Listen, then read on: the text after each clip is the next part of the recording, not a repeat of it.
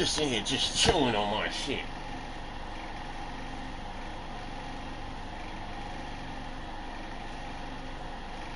After I already told you, look at the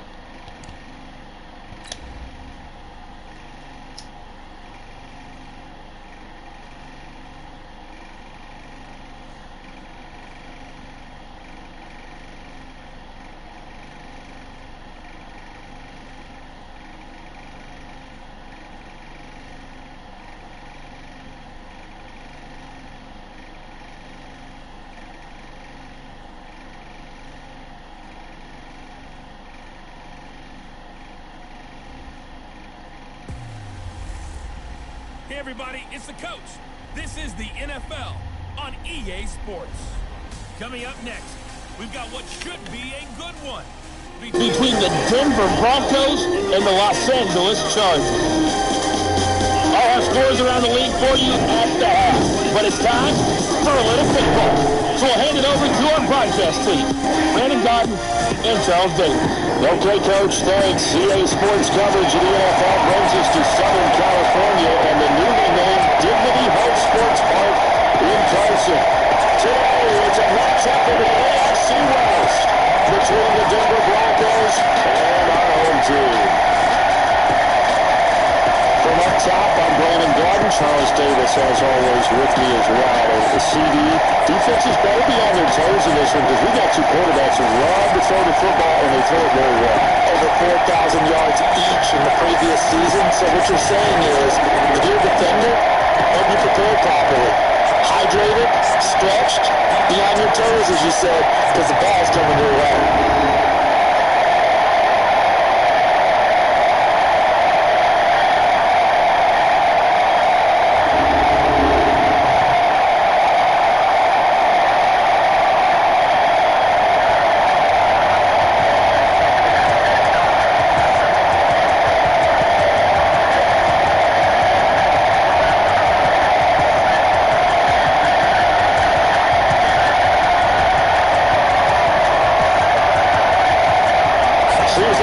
Just starting training camp, but here we are in October, and off we go out of EA Sports.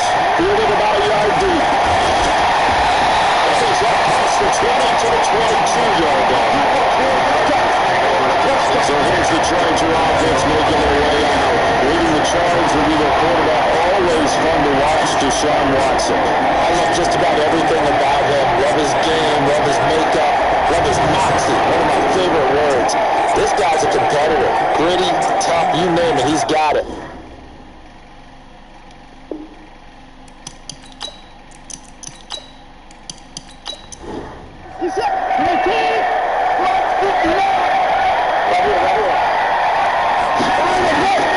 This is a guy who made a Pro Bowl in his second season, James Conner. Calling no gain on the game's first play. And it's second down now. And the offensive stoppers here for Los Angeles.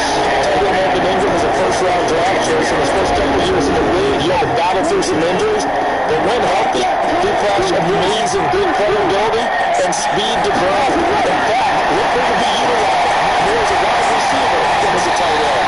Now a throw left sideline here is complete.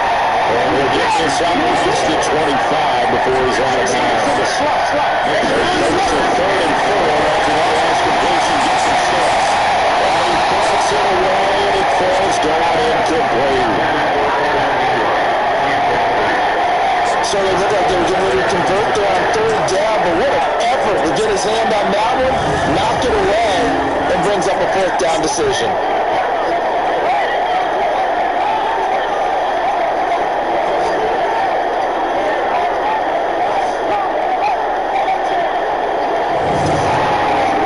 On 4th down, here's Justin Vogel on to punt it away. He punted 4 times in the loss last week as he gets this one away here. And he'll be out of bounds near the 30. In fact, right on the 30. Give him 11 yards on time on the return. And the Broncos take over. First down and 10.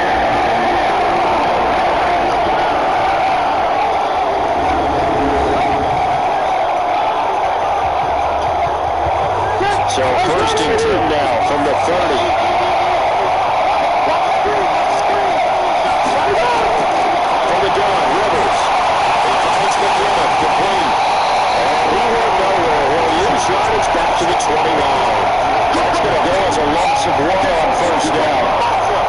goes against the instincts of the person catching the ball, because all you're ever taught is catch the football, don't drop it. Don't drop it there. Yeah, in that situation, dropping it would have been better. End up losing yardage, even though they completed the pass. Good as a sack. Yeah, how about that? Although they won't get the same credit for it, they'll help them up times. That pass play wound up for negative yardage, so here's second and long. This is Jerick McKinnon, who missed the entire 2018 campaign. It's a gain of maybe 3, but it's going to leave him with still about 8 or 9 to go on third down. The starters now on offense. And Stephon Diggs, our first chance to see him today. Brandon, remember we had this conversation about how highly recruited he was in high school? Didn't quite live up to it in college due to some injuries, but boy, as he hit the NFL like a bomb, Stephon Diggs, a crafty, mature route runner, he could go the distance. Third down throw, but it misses the target. Incomplete. So the defense able to get off the field here on third down. It's one of the goals of the game. They've got to be effective on passing downs. It's one of the few things defenses chart. How did we do on third down? That's a nice start for them in this one. So on fourth down, here's Johnny Hekker to punt it away. He was called on 3 times in the win last week as his first one here's away. And no one there to stop it. Hits it the 8, but it carries all the way into the end zone for a touchdown. Here's the Los Angeles offense as they get set to take possession. And on the first drive, 3 and out. I know that these are professional athletes, but I would imagine sometimes you get the nerves at the beginning of a game still, don't you? Those don't ever go away. And typically, what I've heard from guys and what I remember from playing, if you don't have nerves at the start of the game, it's not going to be a great day for you. You're not really ready to play. So finding a way to harness those nerves and not let them affect you in a negative way, that's what all the guys are looking for.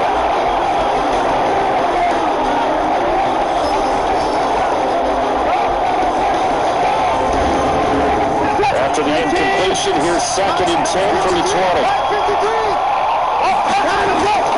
On second down, Connor looking for space. They get only a couple after the 22. And nickel set defensively for the Broncos here on third down. Faking the give. Now Watson. Nowhere to escape, and he goes down. And Chinna Nwosu in there to get him, and that is sack number 6 now for him on the year. And that play was the very definition of fast, quick, and in a hurry. Suddenly, he was there. Blink of an eye, that happened fast, and a big sack. On is the Chargers punter now, standing just outside his own goal line.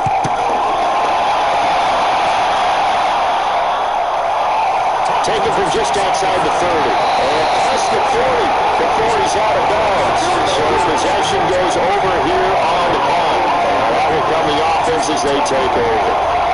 And Denver getting set to take the field. And the last drive, the first drive for them, not very good. 3 and out. What did they go to here?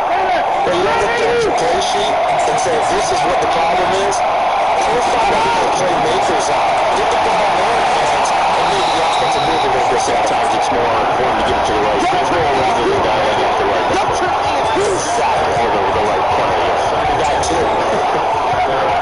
Numbers for Henry from a week ago. 6 catches, 91 yards. And I get the feeling that he loves this matchup. I mean, the unity's going against the bottom half of the league against the pass.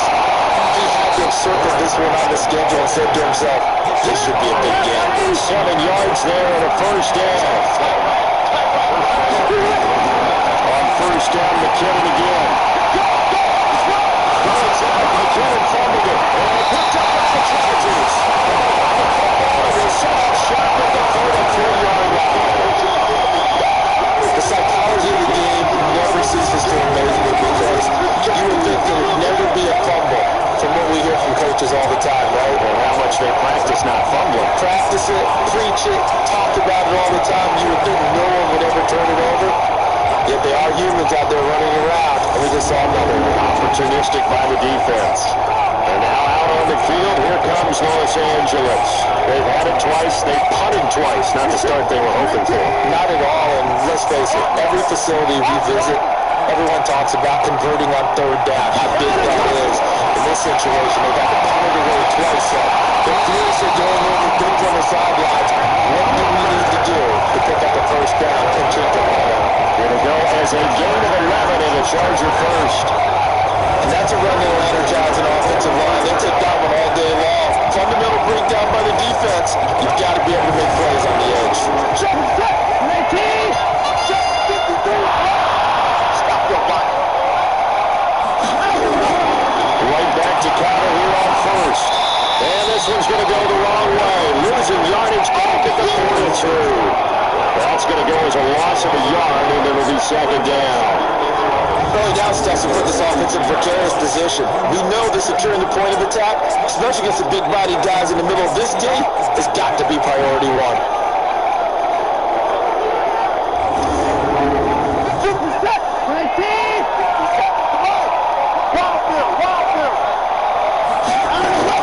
On second and 11 now.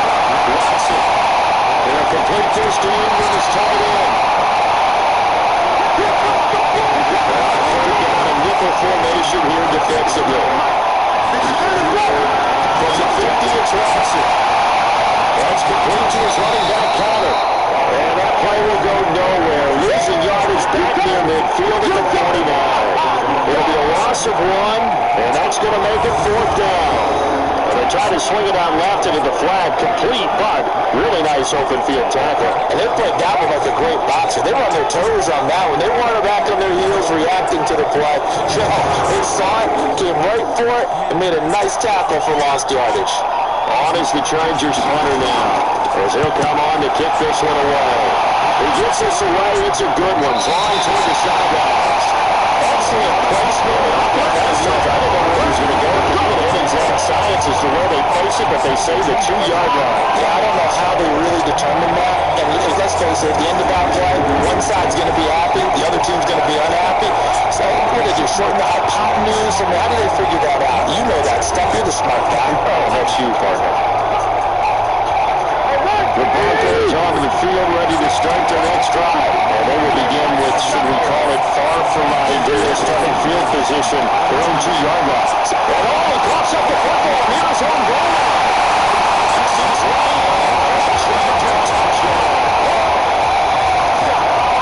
So the big fella gets on the scoreboard with a return for a touchdown. Good thing he didn't have to go too far, though. You know the trainers were very happy about that. Imagine having to go get him in the end zone, escort him to the bench, and give him the oxygen. They were loving the fact that he got in without having to run very far. So they need to determine if that knee was down before the ball was coughed up. And they also wanted to make sure that the ball was possessed as they were going through, that the ball wasn't working its way free before the knee hit the ground.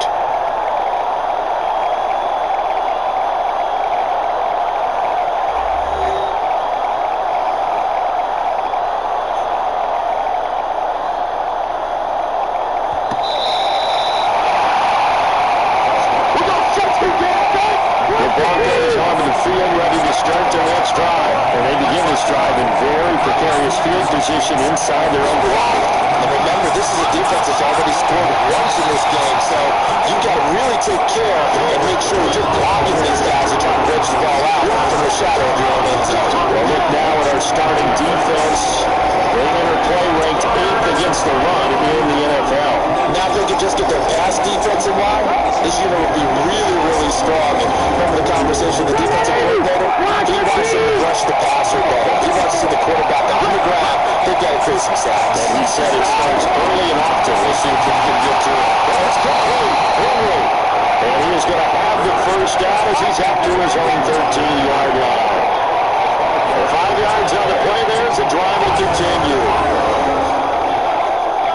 I think defensively you're okay with that. Here in the first quarter, he's going to get some catches, but they rallied to him quickly.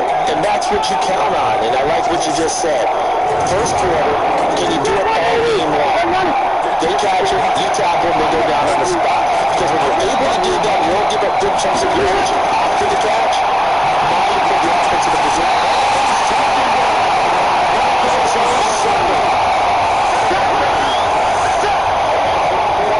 That was just absolute perfect man coverage. Nowhere for them to go with the football right to a sack. That's really difficult to do in today's NFL with all these gazelles running around that you're trying to cover in the secondary.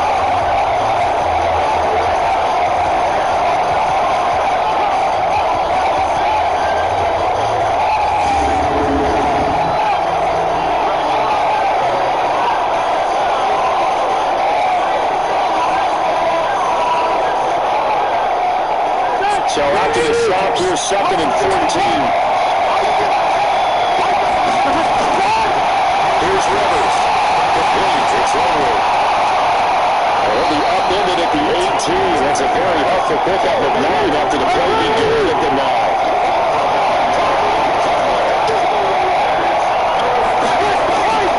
Rivers from the goal on 3rd down. And got him in. It's Woods. And he gets the first down here as he's taken down at the 24. We've seen quite a bit of a short passing game here early on first quarter, haven't we? We have, and I think it works a couple of ways for this team because, number one, you throw the short game until they stop it. And if they're not going to stop it, you keep throwing it, and occasionally you'll break the tackle and turn it into a bigger game. Also, if they start to creep up, start to pressure receivers, they go over the top, take it deep, and they get some of those big shots downfield. Had a bit of a lane there, taking advantage of it. Getting 7 there on the first down carry.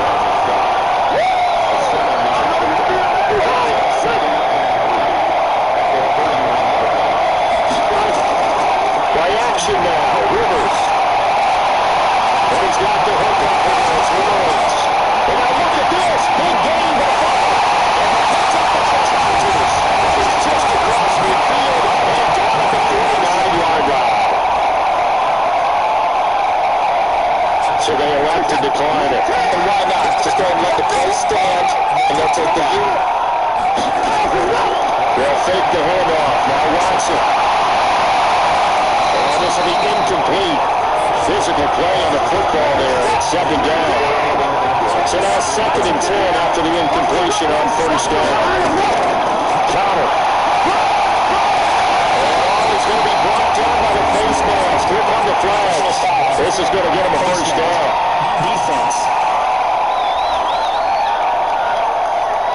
Officials so cognizant of that call nowadays, but that one looked pretty easy. Yeah, you're right. They took out of their hands having to wonder whether it's a 5-yard or a 15-yard inadvertent or not. Now, it's a lot easier. You see it, you call it. And now it's 1st and 10. A big mistake, especially when you factor in the personal foul yardage. On the counter, it's counter. And they take him down, losing yardage back at the 27. It's a loss of a yard down at 2nd down. What happened there? Was that just a missed assignment on the O-line? It certainly felt like it, but also the speed of the play. When you talk about defensive end, they want to be ahead of the clock, don't they? They want to be upfield, making plays on every snap. I've got his agility there to run that one down. Let's go, defense. The throw taken in by Cole. And he'll lose yardage here. Going down back at the 28. It'll be a loss of a yard, and that's going to lead to a 3rd and 12. And never good on a pass completion there to go the wrong way. Lost yardage. No, for some reason it seems to work better when you throw it downfield or you move the ball downfield running it that way, doesn't it? But in this case, if you're the defensive guys, you're energized. Executing well, and you caused a lost yardage play. That's going to feel good. Finds his tight end Ingram. And he will be out of bounds here on what will turn out to be the final play of this first quarter. We're scoreless after 1.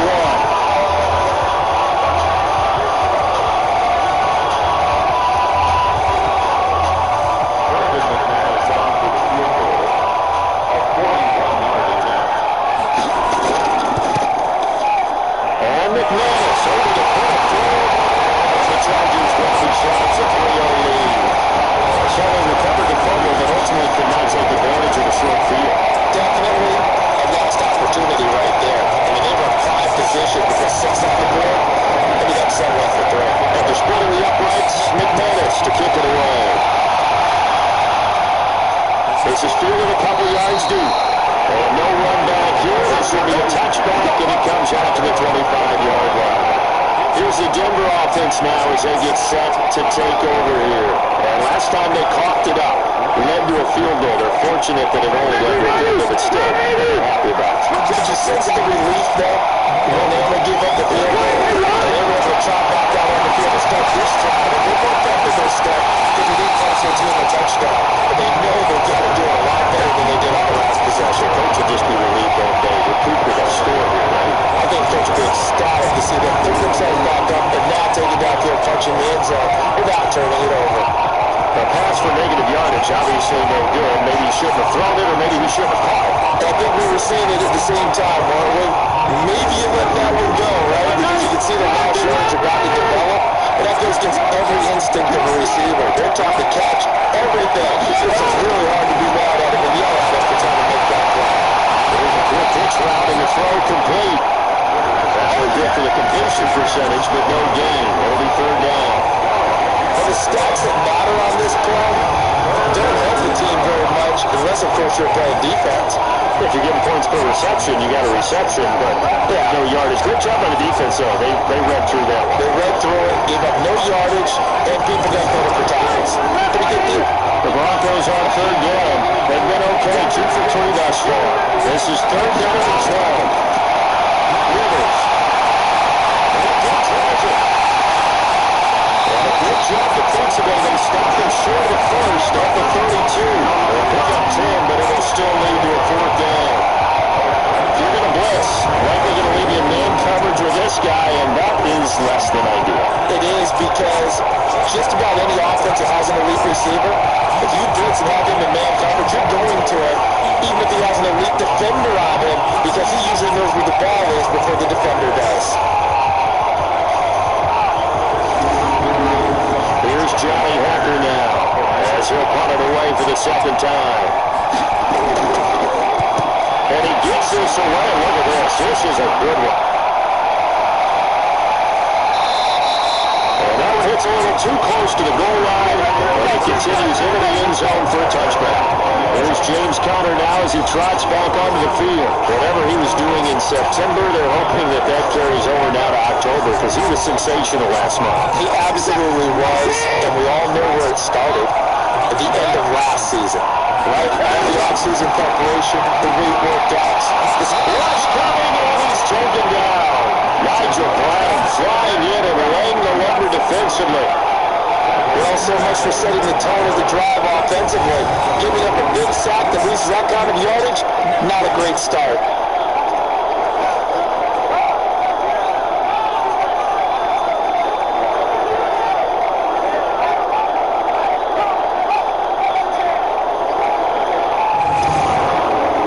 So now 20 yards to go on second down after the sack. Work to be done.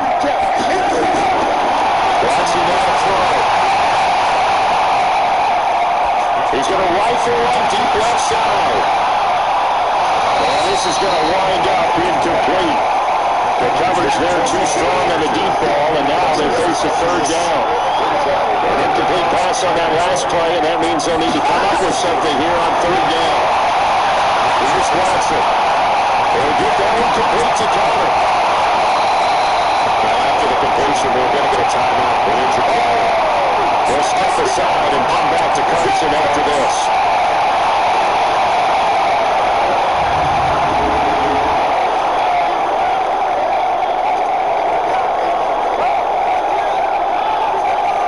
On is the Chargers punter now. He's been terrific so far.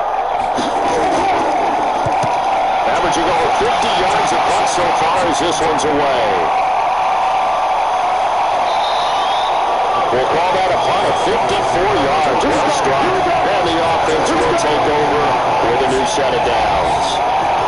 Jerick McKinnon making his way back onto the field. They've given him some touches. They haven't had a lot of success on the ground. Do you maybe keep going really well, or do you mix it up more? I think you mix it up more, try to loosen things up. Get the defense to react to other people, other plays, but don't forget about it. That's your risk. You know, Secretary makes it twice in his career. It's so educational, that's very true. Yeah, one good for 13 and again for first down. On first down, now run with McKinnon. And he will lose yardage here to the 31-yard line. So a loss of 5, and it'll be second down. Anytime you call an inside running play, you just know there's going to be a lot of congestion there. You're counting on your offensive line to take control of the line of scrimmage. That didn't happen in this case. That play got bottled up.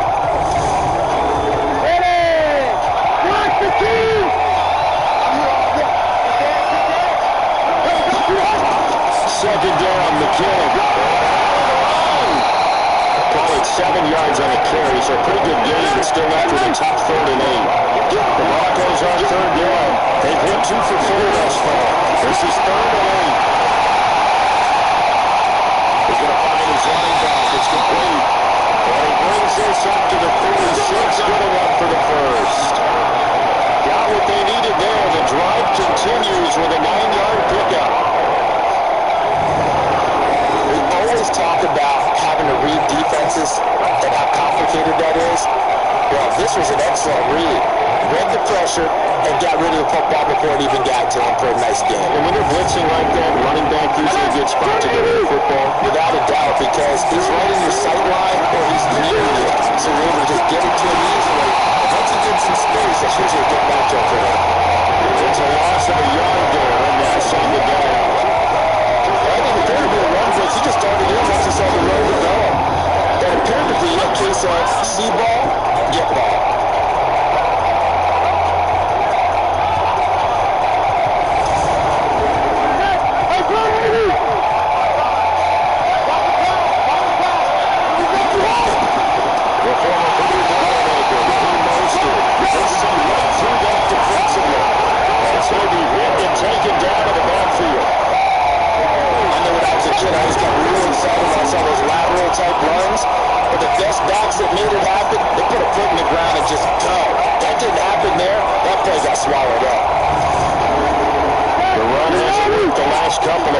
Now it's 3rd and 14.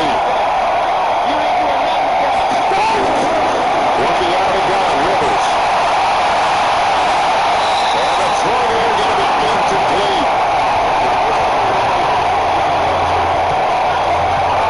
Something we haven't really seen much of from him. An incomplete pass. Yeah, last week he finished at 70%. This week he's up over 80%. I don't know how you slow him down. Pass rush is usually the best way because a quarterback on his back usually can't complete a pass. Here's Johnny Hekker now as he's on to punt for Denver. And he's been a busy man here this first half as he gets it away. And this is going to hit the goal line and continue on into the end zone for a touchdown. So here are the Chargers to take over. They are trying to snap that 3-game losing streak. On top so far with the football here, 1st and 10.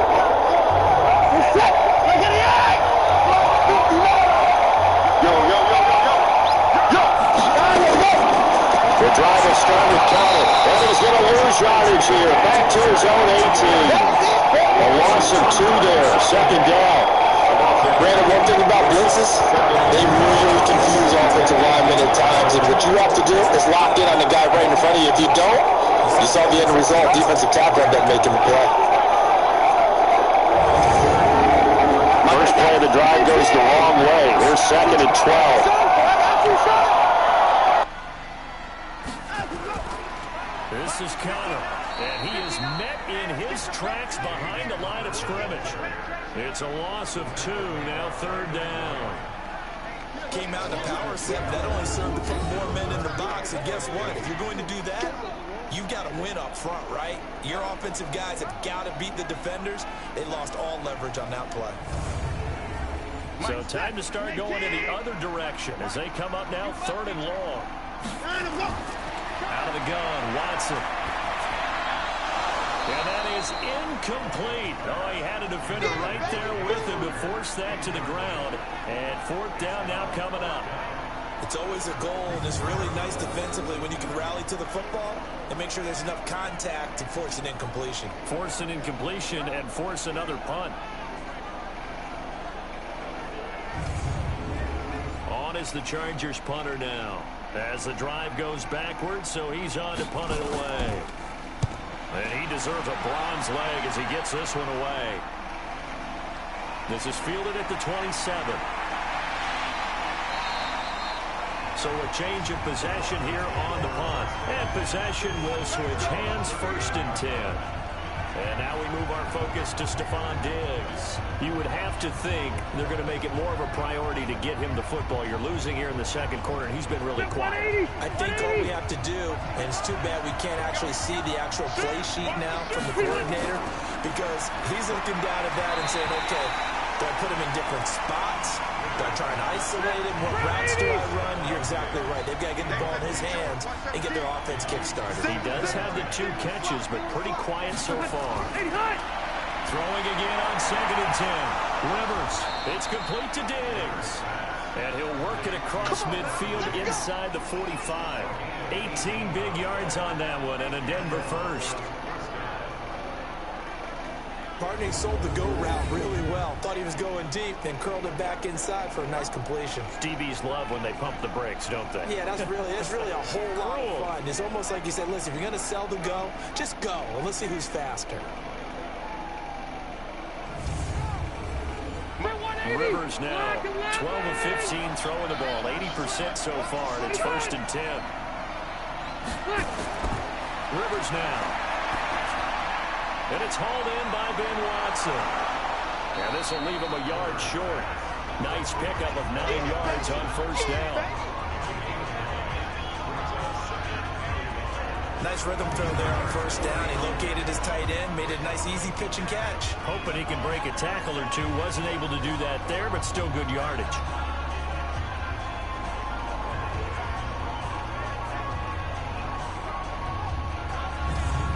That last catch short of the marker by just a yard leaves him with a very manageable 2nd and 1.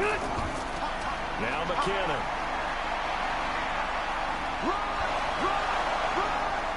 And he's going to be met at the line of scrimmage and taken down. No gain on the play, and now they're faced with a 3rd and 1. They'll look to pick it up with McKinnon. And boy, that hole closed quickly, and I don't think McKinnon got there. Nothing doing on 2nd and 3rd down after that 9-yard gain on 1st. Remember, that was less than a yard. That was not a full yard. That defense, they were having none of it. Yeah, the surge the offensive line was seeking actually occurred on the other side of the ball. They reestablished the line of scrimmage and stuffed them. On now is Vinatieri as he'll try the field goal. He's going to need a little mustard on this one. It will be a 51-yard attempt. And this kick is not going to be close. It's well short, well right to boot. And this score will stay right where it is. NFL kickers nowadays, they make things look so easy because normally from this range, about 2 out of 3.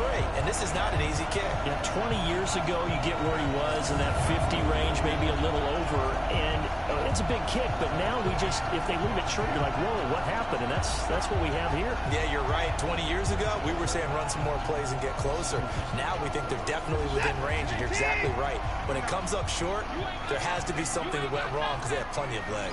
On 1st down, it's Watson. Got an open man, Keelan Cole. And he's able to get this one down to the 40-yard line.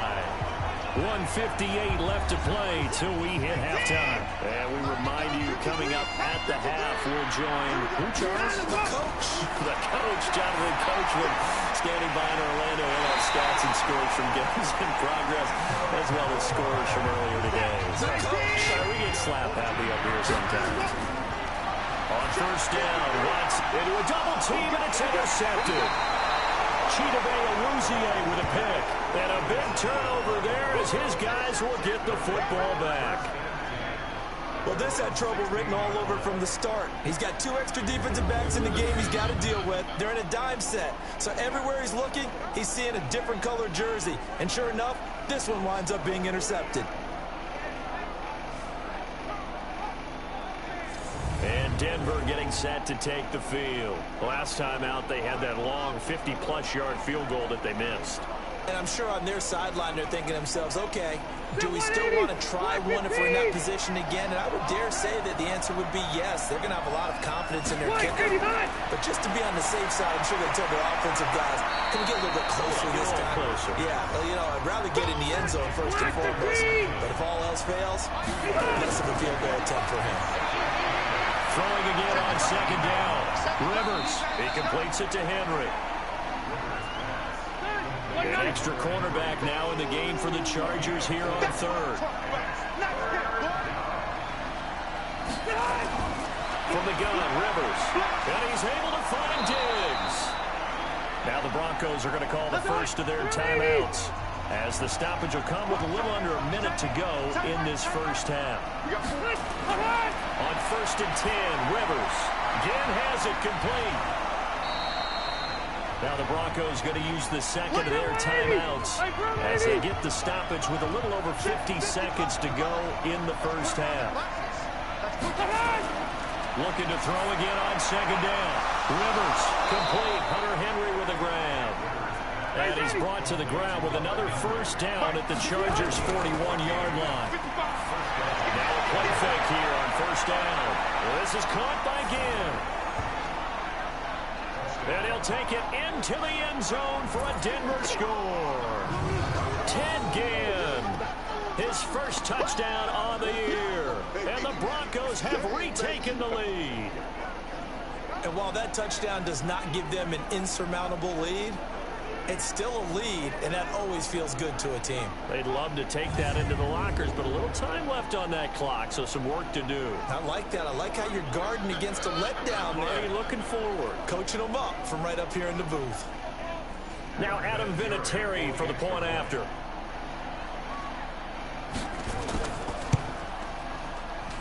So he missed his lone field goal try, but he's got this one as that extends their lead.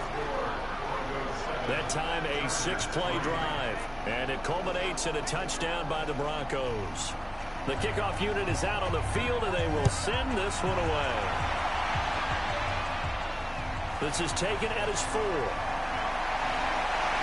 marker down. He does get it up past the 25. Will it hold? Let's see. Face mask. Defense. So that flag will cost him 15. And it doesn't matter anymore how you get the face mask. Any part of it, that's going to be 15 yards. And now it's 1st and 10. A big mistake, especially when you factor in the personal foul yardage. A shotgun snap for Watson. And this is going to be intercepted. Chidobe Awuzie with a pick. And a potential turning point as he'll get the football in very good field position late in this first half.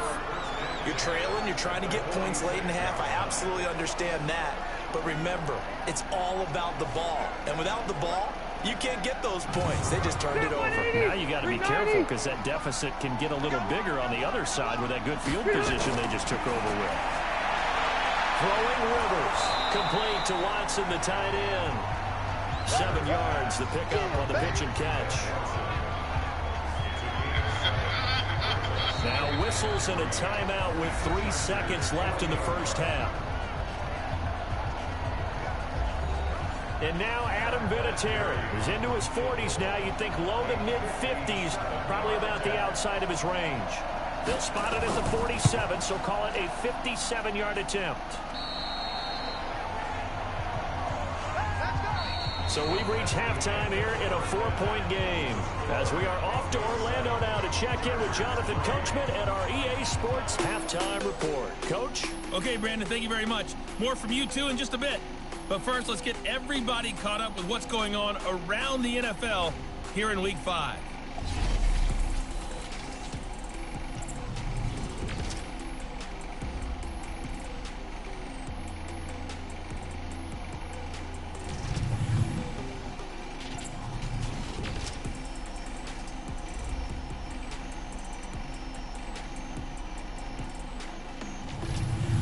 Lastly, let's check on one final game for you.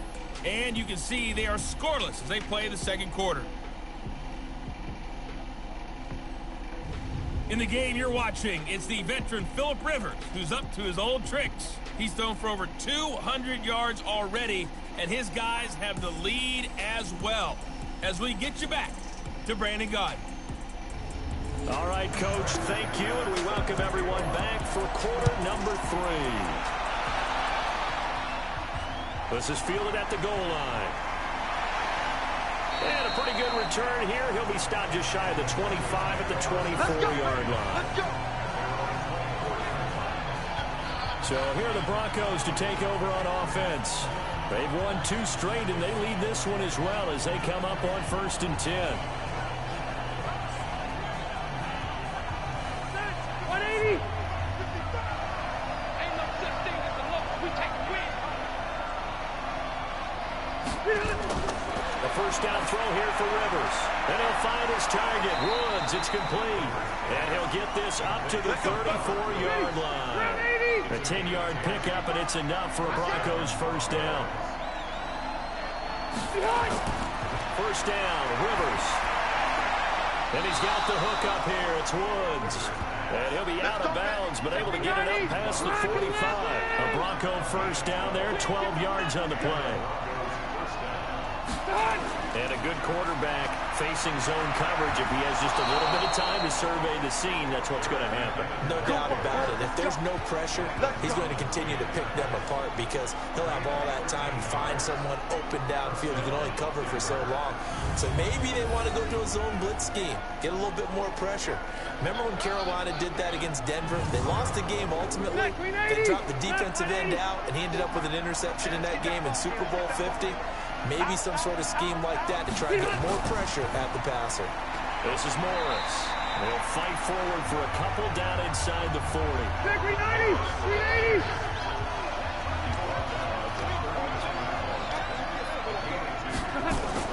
On second down, McKinnon. And he'll be close to a first down at the Chargers 32.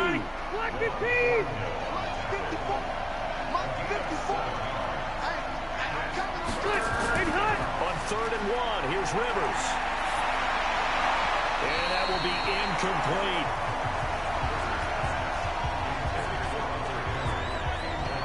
Not only was the call spot on, how about the execution of that defense right there? The zone was absolutely locked up tight. He was trying to force it in there on 3rd down. But if there's a time to force it, he felt like he needed to make a play, right? Yeah, exactly right. 3rd down, you got to try and find something.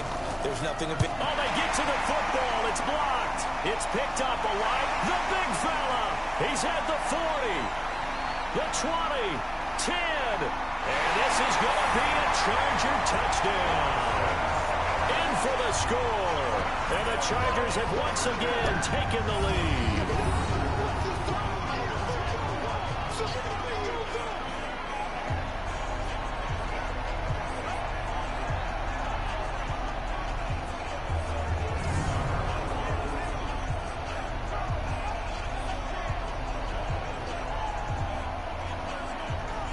Brandon McManus for the point after.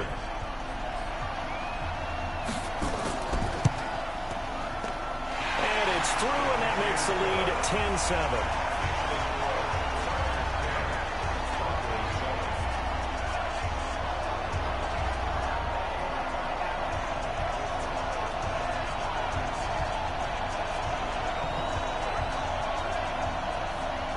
After the touchdown, here's McManus now to kick it away. This will be taken in at the 1. And not a bad return here. He gets it out to the 25-yard line. Here's the Denver offense now as they get set to take over here. Their defense has done the job. Now it's the offense's turn as they've got it 1st and 10. Block the team! We own them! Undercut! Now McKinnon to start the drive. And he'll wind up with about 6 up past the 30 to the 31. Now it looks like we've got a Bronco that's banged up on the play. We'll step aside and come back to Carson after this.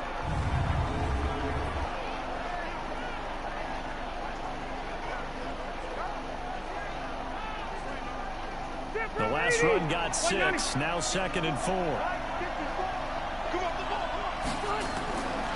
Throwing, Rivers, and his throw is incomplete. He was looking for his tight end, Hunter Henry, but now it's 3rd down. Now they face a 3rd down and 4 after that incompletion on 2nd down. Now Mostert, and he's got the first before he's brought down at the 39-yard line. 3rd and medium, they opted to run instead of pass, and it worked. 1st down. Well, after an interception, last thing you want to do is go 3 and out, give the ball right back. They avoided that. Yeah, you definitely do not want to do that. I remember in college I played with a really big-time player on defense. We ended up getting an interception as we passed the offense coming out. He told him, if you don't take care of this football, you have to answer to me later. You definitely want to take care of it, pick up 1st downs. They go play action here on first down. Going deep for Diggs. And that will be incomplete. Would have been a big hitter if they had connected. Instead, it's second down.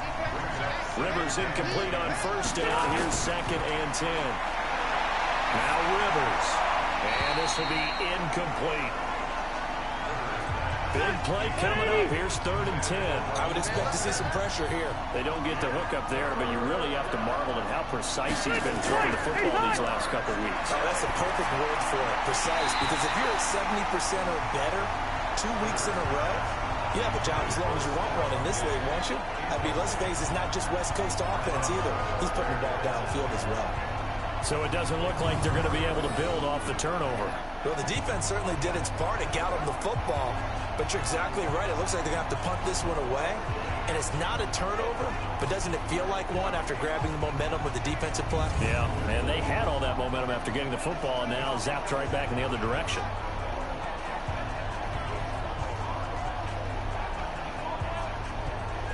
Here's Johnny Hacker now, as he'll punt it away for the 4th time today.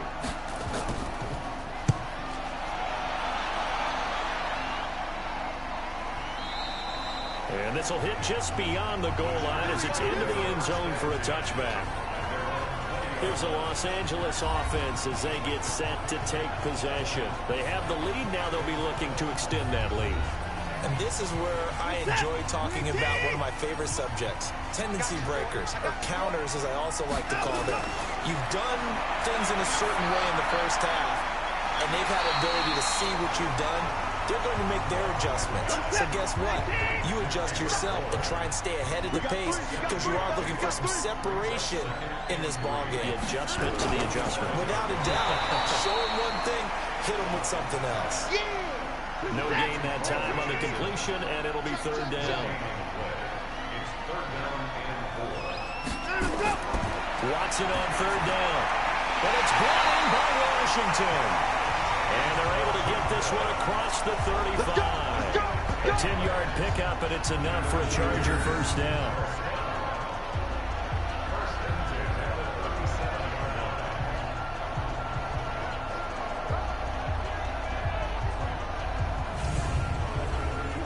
Line of scrimmage, the 37 on 1st and 10.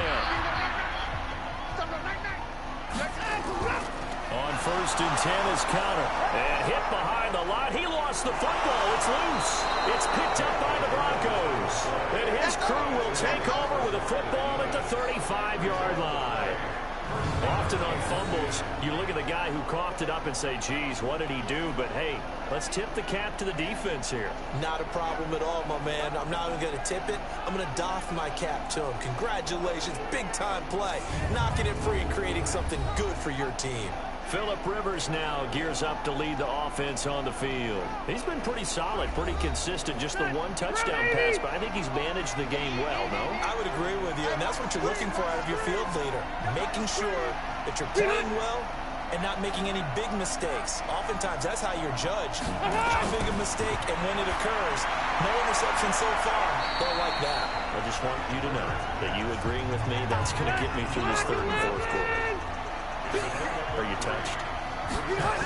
He's patting his heart, boys and girls. He's touched. Respect. And they'll be inside the 25 now at the 24. That one, a first down pickup of 8. I like watching the wide receiver screen because it's a real teamwork play. Because guess what? The guy catching the ball, he'll get all the credit. But how about the people up to block in front of him? Either fellow receivers or offensive linemen. That makes that play a really nice timing play. And sometimes it can break big. 180. 180.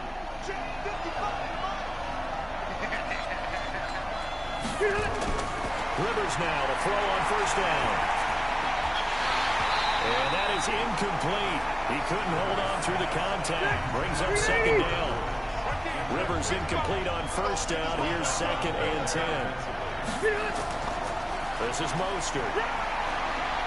He's able to work free for about 6 down to the 18. An extra defensive back on the field for the Chargers now on third down.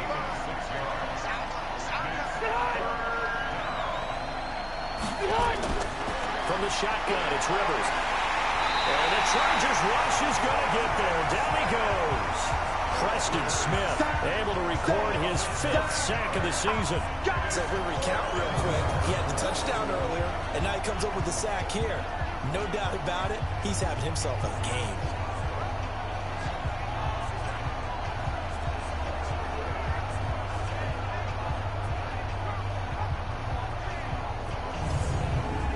So now here comes the field goal unit again, and this phase of the game has been an absolute disaster so far.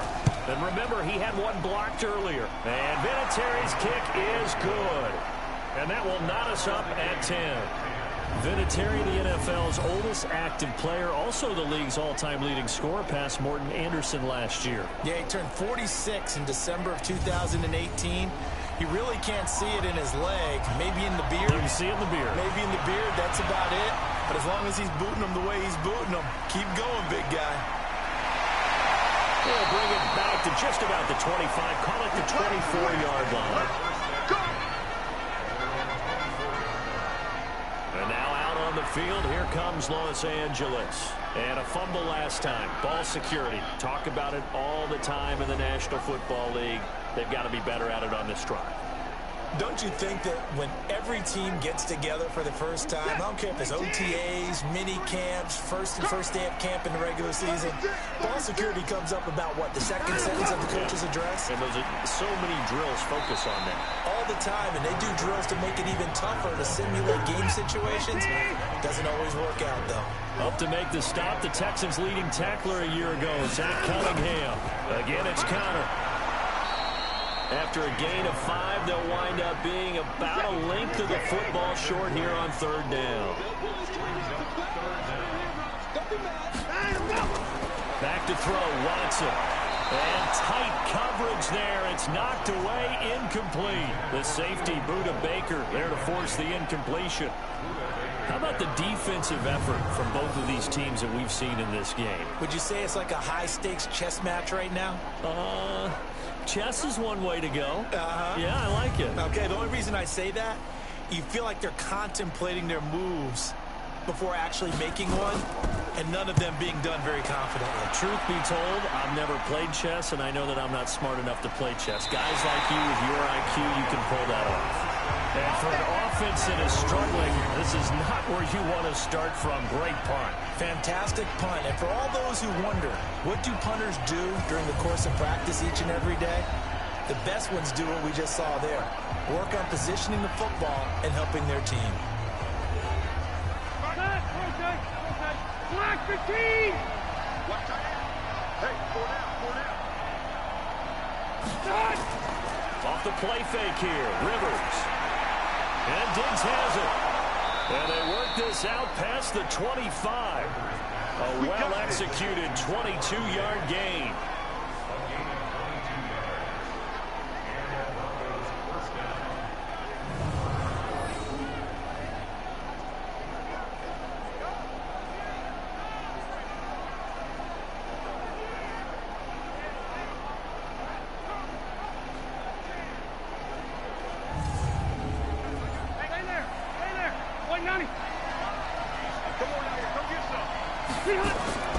Here's Mostert. They'll only get a couple up to about the 30. The last run good for 2. Here's 2nd and 8.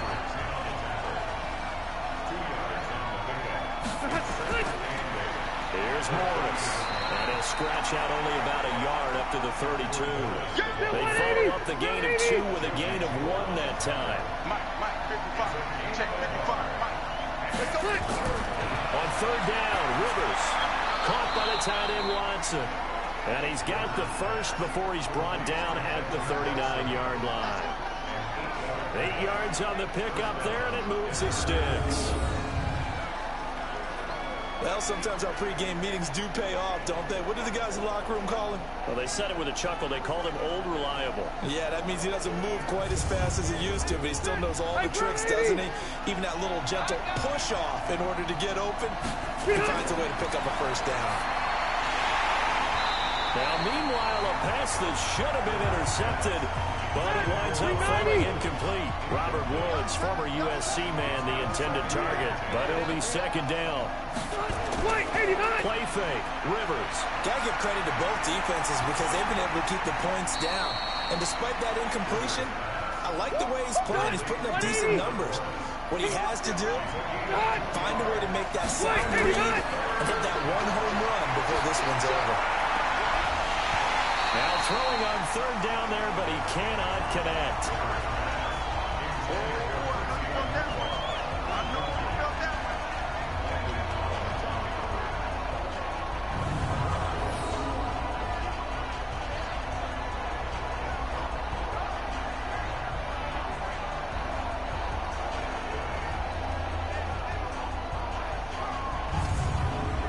Here's Johnny Hekker now, as he's on for the 5th time here today.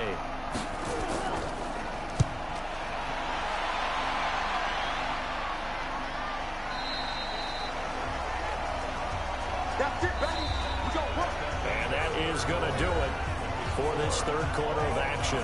We'll return with more after this. You're watching the NFL on EA Sports. The Charger drive about to get going. These guys had to punt last time. It has not been a very fruitful game offensively thus far. They haven't even made a trip to the red zone. And I know that everyone's going crazy on that sideline because that drives you berserk to come off the field, not really move the ball well. As you said, not even get to the red zone, let alone, not even put points on the board. They've got to just take a deep breath, relax, try and figure out what is working, and call more of that. 7 yards there and a first down. We saw a number of good games earlier today. This one might top all of those. It's been a dandy as we come up on 1st and 10. First down run for Connor. Not going to get much. Maybe a yard. Second down. Credit the tackle there to Uchenna Nwosu. They'll try the air now with Watson. I know the speed is the hallmark of today's NFL game, but the key to good rushing defense is still having your linebackers set the edge. After an incomplete pass on second down, that'll leave him trying to convert on 3rd and 9. He'll dump this one off to Connor. And he'll be taken down well before the first at about the 36-yard line. Here comes the ball. So much about this game is just understanding situations and then having to execute, isn't it? Guard the first down sticks. Don't let them get there. And they rallied and made the tackle.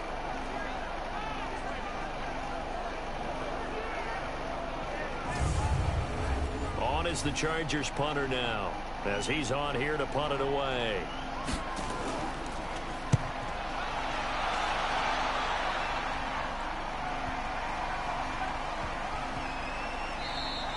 And that one hits at the 7, but bounds into the end zone, and that'll be a touchback.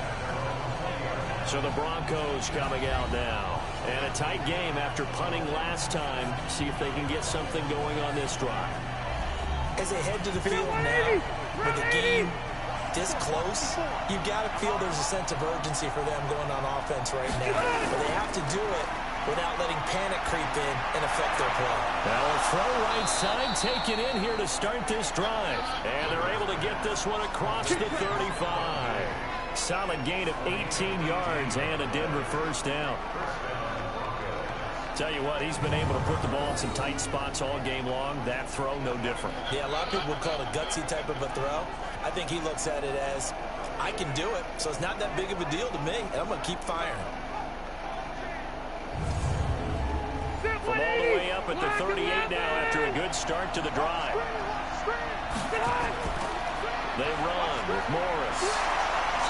Solid move, but he's corralled just beyond the 40.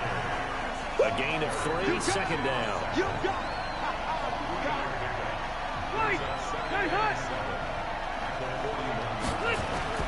From the 41, Rivers, and Woods has it complete. 4 yards on the completion, and it sets up a third down.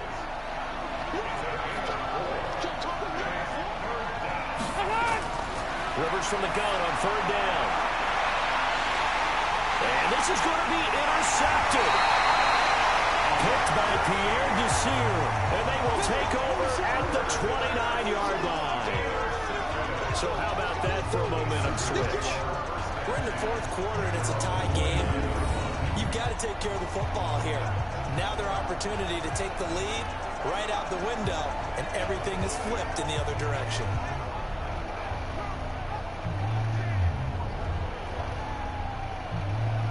Here's the Los Angeles offense as they get set to take possession and hoping to do better than they did their last possession when they punted the football. Appeal to the vanity of your offensive line. Tell them that they control your fate. Leverage guys. Win the line of scrimmage. If you do that, you start to win first down. You win second down. And guess what? You start accumulating first downs. And that's what they need in order to not pump the ball again. The completion good for 3 and it's second down. That first down completion only netted him 3. 2nd and 7. They'll run here with Conner. He takes this one across the 35 to the 36. A gain of about 4.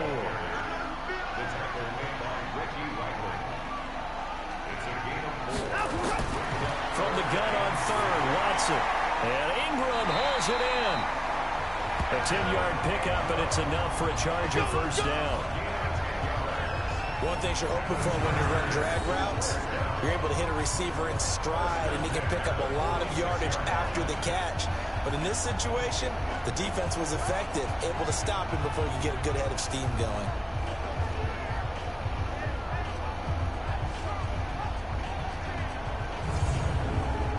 Watson now a perfect 8 for 8 to start the second half. Not bad. 1st and 10.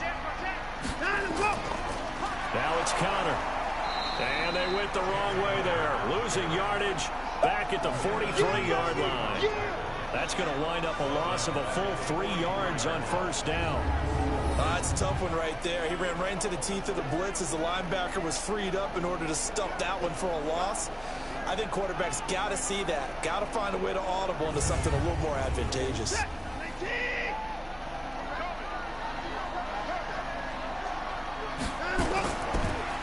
They'll stay on the ground with Conner again. And again, the run defense stout this time. He maybe gets back to the line of scrimmage, but no more. Here's Watson. He's got his man. It's Kendrick Bourne. And he takes this one down almost all the way to the 30. A good pickup there, 26 yards. That's an excellent read right there. Saw cover 1. That means it's just a single high safety. So you know if you throw the ball to the outside part of the field, help is going to be a little bit late getting there. And he puts one out there for a big-time completion. So a 1st and 10 now in Denver territory. Down at the 31. The backup Rob Kelly, his first carry. He's got a first down and much more inside the 20. Touchdown! Rob Kelly, his first touchdown of the year. And they are able to break the tie and move out in front here in this 4th quarter. In as many coaches' meetings as we sit in, we hear the word finish all the time, don't we? And on that play, the back actually finished getting into the end zone, breaking the last tackle. Tried to wrap up, tried to use the proper technique, just wasn't able to get it done.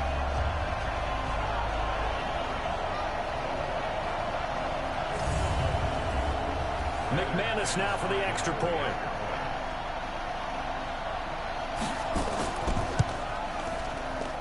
He's got it as they go up by a total of 17-10.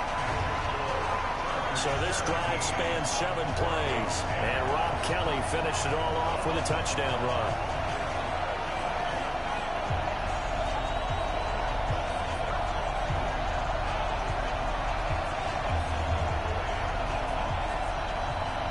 After the touchdown, here's McManus now to kick it away. That'll be taken in the end zone. And he'll elect not to return this one, so they'll bring it out to the 25 on the touchback. And coming out now, the Broncos. And following the interception, just any interception, are you a little bit more cautious when you start that next drive, or no, you just throw that out the window? I think you are. I don't think that there's any way you can run back out there and go, totally didn't affect me. Let's just go ahead and be loose with the football again. You're going to take care of it, but you have to be careful about being too cautious because now you can't run any offense at all. Still want to attack. We'll see how they attack him here. They're throwing to start the drive, but that one incomplete. Throwing again. Rivers on 2nd and 10. Again has it complete. And And down he goes, but he takes it up to the 40. Denver has a first down on the 15-yard play.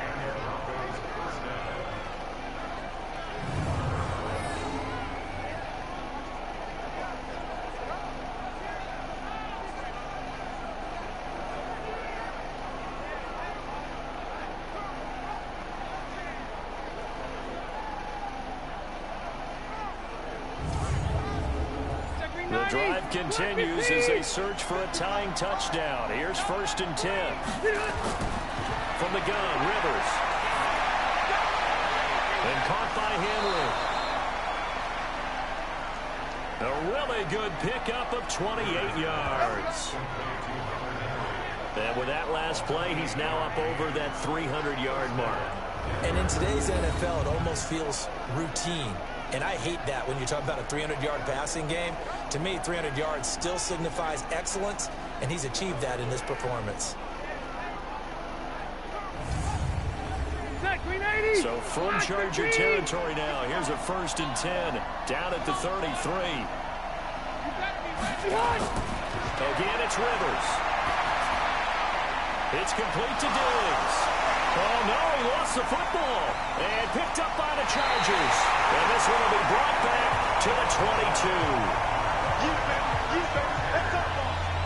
Well, he did what he's known for. He made the catch, then he turned into a runner, took the contact, and coughed it up.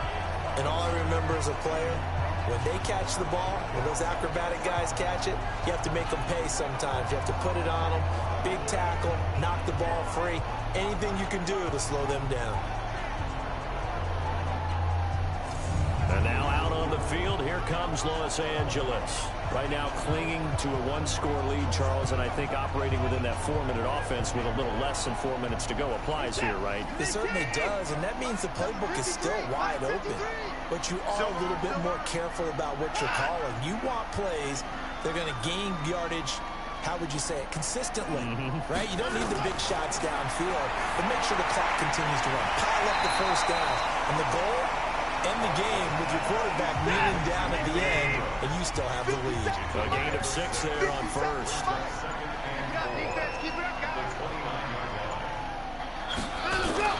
To throw again on 2nd down. Watson. That's going to be caught by Richardson. And he'll be brought down. Oh, that's a face mask.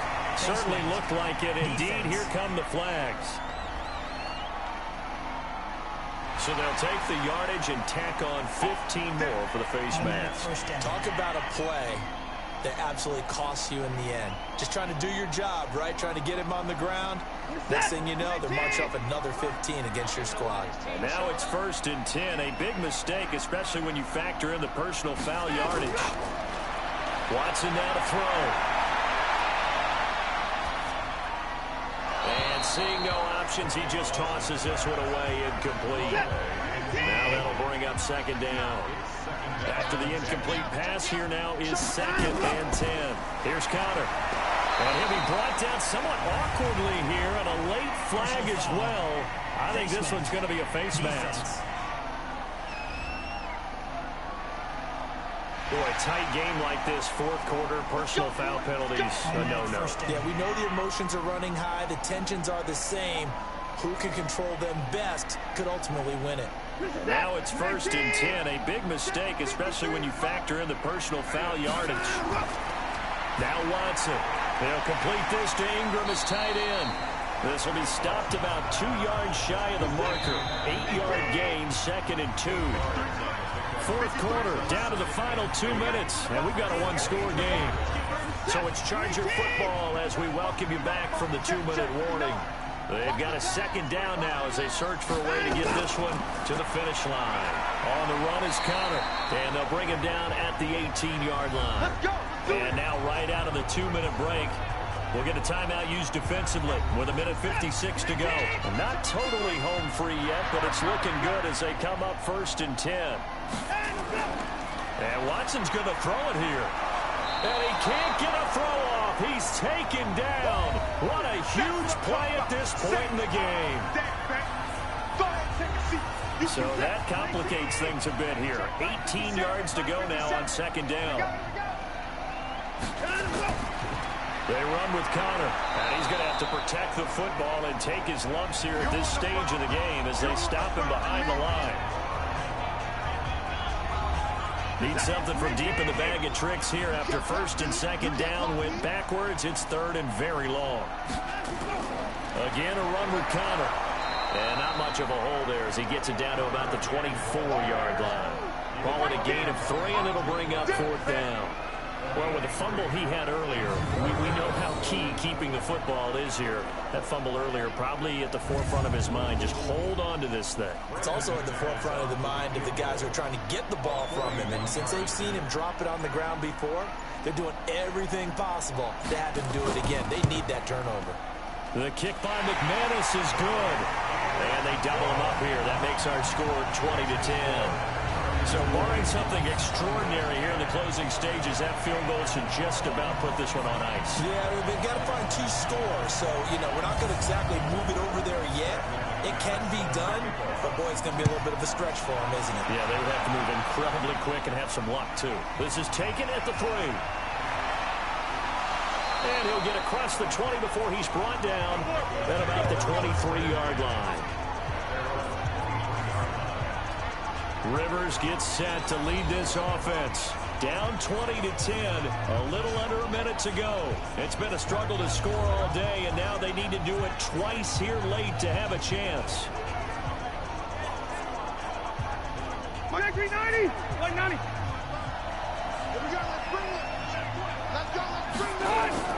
Here's Rivers. Finding a safety valve here. That's complete.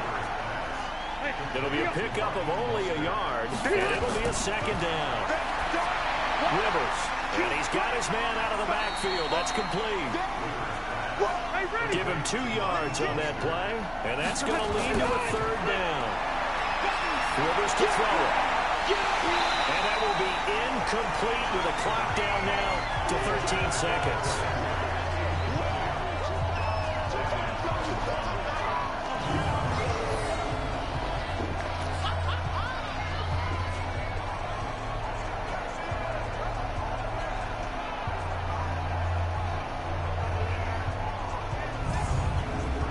And they're indeed going to go for it here on fourth down. So trailing here in the last quarter. Let's see how this plays out. Now Rivers on fourth down. And that's complete. It's Watson. And he gets this one just shy of the 40. They'll mark him down at the 39.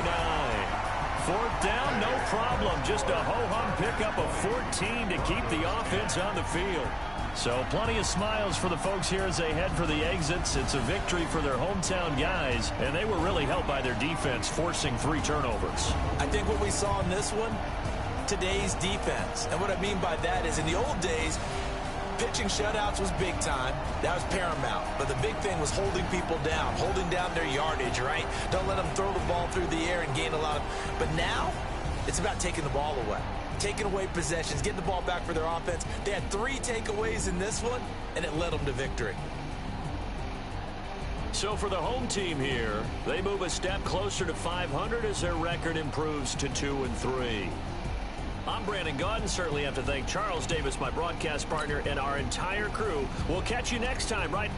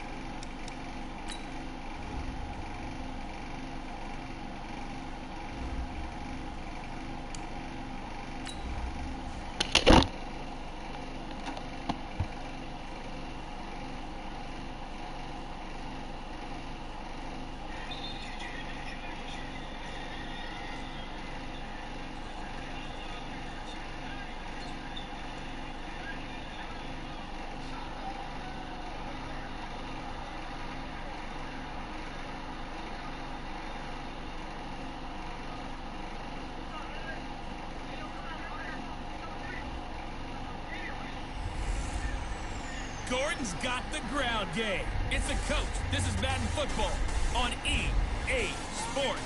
Coming up, we'll get a look at Melvin Gordon, fresh off a big game a week ago. It'll be the Green Bay Packers taking on the Dallas Cowboys. I'll be back with you again with scores around the league at halftime. But kickoff right around the corner. Standing by to call the action, here are Brandon Gaudin and Charles Davis. Just a gorgeous fall afternoon in the heart of Texas. No weather to speak of. Sun out, roof open. Yes, yes, and yes. A great day for football at AT&T Stadium in Arlington. The scene a few moments ago, here it is. It's unlike any other in sport as both teams made their way out of the tunnel. These folks are fired up as their guys are ready to do battle between the Green Bay Packers and the Dallas Cowboys. Hello again, everyone. I'm Brandon Gaudin, joined as always by Charles Davis. And Charles, you take a look at this Cowboy team entering play. They come in losers of 2 straight, so they're trying to right the ship here a little bit. They're teetering a little bit, aren't they? And now things could really go south if they lose this game, so they understand the importance of playing well and stopping this streak. Meanwhile, for the visiting Packers, they're hitting their stride of late. Winners of 3 of their last 4. And going back through the tape, I thought they looked pretty good last week. It was a solid win, a comprehensive win.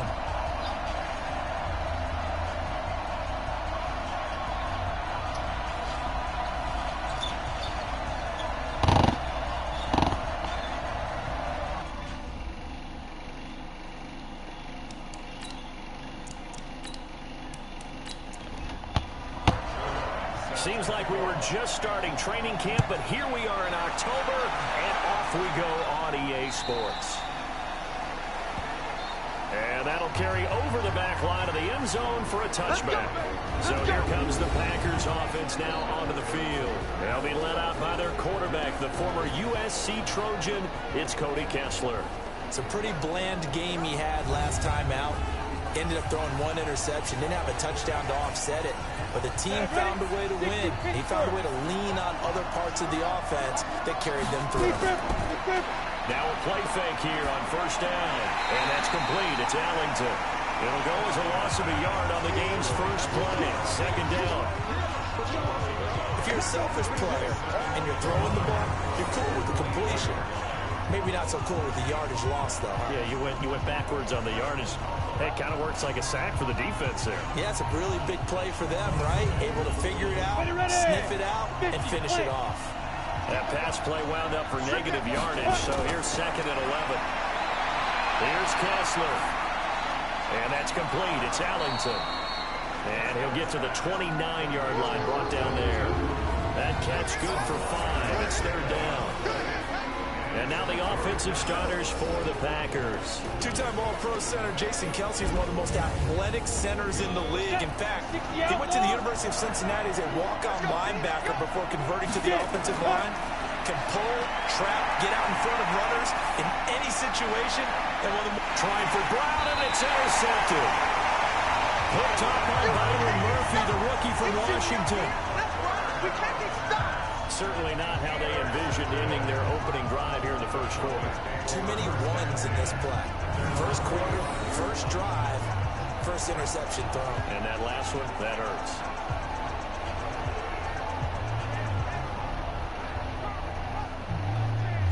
And now Dallas gets set to take the field.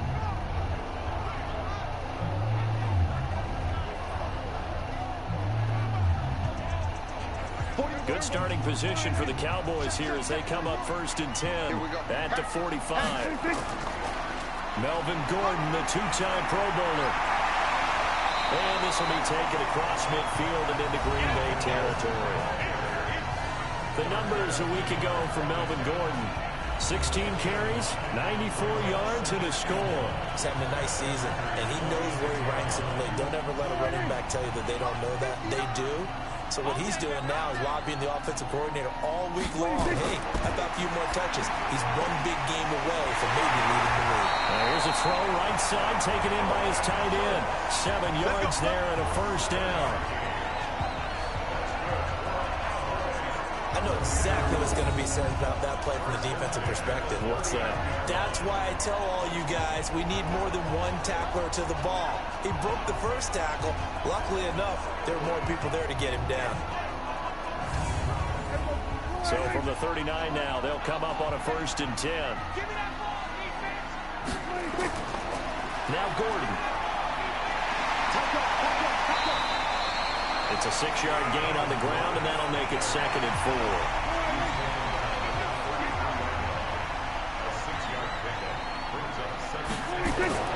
On 2nd down, they'll run with Gordon.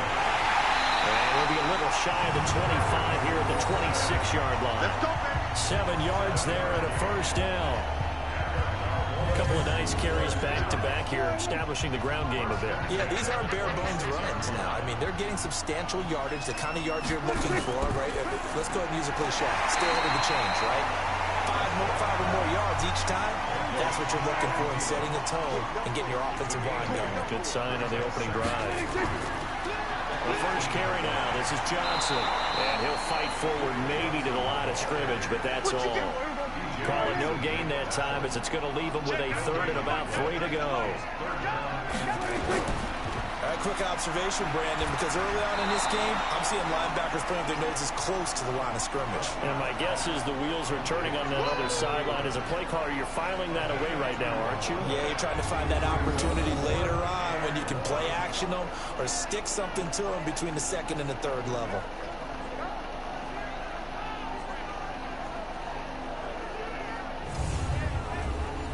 So here's Greg Zuerlein now as he'll try for the field goal. From the right hash, just a 34-yard attempt. Zuerlein's kick is up and through. And the Cowboys are going to jump out to a 3-0 lead. In the end, the opening drive, Charles, does yield points. Maybe not the touchdown that they wanted, though. Yeah, but bottom line, they wanted to get something out of that drive, and they did that. 3 points, they won't turn that down at all. After the made field goal, Zuerlein back out there now to send this one away. This is fielded a couple yards deep. And all that work, but he stopped where he ultimately would have been had he simply taken a knee, and that's the 25-yard line.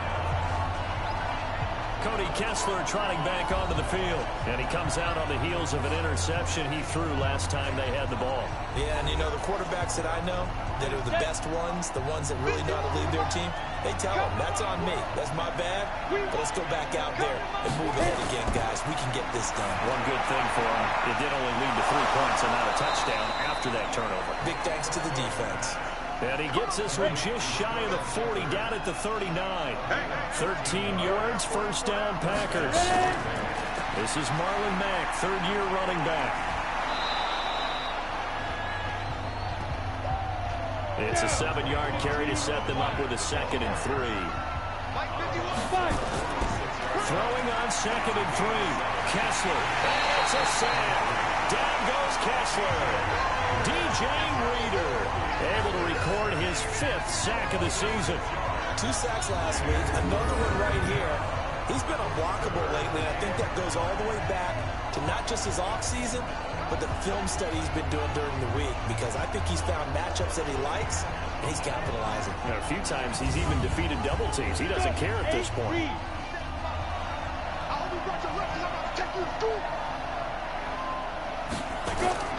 Throwing is Kessler on 3rd down. Gets it to his running back, Bernard. And he can only get this to the 42-yard line, and that is not near enough. It'll be a 2-yard gain, and that's going to bring up a 4th down. One hallmark of good defenses is understanding the game, understanding positioning, and tackling immediately in the secondary after catches. I think we just saw that on display right there. Got to him before he ever had a chance to think about turning it upfield. On 4th down, here's Brian Anger now to kick this one away. Back deep, Julian Edelman. And he was called on 3 times in the win last week as his first one here's away. And a nice job here on special teams. This will be down inside the 10 at the 8-yard line. Absolutely love the flexibility of these punters. Their leg drive, able to get it way up in the air, and that allows their punt team to get down there and down it inside the 10 because they've had some time. Here's the Dallas offense now heading back out onto the field. They've got a 3-0 lead and the football as they start 1st and 10.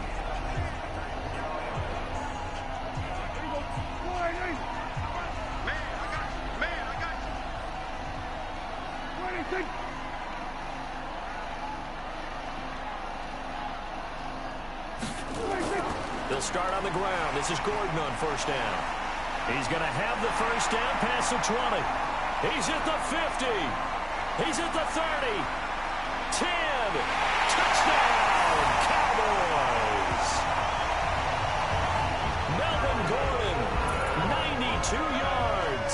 And the Cowboys are able to show off their quick strike ability. And with that carry, he's already over 100 yards here in the first half. And, partner, you know exactly what he's saying to his teammates right now, right? Especially to the play caller. Give me the ball. Again, and again, and again. It's not that heavy, sir. I'll take it. Now Greg Zuerlein on for the extra point. He's got it, and now it's a 10-0 lead here in the opening quarter. Those are the ones the offensive coordinators dream about. One-play drives from that distance. What an effort. It results in the touchdown. That'll be taken in the end zone. And they'll put up the stop sign there as his guys will get it at the 25. The Green Bay offense now about ready to take possession here. And it's been a rocky start for them thus far. They had the turnover and then the punt on those first two drives. So there is optimism because they've improved, right? Turnover, you just noted it. Punt's better than the turnover. The punt is better on the second one. Now they're hoping to turn into first downs and hopefully points. Starting the drive with a give to Mack. And he's upended after a gain of 2 out to the 27. We'll look now at the starting 11 on defense for Dallas. They're going to need to be strong against the run in this one. They're not an elite unit. They're not, as what you'd say, the top part of the league against the run. They're a solid group, though. They do a good job. What they're looking for in this one, though, is an elite performance. They'll break the huddle, come up on 2nd and 8 at the 27-yard line. On 2nd down, here's a run with Mack. And he's going to get about 7 yards on that one, up to around the 33. 3rd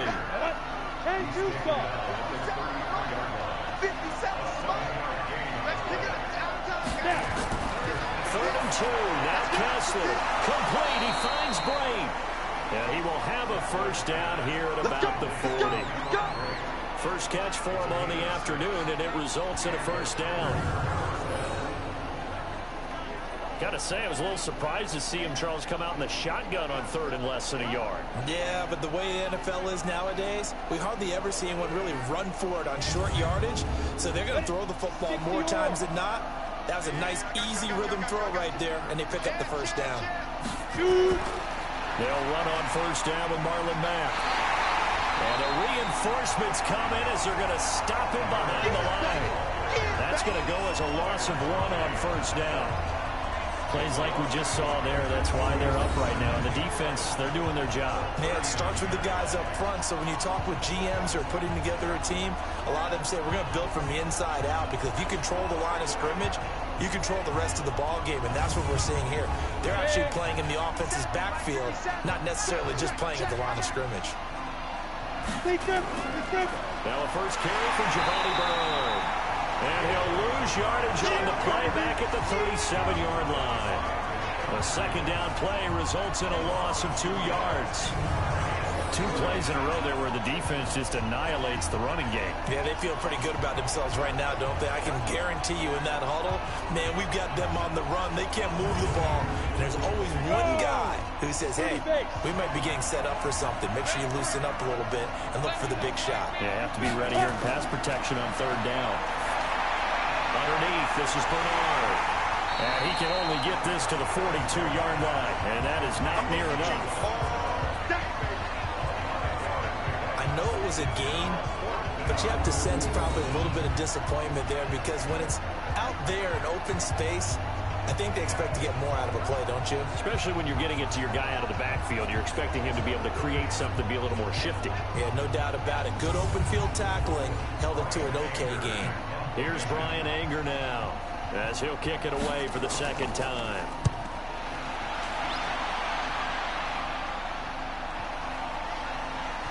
And great special teams work here. This is knocking on the door of the 5. They'll spot it at the 6-yard line.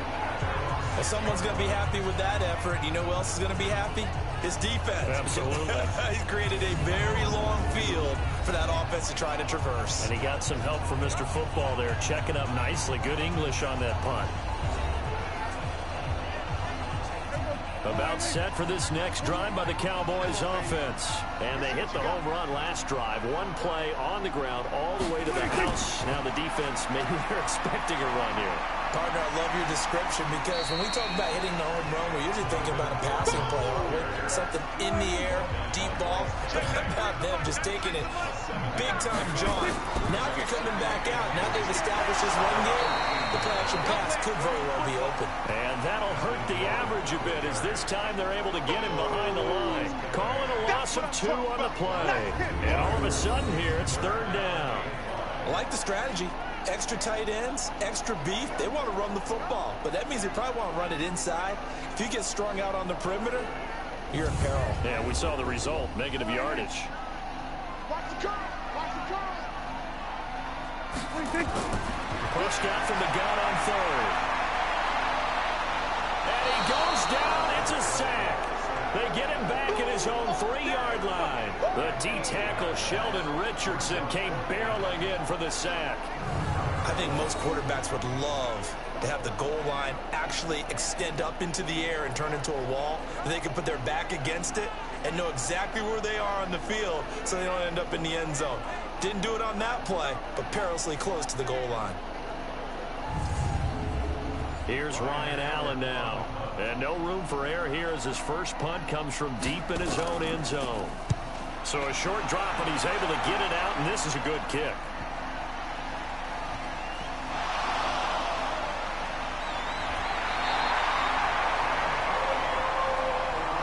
We're going to shut you down. We're going to shut you down.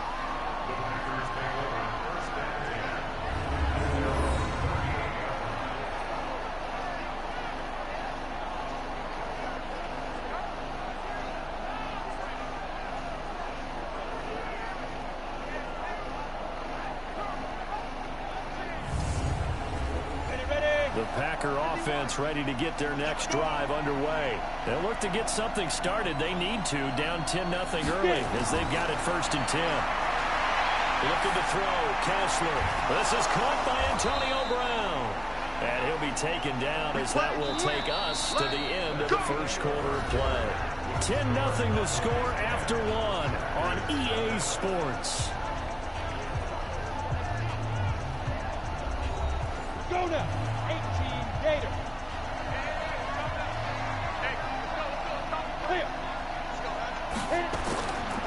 They'll run on 1st down. Mack. They'll get this to the 40. Sweet little juke in there. Got him some extra yardage. It's a 6-yard pickup, and it gets him to 2nd and 4. From the 40 now on 2nd down. Kessler. This will be caught by Brown. And he's going to have another 1st down here as the tackle's made at the Cowboys' 30. This offense finding its legs now. Here's another 1st and 10. They'll run here with Mack. About 3 yards there to the 27. The last run got 3. Now here's 2nd and 7. They'll run with Mack. And only a yard this time as he's taken down right around the 26. A 1-yard gain there following the 3-yard pickup on 1st down. On 3rd down, Kessler. And that is incomplete.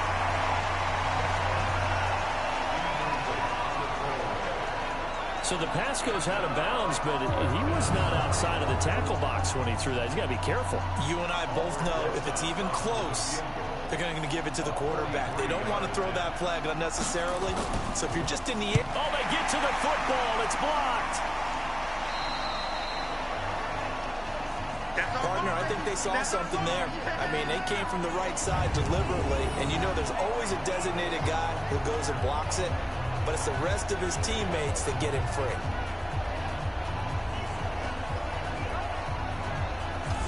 Melvin Gordon now, he in the offense. offense, they trot back out there. He's already cruised past the 100-yard mark. We haven't even gone away for halftime yet. He might not want halftime. All right, why cool off? Keep everybody here. Let's stay out on the field and keep going. But all that being said, everything is really working well for them. The play calling's been excellent. The blocking's been terrific. And obviously his vision and legs have hurdled him to this big number so far. We could be seeing something really special here. And we'll see how much they give him the ball here. From the 39, Prescott. He finds his tight end, Howard. That's complete. And he's dropped just before the line to gain. 4-yard pickup leaves him with 3rd and 1. They'll try and run it. Here's Gordon. And he'll be taken down, but not before he gets into enemy territory. Now, this is an example of breaking down a defense, because on a lot of these runs, he's getting past the point of attack, and guess what he's doing? Forcing the secondary guys to have to make a lot of tackles.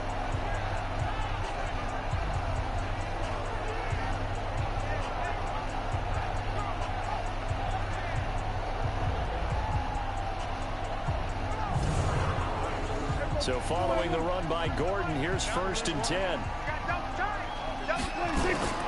Gonna give this time to the tailback. A solid run on 1st down. Gain of 7 leaves him with a 2nd and 3.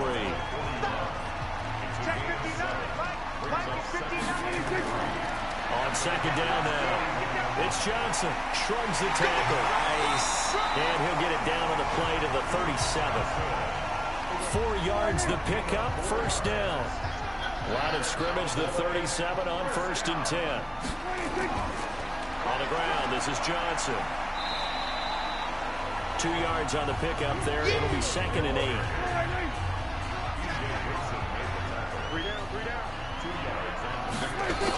Now a 10th carry for Melvin Gordon. And able to break 1 tackle, but then quickly brought down.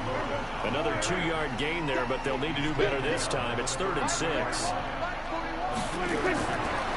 3rd down, it's Prescott. And that'll wind up incomplete. Bold play call there. Now it's 4th down. He shook his head right when he released that throw. He knew it was going to be a little off target. Yeah, the excitement got him on that one. Wasn't able to control the fact the receiver was open, and it would have been an easy throw. So out comes the field goal team now for the 2nd time here today. They'll put it down right at the 40, so call this a 50-yard. Oh, they get to the football. It's blocked. Now it's scooped up, and this is a live football. And now nothing but green ahead of him. Past the 20. And the Packers aren't in for the score. We talk about it a lot. One of the dangers of the long field goal, you got to kind of hit it low and drive it. That makes it susceptible to a block here. Not only do they block it, they return it. And how about how well they did on the return, where they didn't create a penalty? Oftentimes in that type of a scrambling situation, someone will clip, someone will block below the waist, right? You name it. In this case, though, that didn't happen. They formed it up, and he took it all the way back for a touchdown. PAT up and good by Rosas. And that'll cut it to 3 at 10-7.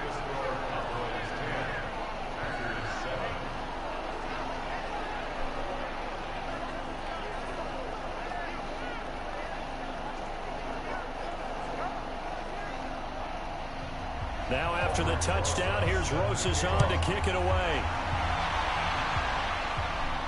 That's fielded in the end zone. And they'll put up the stop sign there as his guys will get it at the 25. Here now a look at Melvin Gordon. He's been good. His guys are winning. So far the recipe working here in the 2nd quarter. He doesn't like to just tote the rock. He wants to carry his team on his back.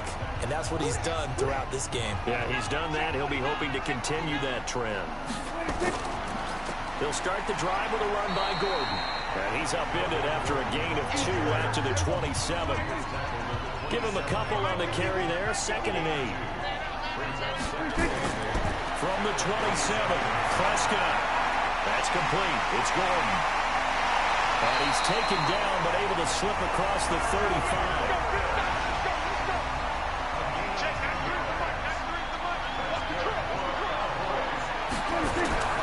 They go play action here on 1st down. That's complete to the receiver, Thielen. And they'll get this well past midfield before being stopped just before the 35.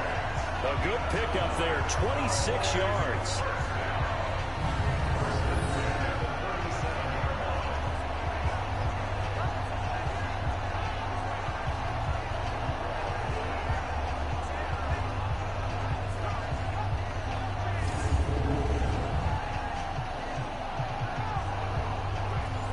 So into Packer territory now. Here's 1st and 10 at the 37-yard line. On play action, Prescott. That's caught by Howard. And he gets this one inside the 15, just a yard or two shy of the 10. Offense.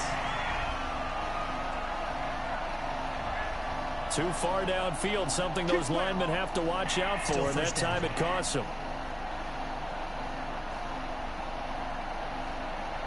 Michael, let's make these babies cry all the way back home, yo. Let's make There he goes inside the 30. A good pickup there at 22.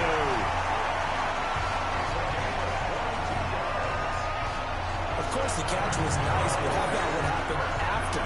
Able to stay on his feet and gain all that additional yardage. So many of these slot guys, I think, have running back in their background.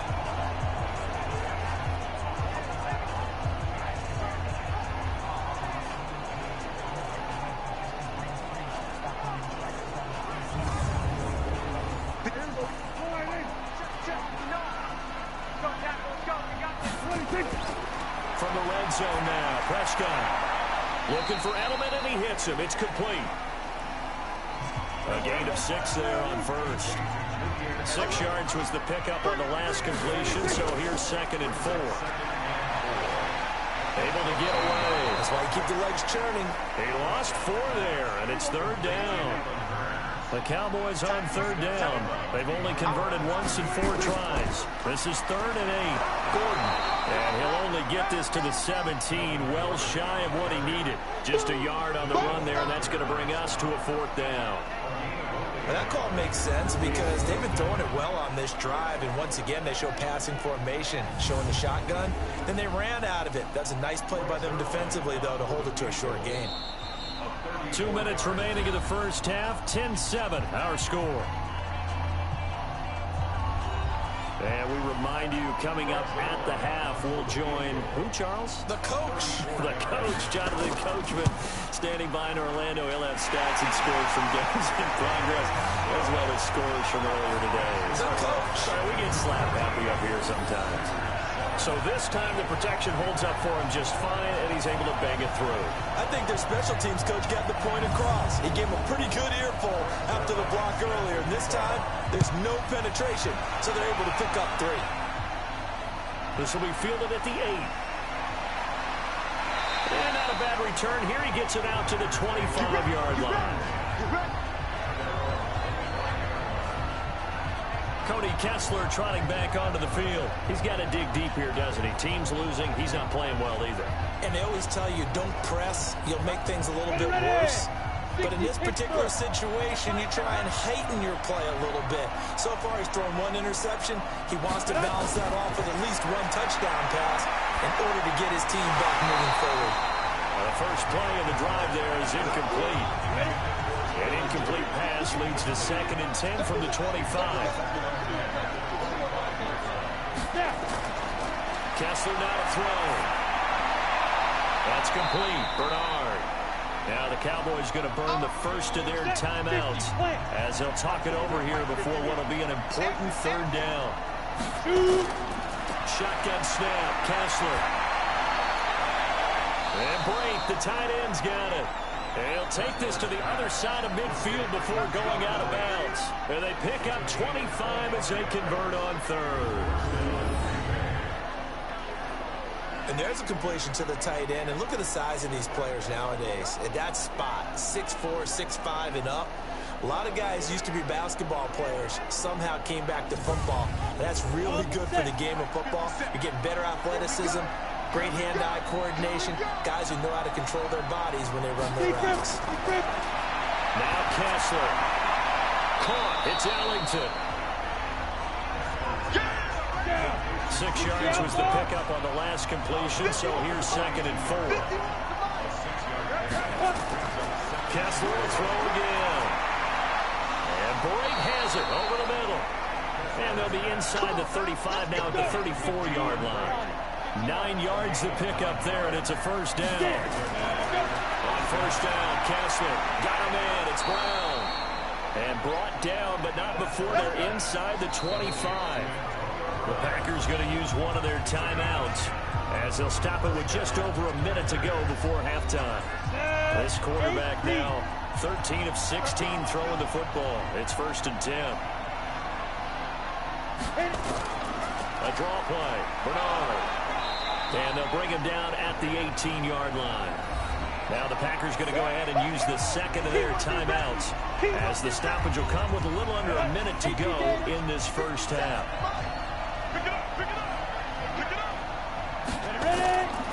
2nd and 5 now. Kessler. And that's complete. It's Ellington. That leads us to a 1st and goal. It's a pickup of 8. So it's 1st and goal and a great opportunity to get that lead back before the break. Looking to pass. Kessler. McKinnon here. It's complete. That's going to go as a loss of a yard, and it'll be 2nd down. We'll put that one in the win column for the defense. Trying to contain tight ends in the passing game is so difficult nowadays, but they did in a big way there.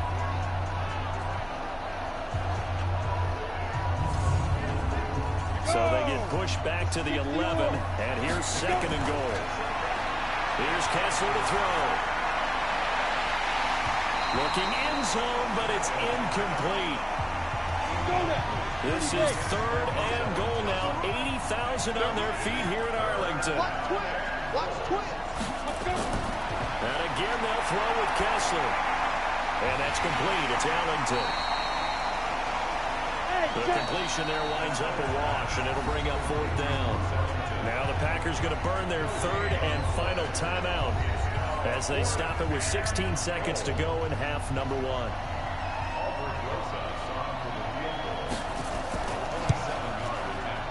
And the kick by Rosas is good. And that will cut the lead back down to 3 at 13-10. So the 3 points here, they're still down, but they put somewhat of a dent into that lead going into the break. Anything helps when you're trying to chip away at a lead, but they do know that they're going to need a little bit better effort in the second half. This is taken about 7 yards deep. And not wanting to risk anything here late in the half, he'll just take a knee, and they'll bring the football out to the 25. 13 seconds, the time remaining in the half as they come up on first down. And they're just going to run it here up the middle. And an anxious moment or two there, but they do get him down. Now a timeout taken. Perhaps a chance for one more quick play and then another timeout if they hurry. We'll see. So quickly all the way up at the 40-yard line. They run it here with Gordon. Personal foul. Face mask. Defense. Well, we looked at each other right away. We knew that flag was coming out. And I always enjoy the conversation post because officials always tell you, I don't want to throw the flag, but you caused the play. You did it. I had to. And now it's 1st and 10. A big mistake, especially when you factor in the personal foul yardage.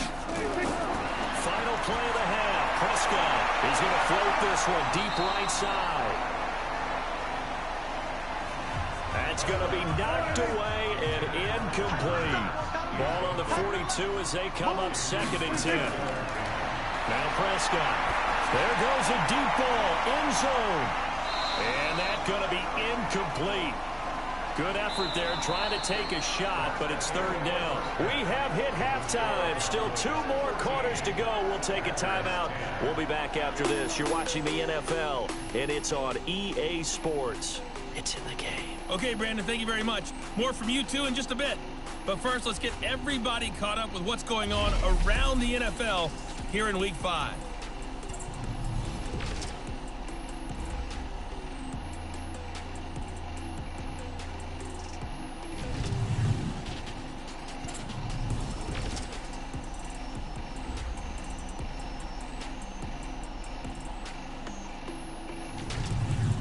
Lastly, let's check on one final game for you.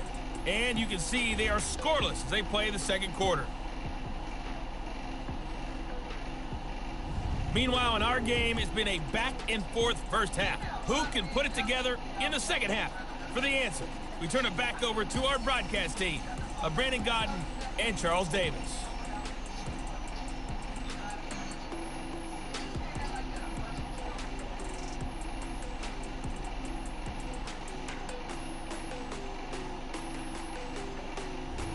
Thank you, sir. A field goal separates these two teams as we come back for this second half. This is taken about 7 yards deep. And no run back here. This will be a touchback, and it comes out to the 25-yard line. So here are the Cowboys to take over. They lost 2 straight coming in, but good news for them right now. They've got the lead and the football. So Prescott and the Cowboys now with a 1st and 10 at their own 25-yard line.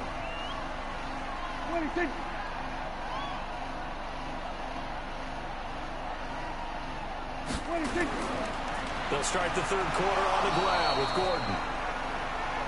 And he's upended after a gain of 2 out to the 27. In on the tackle there, Luke Kuechly. Another toe for Gordon. He's been busy this afternoon. He takes this for 3 to the 29. And it looks like we've got a dime set here defensively. 6 DBs in the game. From the shotgun, it's Prescott. Now the Packers give him nowhere to go, and they bring him down. The defensive end, Danielle Hunter, drops him. That's exactly what they were looking for coming out to start the third quarter. Get a sack, get off the field, get the momentum going in their direction. Get the ball back to your offense, right? Get that momentum because, hey, this lead is very, very slim.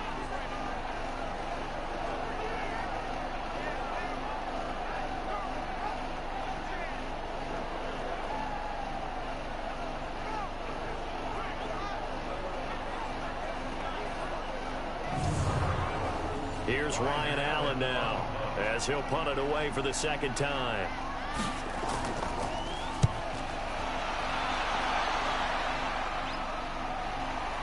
Now Brown. Called out a 46-yard punt, though they did get 9 back on the return. And it'll be Packer football here. 1st down and 10. So here are the Packers now. They get set for their first possession of half number 2. They're down in this game. A chance for the offense, though, to put something on the board, get some momentum here in half 2. Try and get things kick-started for them. And you know in the half they discussed how they were going to get that done. This is where scripting comes into play a lot of the time. How many plays do you script coming out of the second? Most of the time in the first half you're scripting 12 to 16. I think in the second half you're really scripting more like 8 to 10. Kind of a starter or an opener, whatever terminology they use. Just something to get you off to a quick start. Yeah, the Cowboys here on 3rd down, bringing in an extra defensive back. From the gun, it's Kessler. He gets it to Brown, complete.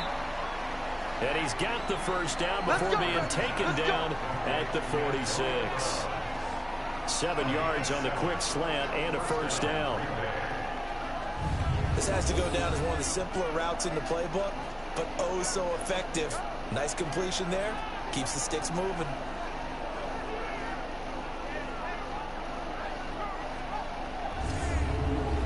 On the ready.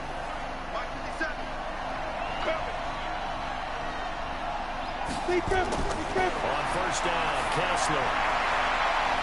And a quick throw here, that's complete. Give him 10 there, good enough for a Packer 1st down. So from the 36 now, 1st and 10. Play fake, Kessler. And nowhere to fit that football in. It's knocked away and incomplete. Rashad Breeland there defensively and able to knock that one down to the ground. On the draw, here's Bernard.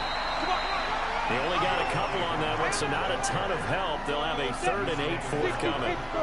Got to get to the 26 for a 1st. This is 3rd down. Looking to throw, Kessler. It's hauled in by Ellington. And he's out of bounds. Almost gets to the 10. The 21 yards there as they convert on third. Well, it appears that they read man defense and went to the out route, and what you have to do on that one is the receiver's got to make sure he works the defender towards the middle of the field to give himself space to cut to the outside and have that ball delivered with good timing, and they got it done.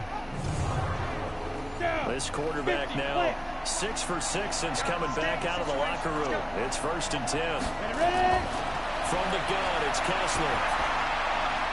This will be caught just inside the 10. 5 yards on the catch there, brings up 2nd down. 2nd and 5 after the 5-yard completion on 1st down. A give running right is Mack. And the second wave of tacklers is going to get him as they stop him behind the line.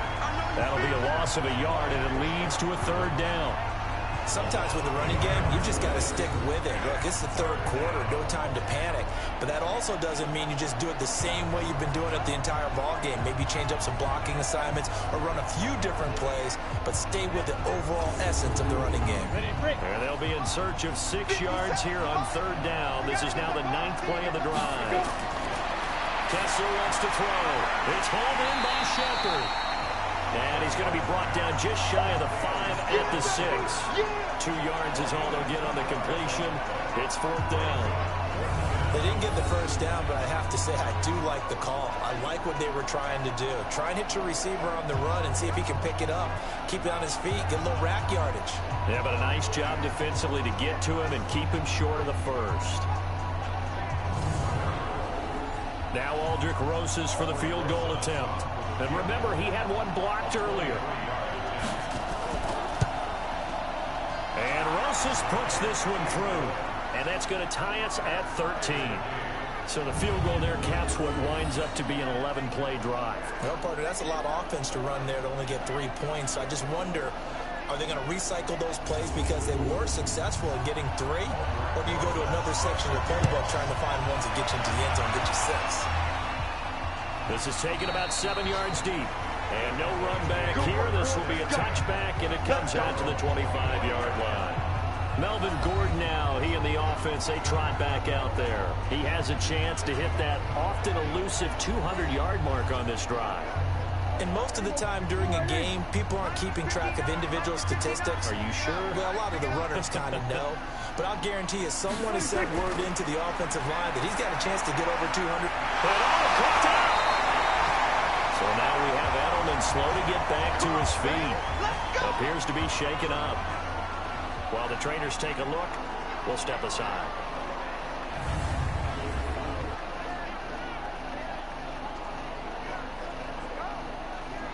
One play has him up past the 40 already, and another 1st and 10. Play fake. Here's Prescott. And that's going to be incomplete. Too tough to hold on to that one. It's 2nd down. Ball on the 42 as they come up 2nd and 10. Now Prescott. And he finds Howard complete. That's it, baby. 2nd down pass play got him 8 yards. Now they've got a 3rd and a couple remaining. Prescott now from the 50. Open man is Thielen is complete. And this is going to result in another 1st down as the tackle's made at the Packers 39. I like the call on 3rd and 2. They were geared up to stop the run. I like the fact they just hit them quick. A little slant route. All about timing there, partner. Yeah, the timing, everything well executed. So from the 39 now, they'll come up on a 1st and 10. To the air again, Prescott. And that'll be knocked away. It's incomplete. He was trying to find O.J. Howard, and that'll bring up 2nd down. An incomplete pass on 1st down. That leads to a 2nd and 10. Now a nice throw here, right side. He hauls it in. And this is going to result in another 1st down as the tackle's made at the Packers' 27-yard line. They should put the coverage guys in a stress on that one. They thought they were going deep. Ends up curling inside for a nice chunk of yardage.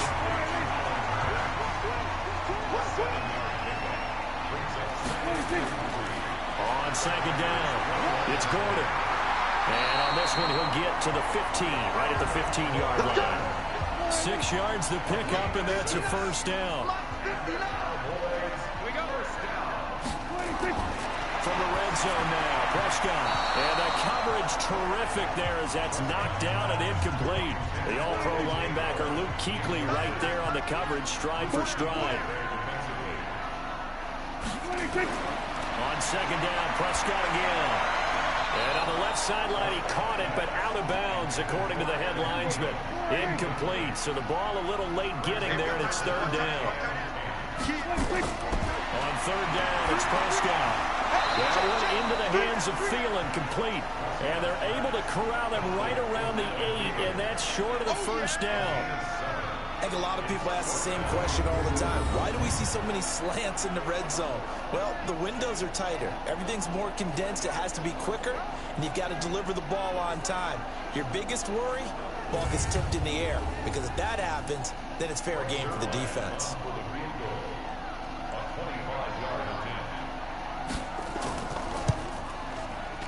And Zuerlein's kick is good. And with that, they will move out in front by 3. It's his third field goal now in the ball game, and they've needed his leg. This last one gives him the lead. It's been a back-and-forth kind of a game, hasn't it? Now you got to tell your defense, guys, need you to make this stand up because we got the momentum going in the right direction, but we need you to make sure we carry it home. This will be fielded at the 8. And not a bad return. Here he gets it out to the 25-yard line. And Green Bay getting ready to go as they take the field. And they had 3 points last time, but they didn't want 3 points because they were well within range of scoring a touchdown. We'll see if they can do better now. I'm with you on that one. Let's just go ahead and be frank about the whole thing. The only one happy about the three-point kicker. Exactly. He put it through the post. That's going to help him in contract time. But that offense, they're thinking, let's get in the end zone this time. I don't know if that helped him in contract time. You could have kicked that one through. I don't know about that. I don't know about that. Super toe. Kessler now off the bootleg. He's had a ton of success here so far, but you get the feeling that he might be on the verge of popping one. Yeah, even on that one, there was a little bit of a hole that closed there quickly at the end. Give him 18 on that play, and Green Bay has the first as well. The goal for any offense versus his own defense, find the holes where guys are available and put the ball on the receiver before any defender can step up and fill it. They did it well there. Perfectly executed crossing route. You can just kind of sense the momentum turning here. It's 1st and 10. Now Kessler. His throw incomplete. They were trying to get it there to Sterling Shepard, and that'll bring up 2nd down. So after the incompletion on 1st, now 2nd and 10. Now this one complete downfield on the left side. And they'll wind up getting this one all the way down inside the 20. A gain there of 30 big ones. Press coverage on the outside, and for defenders, that's the ultimate risk-reward. If you take the risk, can you reward yourself by keeping them on the line of scrimmage? But no, not on that one. Got to step on them. Now it's just a matter of laying the ball out there for him to go get it. So the big play means just like that, they'll operate from the red zone now on 1st down. Now it's Kessler yet again. Caught. It's Ellington. And brought down, but not before they get it inside the 10 to the 7. This game not quite as good as the last, but still over 40 yards between the two.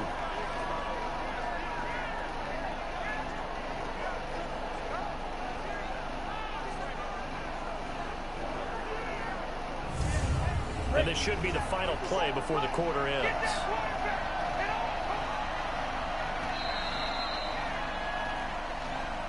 And that is going to do it for this third quarter of action. You are watching the NFL on EA Sports. Only way to get the lead here, of course, with a touchdown. And that's what they're gunning for on 1st and goal. They'll run here with Mack.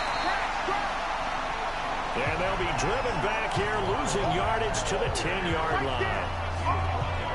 Bear in mind, that wasn't a big lineman back there for the tackle for loss. That was a cornerback. So are you saying the myth has been shattered? That all of them are not just cover corners? Some of them actually will stick their nose in and tackle when necessary? That's what we just saw, isn't it? Moved back to the 10. They'll try on 2nd and goal here. Again, it'll be Mack. And a second effort gets him in. Touchdown, Packers. Marlon Mack, his first touchdown on the year. And once again, the Packers, they're back out in front. And on his way to the end zone, shedding the tackle, he would not be denied. That's what's called finishing the run. Making sure you power your way through. One-on-one tackle. No running back wants to go to the bench and say, I got stopped just short. Rosas now to add the PAT.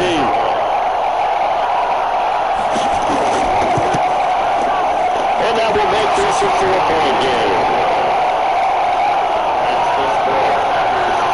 So the drive winds up going 75 yards in 7 plays.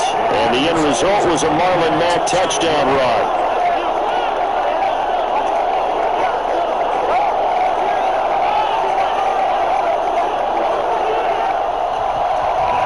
The touchdown. Here's Rosas on to kick it away. This one fielded at the 5.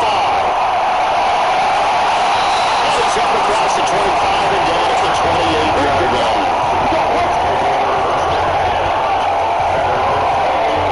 Now here come the Cowboys. And last time they got 3 points, but it was a chip shot field goal. And when you go to the sideline after a chip shot field goal, maybe the offense not too happy. It's a balancing act, isn't it? Because you're exactly right. They're 1-2-3s, and they didn't punch it in for 6 points. But also have to remember, they did put points on the board. And in this one, and that's going to be intercepted. Malcolm Jenkins, the co-owner. It's a big 6 and another touchdown. And on that one, with 6 defensive backs, did he need to be more careful throwing the football? I mean, I guess obviously hindsight he did, but... Yeah, hindsight, but even in foresight, when you got 6 defensive backs on the field, you just know you're going to get multiple coverages. You're never sure what you're going to see. But the biggest one is you don't have much reaction time for your receivers to go get the football because those guys, they're the best cover guys on the field. They go get it. But on that point, they took it the other way for 6 points. Rosas to add the extra point. And that one pushes the lead up to 11. So the defense creating some points, not only getting the interception, but then returning it to the end zone for the pick 6.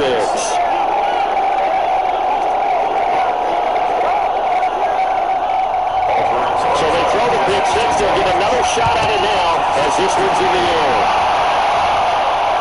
This will be fielded at the 8.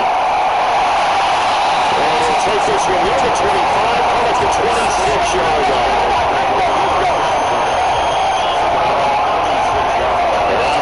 Gets set to take the field. And they just had that pick 6. I guess the only positive maybe than returning that for a touchdown. This offense right back out onto the field to try to make up for it. I like that because now it doesn't give them a chance to go to the bench and really settle. You know, to sit there and kind of seethe over the idea that they turn the ball over previously. Right back down to them. It's like, right back down the ball to falling over. See if they can get the ball moving again. See if they can do it here. An ideal beginning of the drive there is they'll get 20 on a first down. Decent start to the drive there. Of course, they need the touchdown, 2-point conversion, and a field goal. Yeah, those guys are into it. How about the guys on the sidelines? You see the coaches signaling, all the personnel groups off on the sideline ready to go in and out of the game. They've got to condense their time now in order to try and get back into it.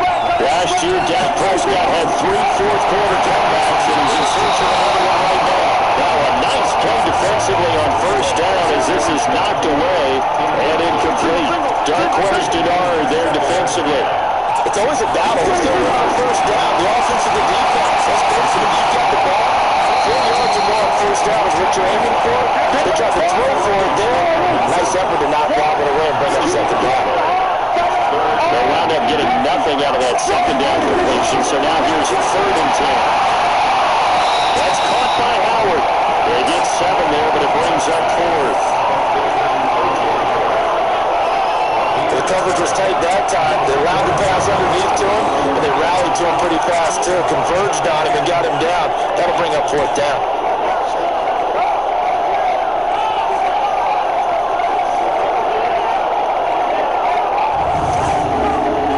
All right, they're going to try and keep hope alive here on 4th down. They're going for it. Now Prescott on 4th down. This is inside the 41, right to the 35. The time to put out the stops is now, and they convert there on 4th down. Prescott needs to throw on first, and his throw is going to be incomplete. Big O.J. Howard, his intended target, and now it's 2nd down. A 2nd down throw for Prescott, and that'll be incomplete. Took a pretty good shot as he tried to pull that one in. Couldn't hang on 3rd down. So back-to-back incompletions, and that has him staring at a 3rd and 10. And the delayed handoff is scored.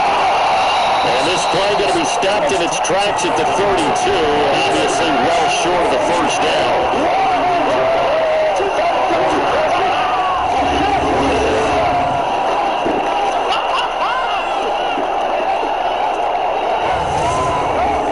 So they'll turn to the kicker again. He's been a busy man thus far. And remember, he had one blocked earlier. Zerline's kick is up and through. This is an 8-point game. All right, so they needed 2 scores to get back in the game. The field goal there, maybe not exactly what they wanted, but the necessary first step. There's still time remaining, and there's enough time to get it done. They've got to get at the least a 3 and out here to get the ball back. Preferably a takeaway. This will be fielded on the back line of the end zone.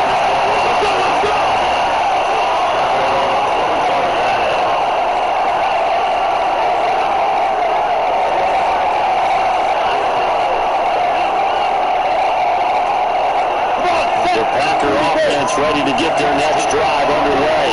They have the lead, obviously, late in the game. I guess the good news for them is if for some reason they would make a mistake, a field goal does the opposition no good. Everyone let down a little bit of a cushion, and that helps you immeasurably. But the bottom line is, do all the things that you can in order to close out the game. Don't even let that become an issue. Yeah, it's still a 1-possession game, which we're not fully over yet. Eventually, no gain on the play, and they're left with a 3rd and 8. On 3rd down, Kessler. That's complete. Bernard.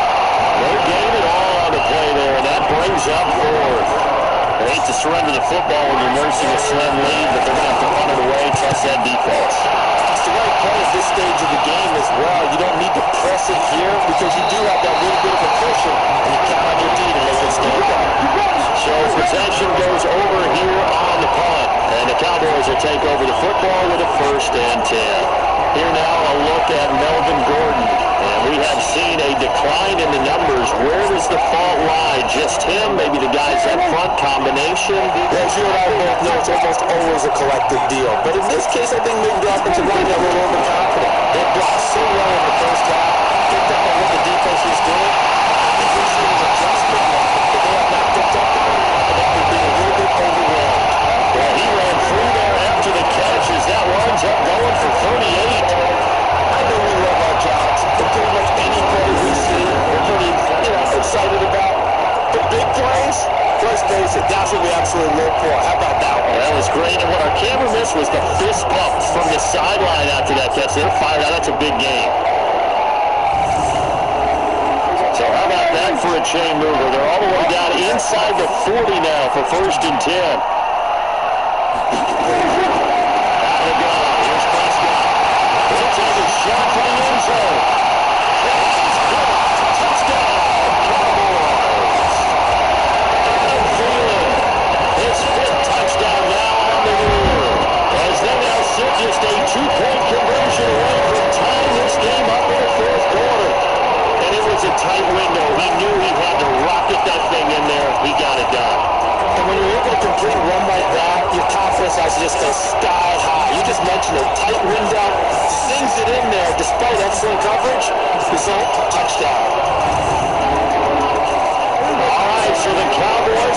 for 2 here. To throw is Prescott. And he's got it. The conversion good, and we are tied at the 4. Still time to work with on the clock, but they wanted to tie now, and they got it. And I love their aggressiveness. Go ahead and get it done, get the game tied. Now your team has the momentum, and you're still across the field saying, let's see if you can match us. But hard to ask for a better game thus far. 27 apiece is our scores. The kicks away. And this will not be returnable. It's out of the back of the end zone for a touchback. The Packers offense now. They get ready to head back onto the field. And they're coming off a 3 and out, my friend. I think they got to look at that play sheet, and they're going to stop and they have a hungry for it. Time to shake things up a little bit to try to get this offense moving. Okay, so how do you do that? How do you shake things? You look at what you called before and realize it has a real someone else. And maybe try and find one of those special players or one of your better players and do something big in these days in the excitement area. Ball on the 30. They'll come up with a 2nd and 5. They'll run again. And brought down, but not before reaching the 45-yard line. Give him 15 there, and the Packers have a first. I think they like this drive a little bit better than partner. Running game helping out, picking up some of the slack.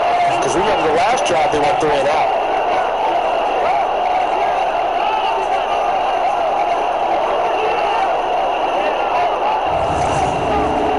We saw a number of good games earlier today. This one might top all of those. It's been a dandy as we come up on 1st and 10. And carry for the run. Just a yard on the pickup there. They will bring up a 2nd and 9. On 2nd down now. It's Mark. And the big boys up front. They're going to stop him at the line. No gain on the play there, so that doesn't help. Now they pick it up in a 3rd and 9 situation. He gets it to Brown. Complete. He takes this one down almost all the way to the 30.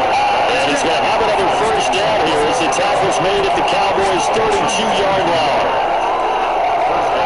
A good grab there by the former Central Michigan man, Antonio Brown. And he ate up some real estate on the catch, too, didn't he? I think the most impressive part of it, though, if there's a chance for him to get the football, even though he was covered well, he somehow finds a way to get it.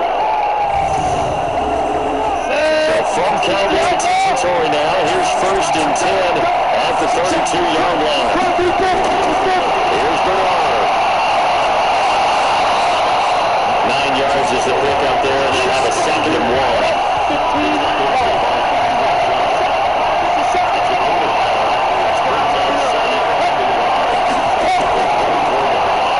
Second down. It's Matt. He'll have a first down inside the 10. And down to the 7-yard line.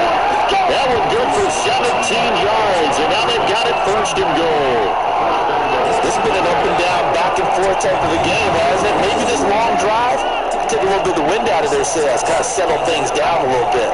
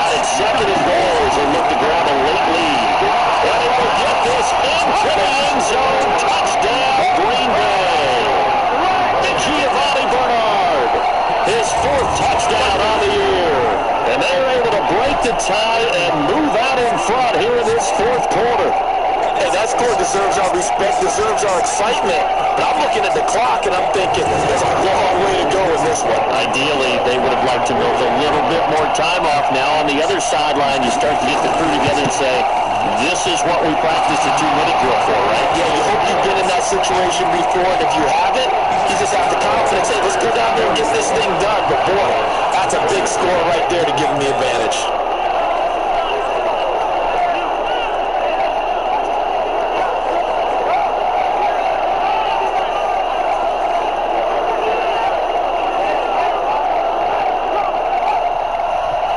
Now after the touchdown, here's Rosas on to kick it away. This will be fielded at the 6. And he'll get it up to about the 26-yard line, just across the 25. So Dak Prescott of the offense, down by 7, a little under a minute 50 remaining. And they're in danger of a third straight loss as they come up on 1st and 10.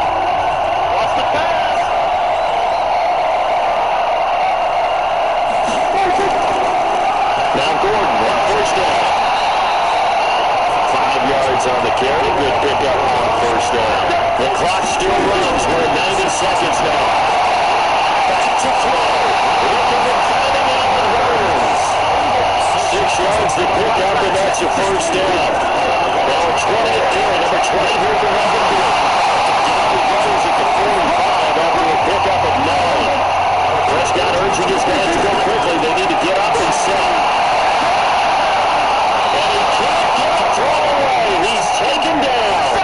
Now the Cowboys going to burn the first of their timeouts as they get the stoppage with a little over 50 seconds left to go in the game. Now, meanwhile, a pass that should have been intercepted, but it winds up falling incomplete. He was unable to complete it there, and just not the game that you would expect from him. He's been off the mark really start to finish. It makes you wonder what exactly is going on. Is he a little bit dinged up here? Or is it just off just by a bit? Maybe he can get it back in this situation. He'll need to.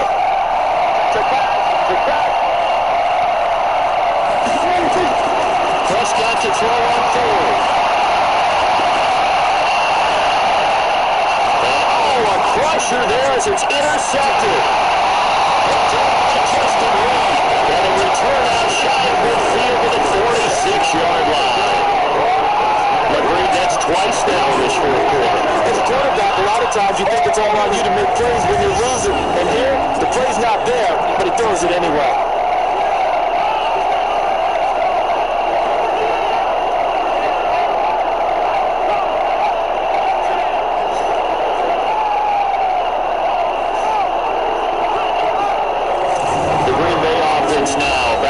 Take possession here. And it's still 2 timeouts defensively, but even if they choose to use those, 3 kneel downs should be enough to get out of here with a victory. And that's exactly what's being stated into the head coach's headset. Oftentimes they have a guy upstairs who monitors this at the end of the game. Clock management 101. The Cowboys going to use their 2nd timeout now, as the clock will stop with 37 seconds to play.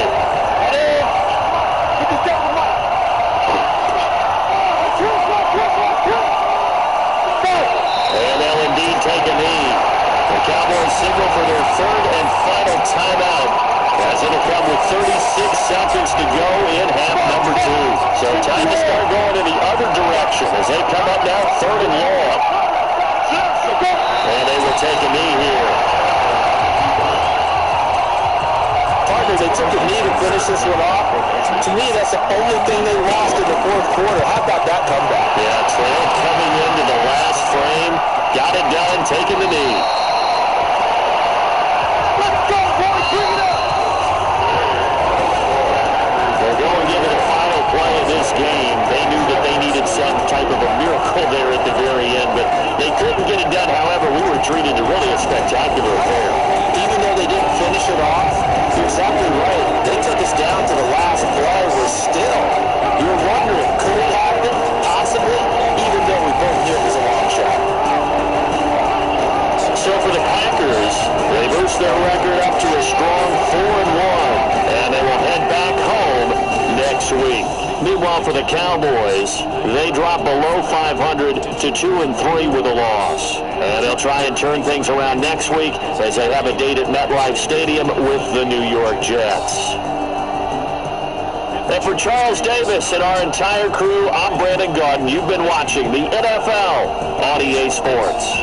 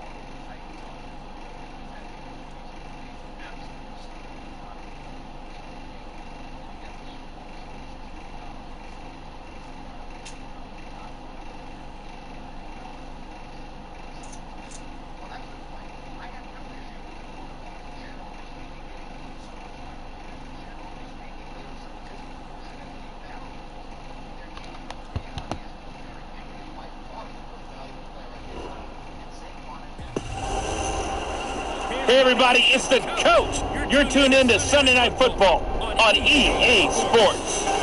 Straight ahead, we've got what should be an interesting matchup between the Indianapolis Colts and the Kansas City Chiefs. I'll join you again at halftime to look at some of these stats and scores from earlier this afternoon. But for now, it's Sunday Night Football. And on the call, as always, Brandon Godden and Charles Davis. All right, Coach, from one of the loudest venues in the NFL, there's a look at Arrowhead Stadium here in Kansas City. Nothing like the fanfare of introductions to an NFL game, and that was in evidence a moment ago. Fireworks, pyrotechnics, you name it. This crowd is ready as their guys get set to match up between the Indianapolis Colts and the Kansas City Chiefs. Seated next to Charles Davis, I'm Brandon Godden. And Charles, this one featuring a couple of playoff teams from a season ago. Back at it again in 2019. And we both felt the confidence from both of these teams, right? They feel like they will be back in the playoffs again, but they shouldn't be overconfident. 7 teams last year made the playoffs that didn't make it the previous year, so you're not assured of going back year after year.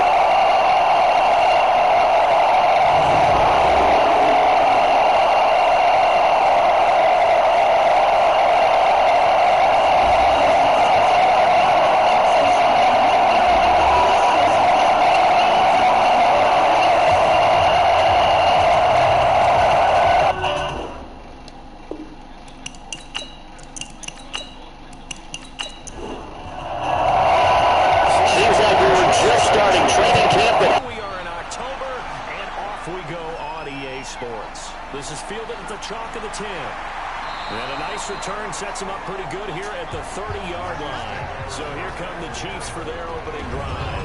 As we get a peek at the number 2 overall pick from the 2016 draft, standing at 6'5", Carson Wentz.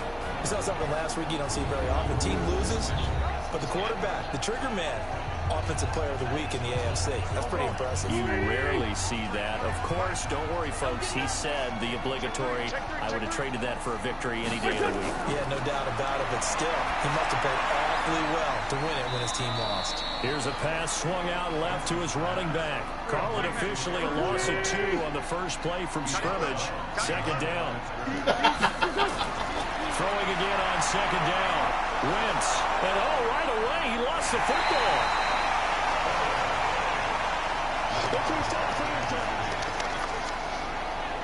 On plays like this, when the ball comes free, it's often unusual for the team that lost it to get it back. Because this is the quarterback. The ball gets away from him. Everyone else is trying to execute what they're supposed to do on offense. They're usually looking in the other direction, downfield, or have moved away from him. In this case, though, a teammate is able to come up with the ball. Need something from deep in the bag of tricks here after first and second down went backwards. It's third and very long. Now Wentz. And he's going to go down again. Everson Griffin drops him for a 4-yard loss there, and that brings up 4th down. I spent a lot of extra time preparing for this game, watching this offensive line, because they gave up 5 sacks last week in their loss. They just gave up another one now. They don't seem to be working together as a cohesive unit. Right? 4 guys might have it right, but the 5th guy is giving something up. They've got to find a way to all get on the same page.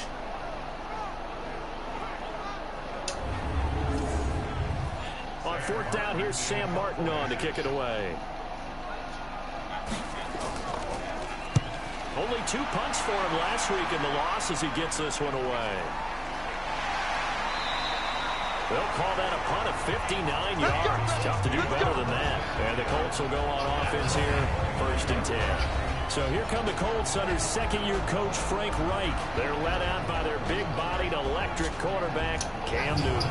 And no excitement unless you're on the defensive team of last week in his numbers, because the only excitement he really generated was the 1 interception he threw. Yeah, no touchdown. Yeah, and his team wasn't real thrilled about that. And they lost the game. So I know this week has been tough on him because he's been working hard. Fundamentals, footwork, finding the right targets. And bottom line, how do they get a win? And we look now at the offense for Indianapolis. Let's focus our attention on the offensive line and Brandon Sheriff, the first-round pick in 2015. In fact, the first lineman taken at number 5 overall. Offensive tackle in college, transitioned very well to guard in the NFL. Solid, reliable, 2 traits you love in an offensive lineman. How about tough, physical, and nasty? He's an Iowa offensive lineman. Those guys play well in the NFL. I just said this earlier. I feel like Jalen Hurts is the most disrespectful player. Yeah. No, obviously he's outside of running backs. And people say, how can Allen, who's one of the top quarterbacks, be disrespected? That right there. Why is Jalen Hurts just in the Super Bowl? Newton on first down. He finds Corey Davis. And they'll get him down as he's inside the 40. That one for Indianapolis, resulting in 15 yards and a fresh set of downs. They've got good playmakers on the offensive side of the ball. I don't know what happened last week to really hurt their performance and hold down their production, but I would dare say that this week in practice, there's a lot of talk about how they're going to increase their proficiency. And that was a good start, getting the playmakers involved. You mentioned that to me pregame. That's what they did there. Yeah, I think a lot of people think the coaching staff really gets on them, and that's how they motivate them. Most of these guys are self-motivated. And he's going to have to eat this one as down he goes. Brian Burns able to record his 5th sack of the season. This offensive line has struggled. In fact, when we sat down with the coach, he said it's been in tatters lately. They allowed 6 sacks in their last game. Just gave up another one right there. In tatters, so it sounds a little bit like this right now. Exactly. It's like that paper being ripped. And right now, they've got to find a way to get it back together.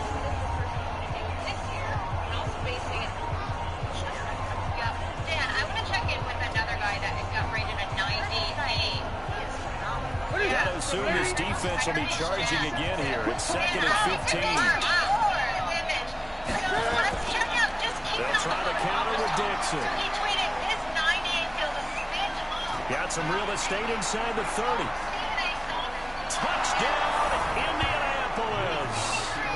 Kenneth Dixon, his 2nd touchdown on the season, as his guys are able to strike first here in this opening quarter. An ideal start for them, really. You force the punt, and then you go down and score. And you've got to see a fist pump on the sideline from the head coach, don't you? Because he's turned into his bench, and he's telling his team, this is how we prepare. Force the punt, go downfield and score. I told you guys, it's just like a boxer in the gym preparing for the fight. Now we get to turn it all loose. Hauschka with the extra point, and it's now a 7-0 game. The drive summary that time, 5 plays. And it's Kenneth Dixon who caps it off with a touchdown scamper.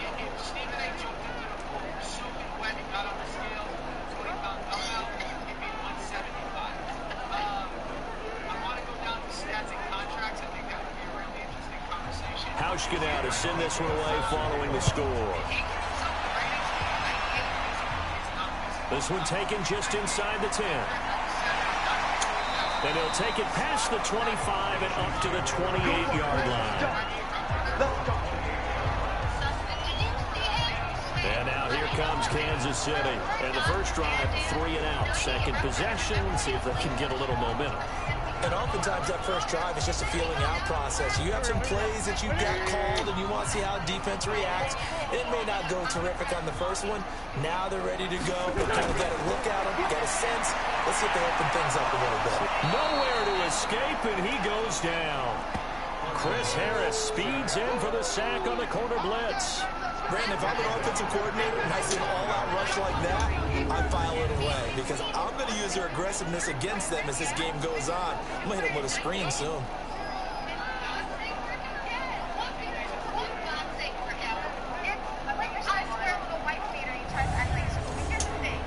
Second and 14 as they've got work to do here after the sack. Now Wentz. And this one complete to Seth Roberts. 8 yards on the completion, but now we face third down.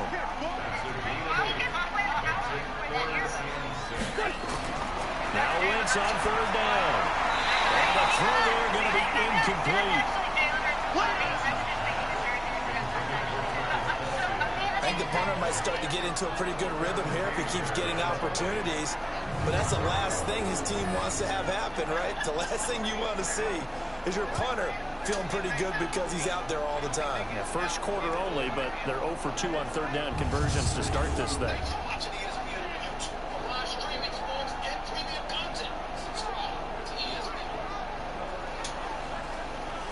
Here's Sam Martin now as he's on to punt for Kansas City. And he gets this away, and look at this. This is a good one. And a little too much mustard on that one. It hits a couple yards into the end zone. A missed opportunity there maybe to pen him back. The Colts now, their offense works their way back onto the field. And they'll be looking to make this a 2-score advantage. Had the touchdown on their first drive, Charles. Hey, they can get up 2 scores here on the road. That's a heck of a start. And not only have they thought about it, I wonder if they visualized it. They turn the lights on in a meeting room and run to a situation like this and say, just think about what it would be like to be up on the road and take the crowd out of it. Maybe they did some of that. And a glance now at the Chiefs defense. Mike Daniels continues to get better and better with each year. A nice run stopper inside. The stop for no gain brings up 2nd and 10 from the 20. 22 years old. It's hard to Dixon. that puts the ball in. There's another tackle. No gain on that one as it brings up a 3rd and 10. Throwing on 3rd down. Newell. He finds his target. Thanks for watching ESPN on YouTube, the live streaming sports and premium content. Subscribe to ESPN Plus. And that means 4th down. Well, it wasn't a big strike, but that completion put them in really great range. What do we have now, 4th and inches? Yeah, it's not more than a half a foot. You know what I would do here? You would always go for it. I'm one of those guys. So on 4th down, here's Ryan Quigley now to kick this one away. Well, last week in the loss, 5 punts as he gets this one away. This is taken at the 15. That'll be put in the books as a 53-yard punt. And it's Chiefs football, 1st and 10. Here's the Kansas City offense now as they get set to take over. And 3 and out on the last drive. No points on the scoreboard. A little soul-searching now. I would say so. They need to help out their defense a little bit. They've had to be a lot more than normal, put them in some tough spots. But what's the old adage? When you get another chance, it gives you a better chance to do it right. That's going to go as a loss of 4, and it'll be 2nd down. I see the staff is up in the booth watching the game. They may want to file that one away. See how fast the free safety closed to make that play? Might want to check it to a throw the next time. Well, the first play of the drive lost 4. Now they'll look to move it forward here on 2nd and 14. From the shotgun, again to Jones. 3 yards is the pickup, but it Welcome to DraftKings Casino, the home of blackjack. Get in on the thrill of the hit, the split, the double bet. Enjoy the largest library of blackjack games online at your fingertips. Spanish trade, live dealer, vacation blackjack, retro blackjack, and much more. New players can download the DraftKings Casino app, use the promo code, and get a deposit match up to $100 in casino credit to the $5 deposit. Action so good, why play blackjack anywhere else? And they're to drop it for a 6-yard loss, and that will lead to 4th down. Through their fiery debates of 5+ years and sad split, Stephen A. Smith has once again brought up Max Kellerman. I'm either going to mention Plays if you're offensive coordinator? I think you do. I know y'all thought I would. Also change his launch point at times. I am not happy Move your pocket to the that right, he was to the gone. left. Roll him out. We all know what history he had. We all know what happened with he and I parting ways in the first take. I don't want the brother unemployed. I want him to get what he can. I want him having a job in the community. Kellerman was part of the purge recently of the worldwide leader that saw tremendous on-air talent, some of nearly 30 years, be let go. And that brother knows his boxing inside and out, as smart as he is in the brain out of boxing. I wish he knows it. As a matter of fact, although I sincerely doubt he ever will, if he ever called me, he needs my help.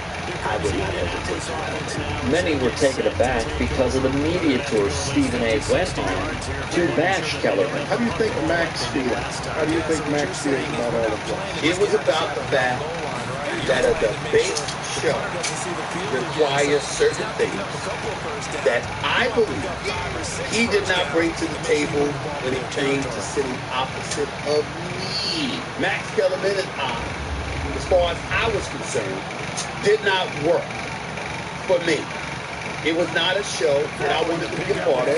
It's up to me if I'm saying, man, get rid of this dude, fire him. He don't deserve a job in this business. That's an entirely different matter altogether, which I have never known what I have said. But me saying, yo, this is not the partner for me. There is no primary. I ain't apologizing for it. I'm not taking it back. I'm not stuttering. I'm not mixing words. He also told Rosenberg and Ebro on Hot 97 that he wanted Kellerman off the show and felt the change was needed.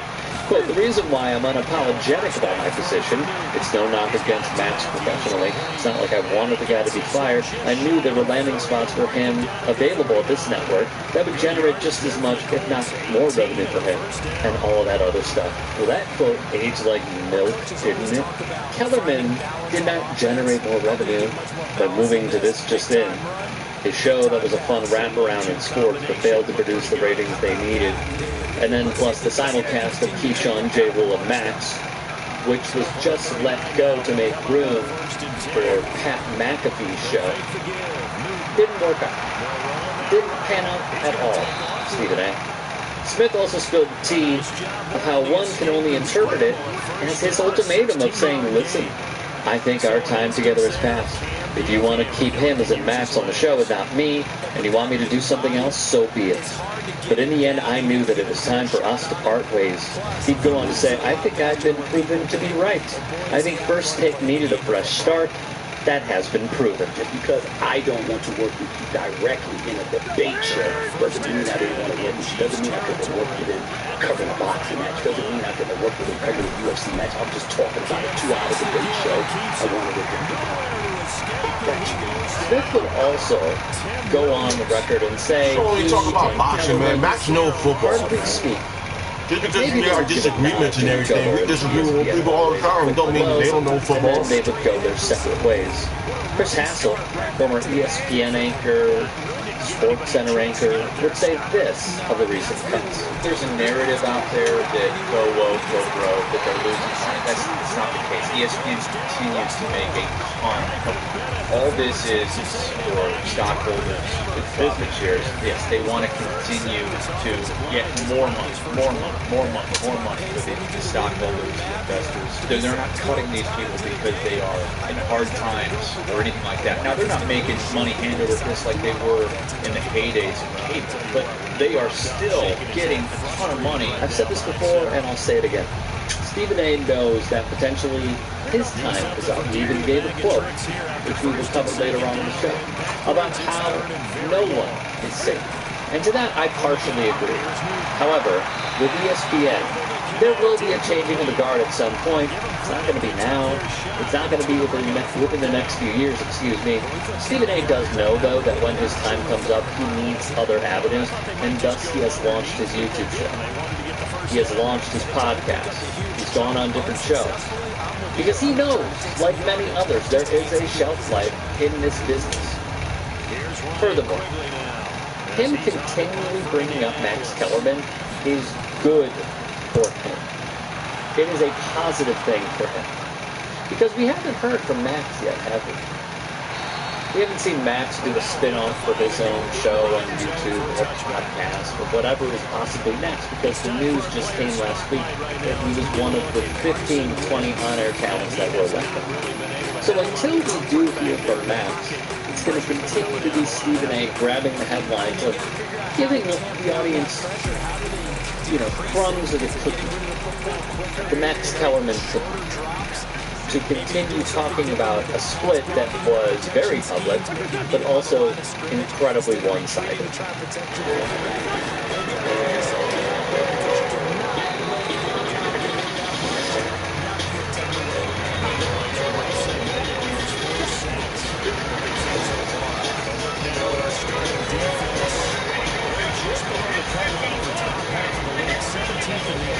This MLB season, FanDuel is taking props at every ball game. New customers bet $5 to get $100 guaranteed. Against the run, that's where the struggles have come in. Got to find a way to make sure they stop runners before they get started. From the 22, Wentz. Roberts has it. And he'll be corralled right around the 34. That one good for 12 yards into Kansas City first. After 1, 7-0 on EA Sports.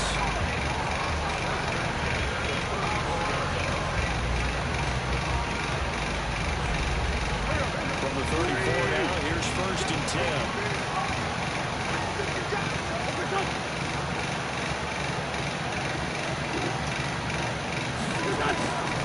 Now Jones. And the hole closes quickly. He gets it across the 35 to the 36-yard line. The tackle there by Breein Body Calhoun. On 2nd down, it's Jones.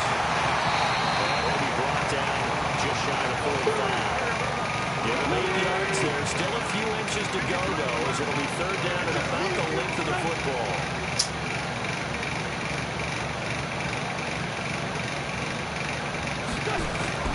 Wentz going to try his throw on 3rd. And he's got Fitzgerald. And he'll be taken down, but not before he gets into enemy territory. It'll go as a gain of 10 on the Kansas City 1st down.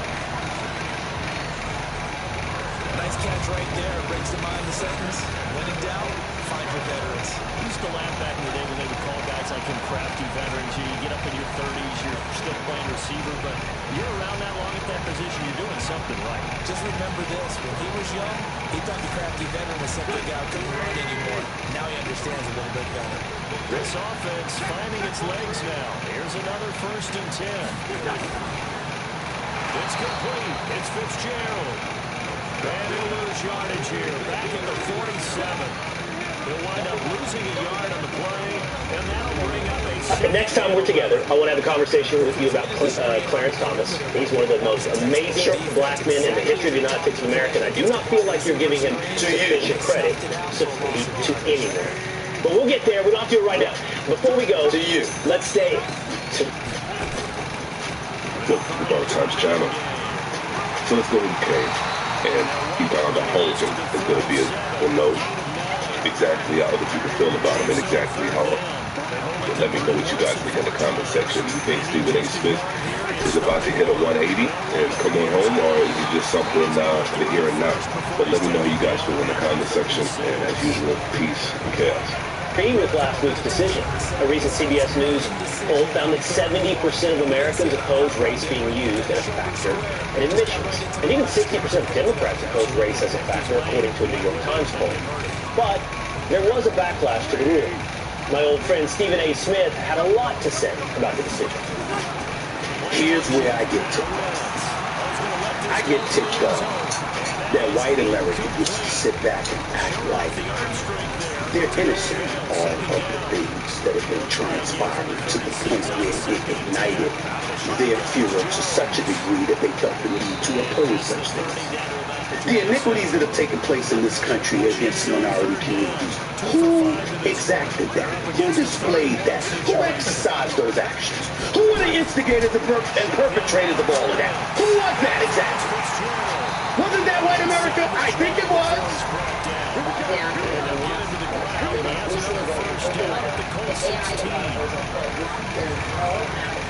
These are the time and effort put into a passing game because it's evident. Last week, artificial intelligence company OpenAI unveiled ChatGPT-4, the AI language tool that is fascinating and frightening people around the world. What I want to see is the forefront of artificial intelligence is quick history of people.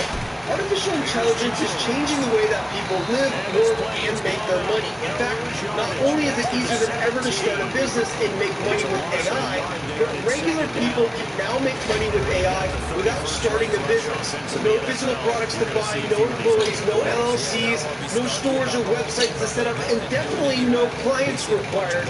It's just you and the AI making the money that you need to replace or supplement your current income. So, how to get started? It's really simple. I put together a short training video below that you can watch by clicking above or below this video. It's where I'm going to show you our new AI trading system that allows regular folks to get funded and profit from AI. Thanks to this breakthrough, people are now making money being 100% independent, working from wherever they want, whenever they want. Look, you can see live results pouring into our Discord channel by everyday people like me and you almost every single day. And more importantly, this method works so well right now because our AI is getting fed fresh data from our most successful traders so we can make money in the current market conditions. So you have a choice right now. Are you going to be a part of the group that's using AI to trade for them and generate life-changing income? Or are you going to ignore this opportunity and let others make all of the money while you're missing out on it thanks to this AI boom? Click the link above or below this video to see how you can take advantage of AI and turn your trading account into a cash-generating machine. Register for the free training on the next page. I'm going to show you the exact method that's making money for hundreds of our clients using AI trading and how we actually guarantee your success. Hi, my name is Adam Winnie, the co-founder of Blue Edge Financial, and we feed our AI software with some of the smartest trading data to improve it every single day, so we can help unlock financial freedom for regular folks thanks to AI trading. Stephen A. Smith, the host of the Stephen A. Smith Show, and First Take on ESPN. Stephen A. Great to see you, man. What's going on, buddy? How you doing? You want me to just go right at that clip? Is that how we should do this? Let's start right there. Okay. There's no such thing. No, I know you are. The problem is, Stephen A., in truth, when it comes to justice, there is no such thing as black America and white America. There are only individuals. Okay. And so when you assign culpability to individuals of the past, to individuals of today, there's simply nothing to hold anyone accountable for.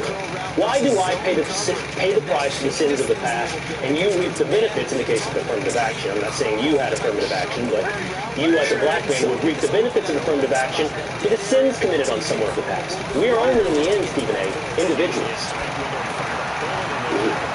Well, first of all, I get where you're coming from, and I can understand how you would look at it that way. You have to respect the fact that I have a different cultural background, a different experience than you, and I might feel a bit differently about it. What I would tell you is this.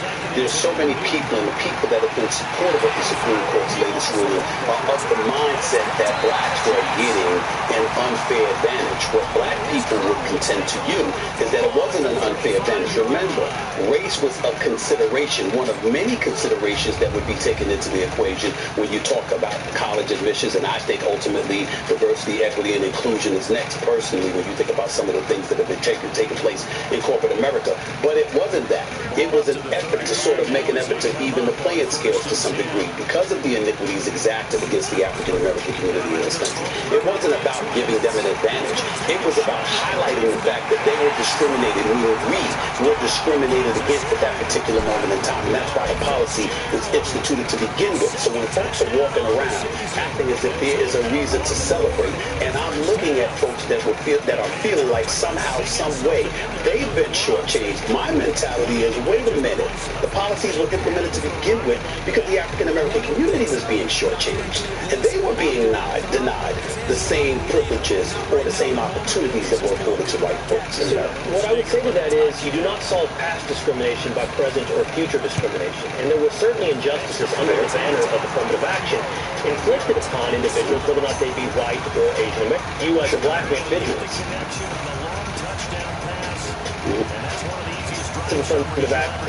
Man, the community was the same. You did listen to my podcast, and I appreciate you doing so. If you recall, I did not say, you know what, I did not say that it wasn't discrimination. I acknowledged the fact. You didn't hear me speak against, anyone from the Asian community that had brought that case to the justices. I understood where they were coming from. My argument was against folks in white America that were saying, even for presidential candidate Donald Trump talking about, now we get back to our merits, a society based on merit, ignoring what brought affirmative action policies into play to begin with. We have people in white America acting as if they don't know how it came about. Okay, so if somebody from the Asian community or the Latino community, they had an issue and they felt that they were denied an opportunity, that's a different argument than white America coming up and saying, we don't feel that we've been treated fairly in all of this. When the unfairness was exacted by white folk in the fact that they were discriminated. You have black women being they appreciate where they really that simple. I'm so glad that you asked that question because it is simple. Again, when you're looking at numbers, for example, why did Yale in the 70s sit up there and say, we want 10% of our student populace to be made up of minorities? You know why? Because they knew without those rules, those laws in place, they didn't anticipate that would be allowed. In today's corporate America, you still have folks. You have black folks being paid less than white folks. You have black women being paid less than white women. You have white women obviously deserving a lot of opportunities that they obviously richly deserve. They're getting paid less than white men. Everywhere you turn, there's a level of unfairness that's being exercised. But you're describing all those things that changes that is the law as opposed to somebody's conscience. But you're ascribing all those differences to race when there's so many different contributing factors into why corporate America may look a certain way. You and I both love sports. We both debated in sports. I can play turnabout as fair play and go, why aren't there more white NBA players? That must be discrimination. But we both know the answer is because merit has dictated who's in the NBA. And whatever's happening in society, and I would never sit here and say every decision made is purely based upon merit. But we aspire to that. We aspire to that. Right. And I think the Supreme Court decision has been a big leap forward in getting to where we judge things based upon merit. Well, you would say that, and I would say to you that the power structure in the United States of America is still predominantly white. And so as a result, what white America is asking you to do is ultimately to trust that your heart is going to be in the right place. And there are a plethora of people throughout minority communities in this country who would challenge that and would say, no, we don't necessarily believe that to be the case, which is why we need the laws to help us. When you bring up sports, and you and I have argued back and forth as friends and brothers, talking about the world of sports and some of the iniquities that have taken place, you can bring up the NBA, for example. I can point to something called the meritocracy because I see their performance on the court just as much as you do. There isn't some curtain, there isn't some proverbial glass ceiling. We're literally witnessing it. But when we look at the NFL, for example, the Rooney Rule is still in existence. There's the #1 professional sports league in this country. Why is the Rooney Rule still in existence? Because we've seen one opportunity after another where capable, qualified black individuals were bypassed because of the system that was in place, primarily run by white individuals who asked us to trust them, but then proved they weren't worthy of the trust that they requested. And so those are the kind of challenges we have to deal with as a country, and there's just no way around that. The only way we can make it better is people like you, yourself, and myself talking about it honestly and openly. I agree.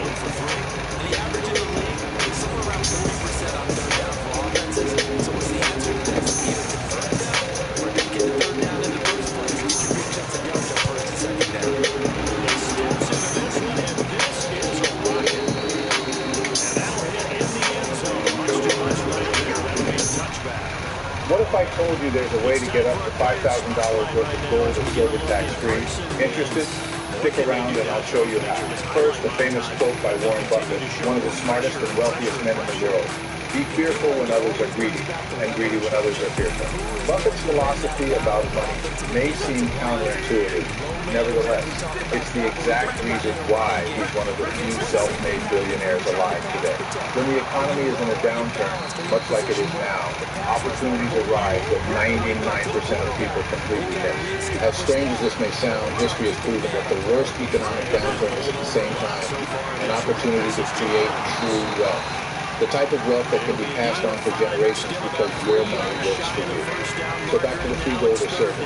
We decided to create a wealth protection and creation package to show you simple strategies to protect your retirement savings from the current economy and bulletproof your hard-earned dollar for you and your family's future.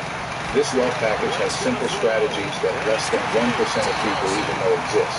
Here's the best part. This wealth strategy guide is free of charge. As one of the first people to access this powerful wealth kit, you'll unlock an exclusive offer to receive gold or silver worth up to $5,000 for free.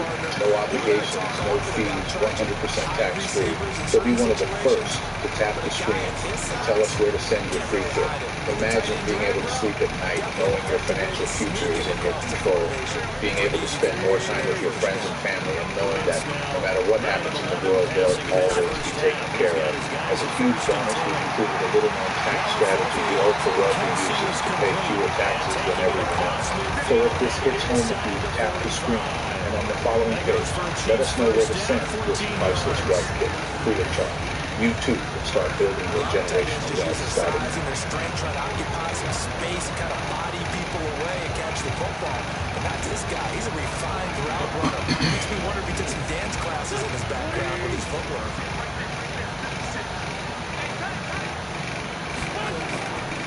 Now a draw play. This is Jones.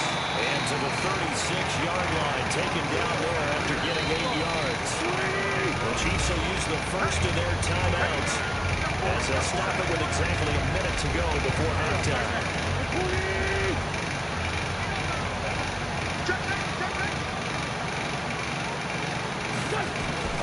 On the delay, Jones. They're able to get this one past the 30 down to the 25. Now another timeout called for by the offense as the clock will stop with 55 seconds to go until halftime. After the run by Jones, here's 1st and 10. Working from the gun, Lance. Drops it to Jones in the flat. And he'll be brought down at the 21, just shy of the 20 in the red zone. 4 yards on that last completion, so that sets up 2nd and 6. They try to throw on 2nd down, but this one is incomplete. Travis Kelce, the all-pro tight end, the intended receiver. It's 3rd down. He released that awkwardly. It almost looked like a pitcher who gripped his fastball a little too hard and let him go late and it bounced in front of the plate. Yeah, one of those fastballs that ends up at 57 feet, not 60 feet, 6 inches. Just a little short with the arm, which is unusual because we saw him in warm-ups. He's got a big, strong arm when he delivers it with confidence.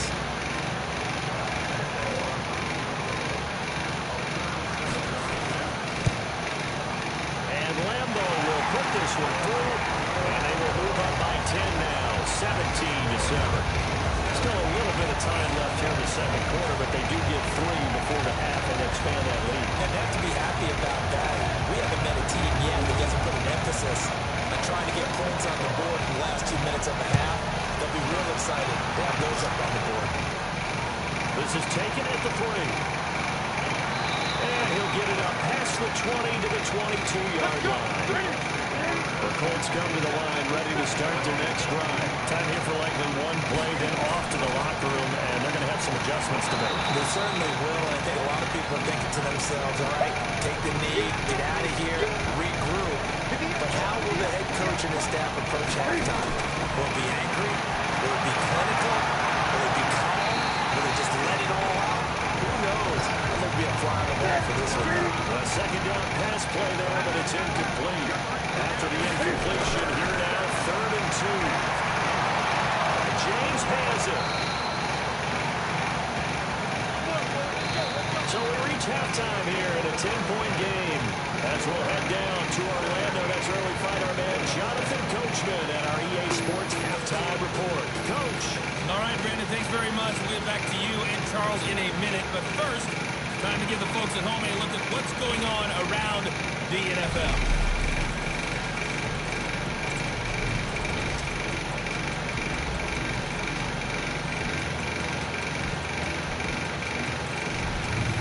From there, let's head off and check out a 2nd game.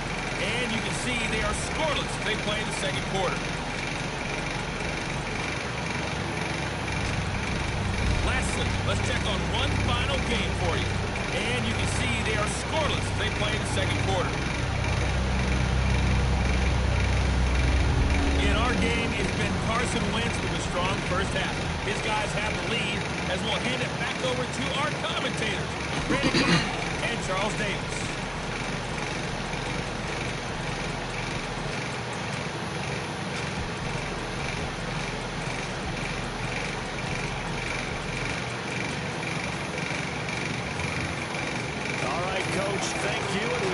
everyone back for quarter number 3. Ready for the start of the third quarter. The Chiefs have the lead and set to receive the football. And it's a pretty good return here as he'll get it up to the 29-yard line. Out come the Colts. They'll have it first here to start quarter number 3. They have the ball here for the inaugural drive of the second half. Pretty big deficit, though. We'll see what adjustments were made in that locker room. And I never want to make something more important than it actually is, right? I don't want to create more hype than what is there. But this is a really, I'm doing it. This is a really important drive. And we often talk about teams scripting plays to start a game. A lot of them script to start the second half, too. And they're scripting something that they expect to get them into the end zone and back into this game. We'll see if that script is a good one for them. It's a game of matchups, and that's why you take your receivers and move them around a bunch, especially your best guys. And when they work out in a slot, you often hear the coaches talk about how great it is because it gives you a two-way go. You can break out or you can break in. That makes it hard to defend. And that'll hurt the average a bit as this time they're able to get it behind the line. The tally there, -2 yards, brings up third down. But these guys going to chop into that deficit. They got to do a much better job in the run game. Caught behind the line of scrimmage, no yardage to be found. This offense in desperate need of a conversion as they come up on third down. Out of the gun, Newton. They can't find anywhere to go with it, and it goes down. Mike Daniels able to drop him for a loss of 2, and that will bring up fourth down.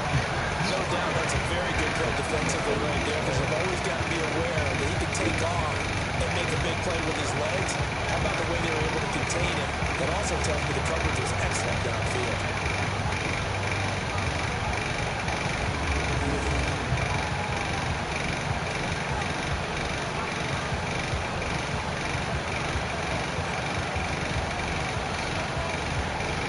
Here's Ryan Quigley now. As the drive goes backwards, so he's on to punt it away.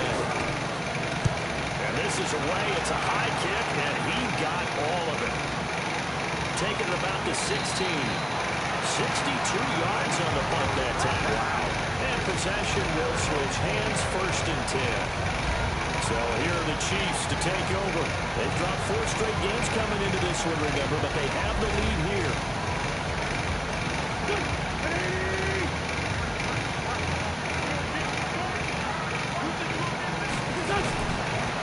Fake on the give here as they try to run pass option. Caught by Sanu. A good gain of 9 before he's brought down at the 28. Well, as a lineman, they are trained. You've got to stay close to home. If you're more than a yard downfield, they're going to toss that flag, and they did there.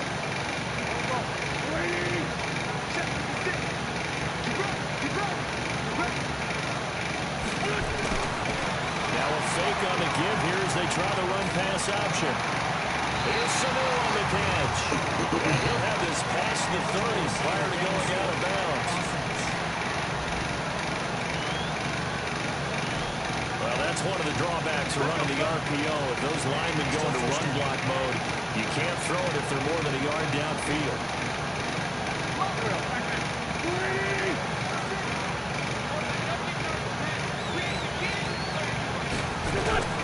From the gun, it's Wentz. It's caught by Roberts. And way up past the 35 before he's taken down. A good pickup there, 26 yards. I know many people like to throw to the tight end, maybe in a little flexed out position because he creates mismatches with his size. The slot receivers do the same thing with their quickness, their speed, and their route running savvy. Wentz now 13 of 16 throwing the football. It's first and 10.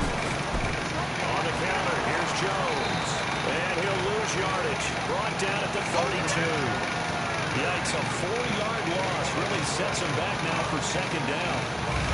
It's real easy to say this running game needs to be better, but the reality is they've been given little time to actually find a place to run the football. It's almost like the defense is there on the handoff.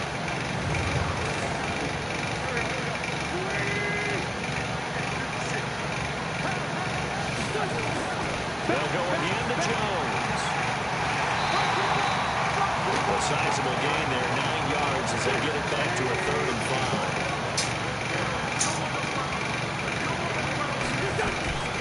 From the gun on 3rd down, Wentz. And that is incomplete. And the other day they told us when we've got 3rd and 5 or less, we have to be able to convert. And I guess every team would say that, Charles, but an opportunity missed there. What they were trying to tell us is they believe it's a matchup game at that point, and they like some matchups that they had, thought they could exploit them, unable to do so on that play. Here's Sam Martin now. He's been terrific so far.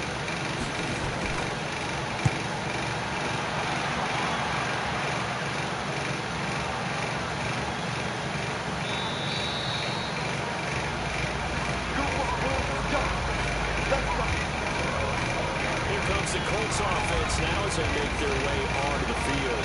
These guys had to punt their last possession, and that's become too familiar of a refrain. Too many of these drives just wound up going nowhere. But you know how in baseball, when the pitcher gets a base hit and is on base, they bring his jacket out to him to keep him warm? A lot of times the punter goes inside and puts on sweatpants or a wrap over his leg to keep it warm.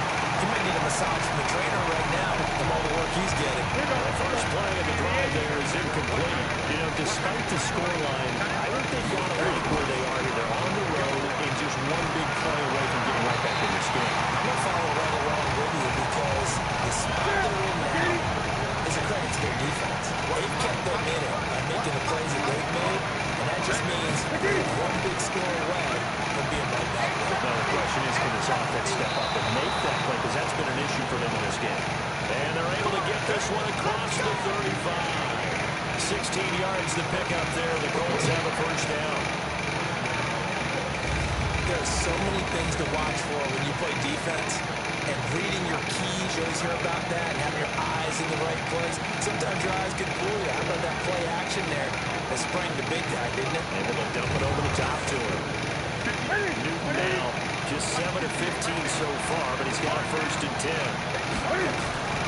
Newton throwing again. And nowhere to fit that football in. It's knocked away and incomplete. Michael Pruitt, the big tight end, is intended receiver. And it's 2nd down. Throwing the football, he's not as sharp as he was last week when he was over 70%. Right now, he's under 50%.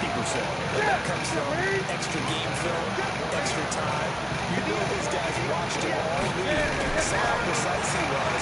They constructed a defense to try and chip away at that, and thus far they've been successful. And he's got the first down yardage as he brings this up to the 47. It's a 7-yard gain there, and it's good enough to move the chains. And we see another pitch and catch there to the running back. This position just continues to evolve. They've become just as critical to the passing attack as a lot of receivers, tight ends, because their ability to make people miss in the open field can really generate big plays for an offense. Newton now 5 straight completions here in this second half. 1st and 10. Cam fakes the give and keeps it. Looking for Allen. He's got him on the slant. And they're well past midfield, just a yard or two shy of the 40. Indianapolis moving the chains there on a gain of 12. On 1st down, they go with Dixon. And this one's going to go the wrong way. Losing yardage back at the 42. It's a loss of a yard there, and now 2nd down. When you think of Mike Daniels, you think of strength. Hard to knock off the football, but surprising quickness and ability to move and evade people. How about that play there? Well, he can squat 600 pounds, so that's how he caught people's attention coming into the league, and he caught our attention right there. On 2nd and 11 now. Newton. Nowhere to escape, and he goes down. Connor Barwin in there to get him. That is the 6th time that they have sacked him tonight. It's been a tough one for this offensive line. It appears almost like they've been on roller skates this entire game, the way they've been pushed around. 6 sacks given up in this one.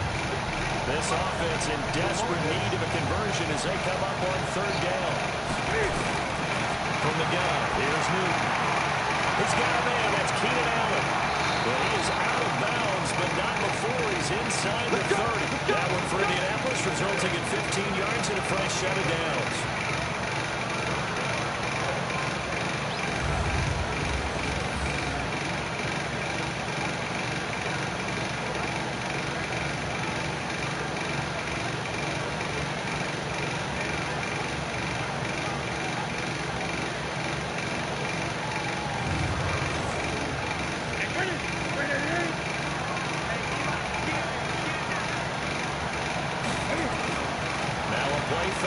Newton. And he knocks the ball away, and it falls incomplete. Here's 2nd and 10 now from the 29. Throwing again. Newton, and the grab made by the tight end Pruitt. Now after the completion, we're going to get a timeout and injured play. We'll step aside and get an update when we return to Arrowhead.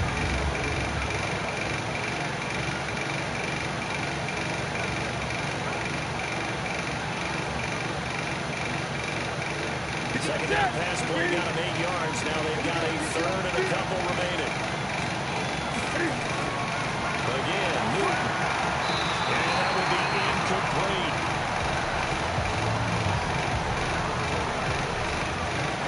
Perhaps they overthought this one a little bit. They've been running it real well on this drive, and it was 3rd and short, okay? They decided to throw the football incomplete. Yeah, they might have thought just a little bit too hard about that play selection.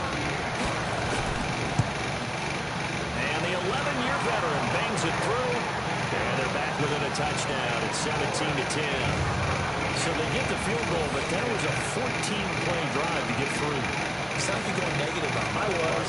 Sounds like you're thinking the 3 is just not that good. And people say that we're negative sometimes. Well, here's the deal. Getting the 3 is good. Obviously, you would think on a 14-play drive you're going to get 6 out of it. But that type of a drive can pay dividends later on because you might wear the defense down. And now here comes Kansas City. They're out in front. Last time they had to punt it away. We'll see if they can add to their lead now. They don't want to go out and punt it away again. This team now wants to get a cushion, put people away. They want to run their offense and have it end up in the end zone. It's complete. It's Fitzgerald. And this one goes nowhere. Losing yardage back at the 22. They threw the screen to the perimeter, but to no benefit at all. Tackle behind the line of scrimmage for a loss of yardage.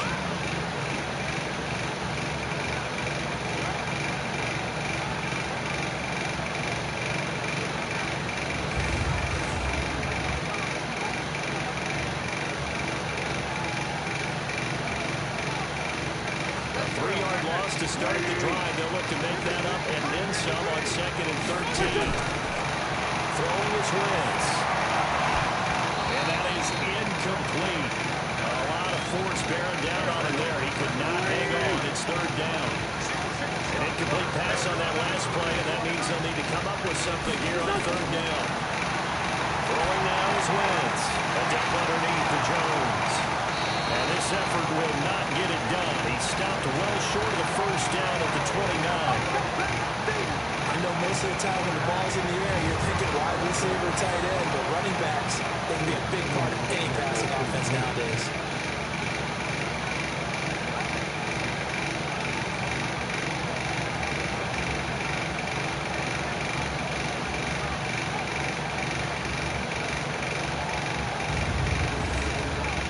Sam Martin now, as he'll come on for his 5th kick of the night. And he deserves a bronze leg as he gets this one away. Take it in at the 22. A good return there, call it 13 yards. And that will come the offense as they take over.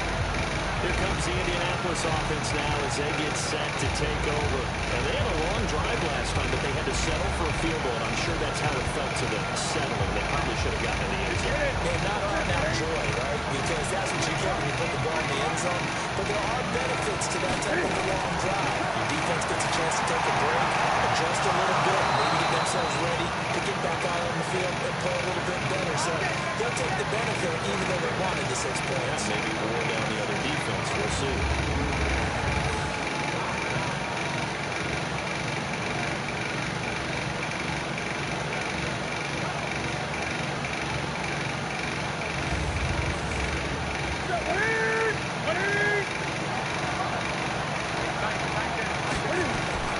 On 1st down, it's Dixon, and they'll get him down as he's inside the 40. That's good for an Indianapolis 1st down on a gain of 10. We've seen him break off a big run already in this game, and for a second, that would look like it might be another. Yeah, I think that any defense would say, look, we can't let him get to the second level because sometimes he'll break off the big one on his own, but oftentimes you get additional blocking at the second level, which gets you deeper into the secondary. They run on first down as they're able to get this forward for about 4. Call it a gain of 4 on first, and that'll make it second down. To throw on second and 6. Newton. James has got it. Complete. And he'll be brought down at the 27-yard line. 7 yards there and a first down. That was a route run not just with dexterity, but with intelligence. Found the hole in the zone, made sure the quarterback saw it, and was able to make the sure catch and flip the down marker back to 1. Here we go.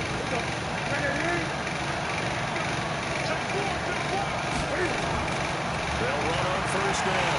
Dixon. And he is met quickly in the backfield. Down he goes, folded like a lawn chair. And we are going to the combine and marvel at the speeds that linebackers are running nowadays. They run like DBs. And let's face it, they know how to finish plays too. Eyes up, head up, run right through them.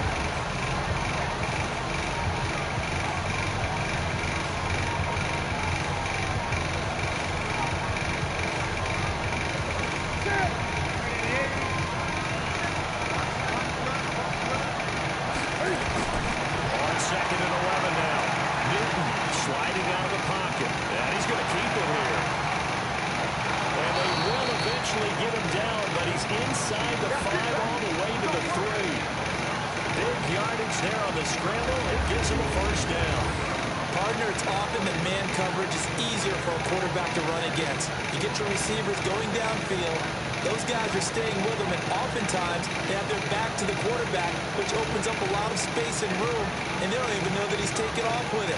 What a big-time pickup on that play.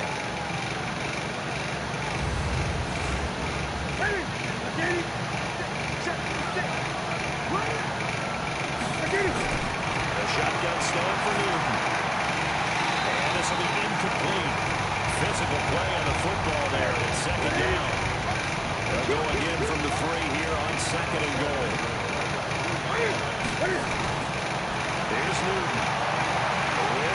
Can't fight it. He lost the football. It's out. And it's picked up by the Chiefs. And he's able to get it back to right around the 27.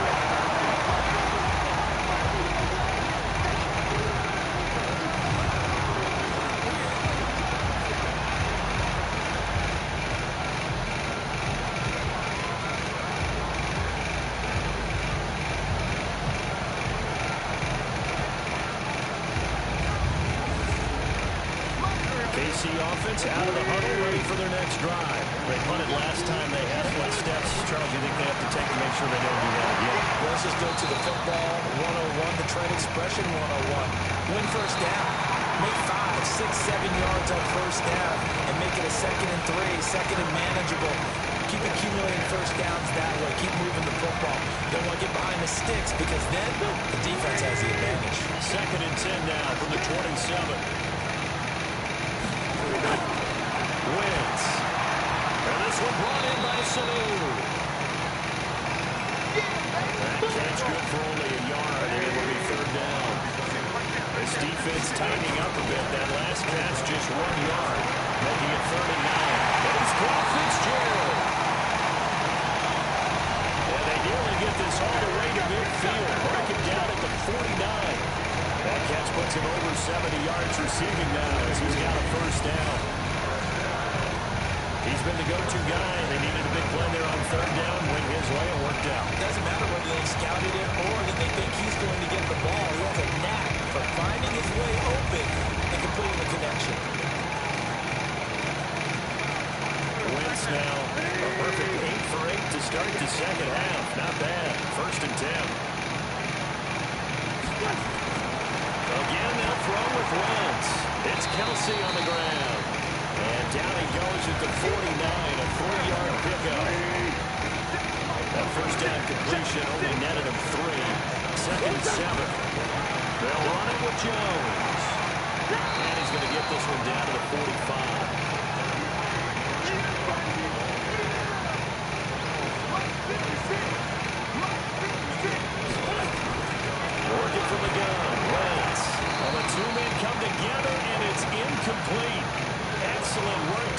defensively brings up 4th down. You hear the calls for a penalty, but I just don't think so. I think in this situation, the defender is making sure his guy couldn't hold on to the football. So I don't see anything that warranted a flag. No, I'm with you. There was contact, but I'm happy they kept that flag in the back pocket. And here now the punter, Martin, booming this one away. Here we go. Here we go. Here we go. And now Indianapolis set to take the field. And they'll be looking to atone for last time's mistake of fumbling inside the red zone. Certainly they want to do that again. And so much emphasis placed on red zone offense. I mean, you have periods completely in practice just for that, because everyone knows how vital it is to put points on the board when you've entered that part of the field. And to come away with nothing, that's difficult for a team to handle. Difficult, and now we'll see if they can make it less difficult on themselves on this drive. That's good for 28 yards.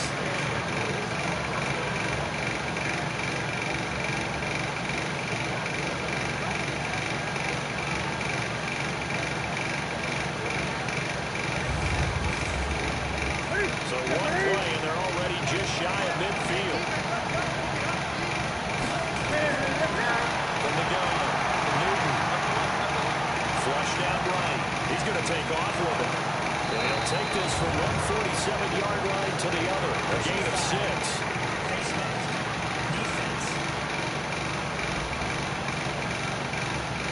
Well, when you're leading in the 4th quarter, that's not the penalty you want. Not at all, and now your discipline comes into question. Having poise this stage of the game, you can't have those kind of plays.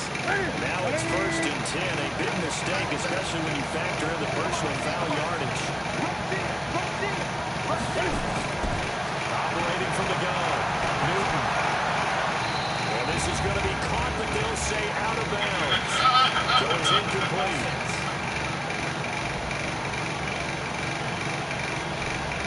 Well, there have been a ton of sacks. They were just trying to prevent another. So what you're telling me is the conventional way is not really working for them. Not at all. Not at all. So he tries to grab him here, and they still get caught. Now a quick throw as that's complete on the hitch route. It's a 9-yard pickup on the play, and it'll be 2nd and 11. I always laugh when people say, what's the toughest route to defend? Any of them, especially if it's a good receiver, that makes things very difficult. But when you're running a drag route, something short, shallow, going through defenders, using guys almost as screens in order to get open, that makes things tough for guys trying to get to the football.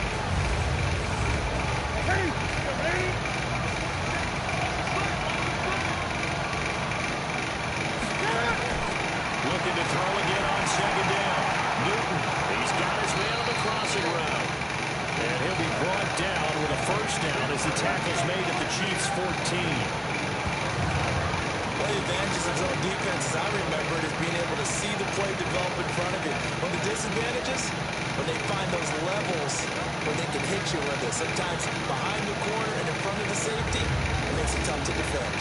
The drive continues as they search for a tying touchdown. Here's 1st and 10. From the red zone now, Newton. And now another turnover as this one's intercepted. Picked off down near the 5. He's at the 50, the 30, 10. And he will score. Touchdown, Kansas City. Been a bit of a backbreaker right there. You're down close, 1-score game, trying to push the ball down the field and score, and you throw a pick 6. And sometimes you take a little bit of a gamble when you're making your throws, right? Sometimes you press it a little bit more than maybe you wanted to because you want that score so badly. In this case, it cost them.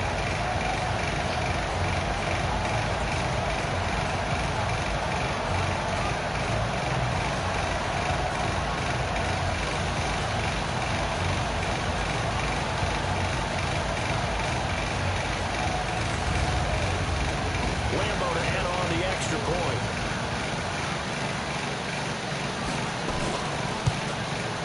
And the lead is up to 14.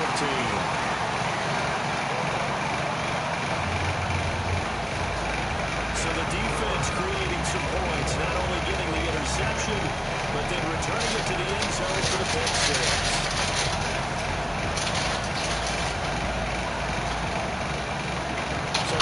pick six. They'll get another shot at it now as this one's in the air. This will be fielded on the back line of the end zone. And no run back here. This will be a touchback, and it comes out to the 25-yard line. Here comes the Indianapolis offense now as they get set to take over. And following the pick six, and they have decent field position of throwing that pick six. We'll see how they attack this drive. And I think all you say to your guy is, listen, let's just take care of the football a little bit better. Make some better decisions on this drive, and they'll probably help him a little bit with maybe some really high percentage throws early to let him get settled back in. They told us they've got confidence. That's not a problem. Yeah, not a problem at all. They just want to make sure they get things settled down a little bit for their offense and give their defense a little bit of a chance to rest. Jacobs now will be dropped after a gain of about 6 across the 30 to the 31. The Colts on third down. Not quite 50%. 4 for 9. This is 3rd and 4. Throwing is Newton. Open man, it's Allen.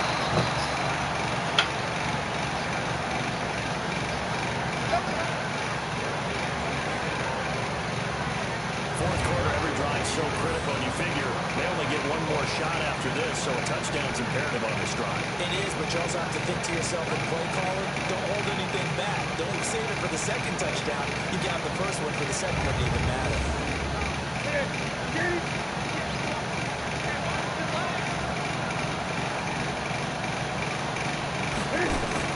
Now Newton on first down. And that is incomplete. He couldn't hold on through the contact. Brings up second down.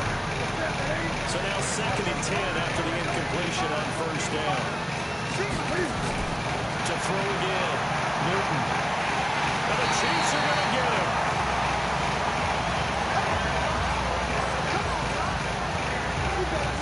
You never want to give up a sack. From the O-line's perspective, they hate it for several reasons, especially because they felt like they left little brother down back there in the pocket. Oh, no doubt. They have a ton of pride, and they go into every job wanting to keep that guy clean.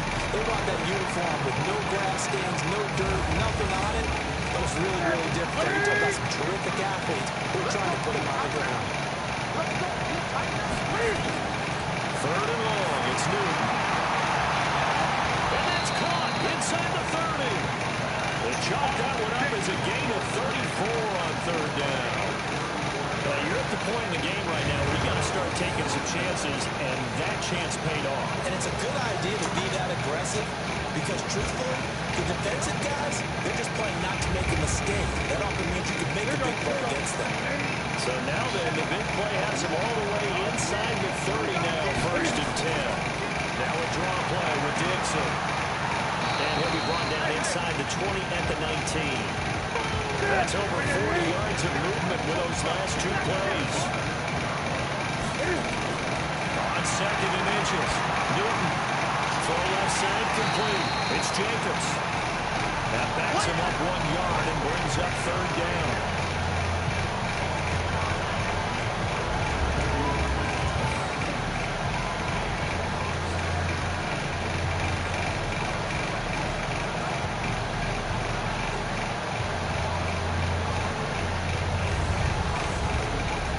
Colts on 3rd down.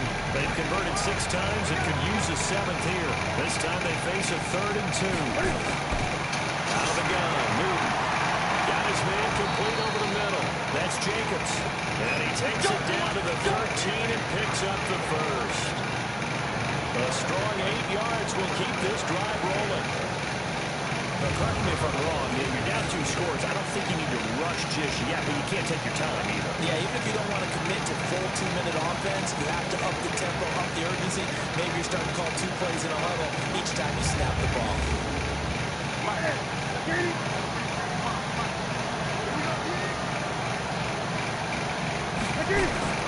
From the red zone now, they'll look to throw. Completes it to Dixon. And he's going to be brought down just shy of the 5 at the 6. Give him 7 on the play, and it'll make it a 2nd down. On 2nd down, it's Dixon. And a minuscule gain of maybe a yard from the 6 to the 5.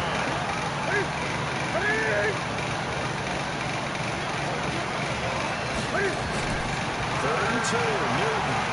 Nowhere to escape, and he goes down.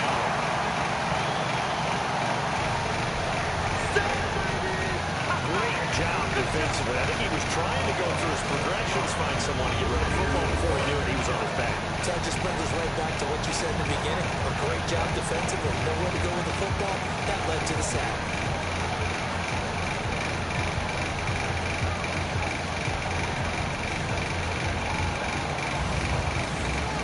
And Cam Newton's not coming off the field.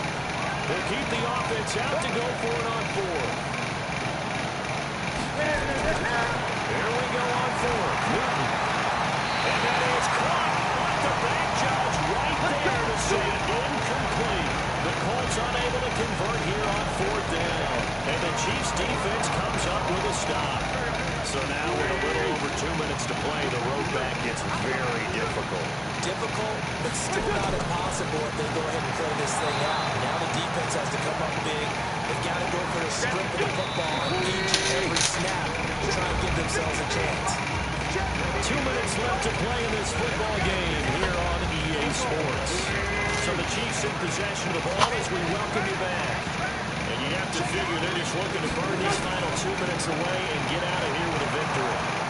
And he's going to have to protect the football and take his lumps here at this stage of the game as they stop him behind the line. So fresh out of the 2-minute warning, and here's another timeout taken with 1:55 remaining.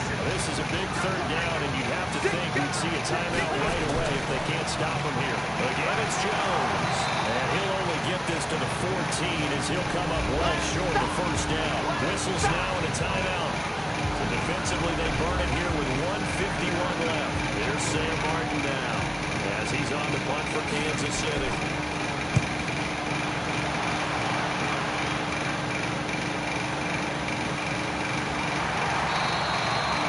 They'll be hard-pressed to match that one.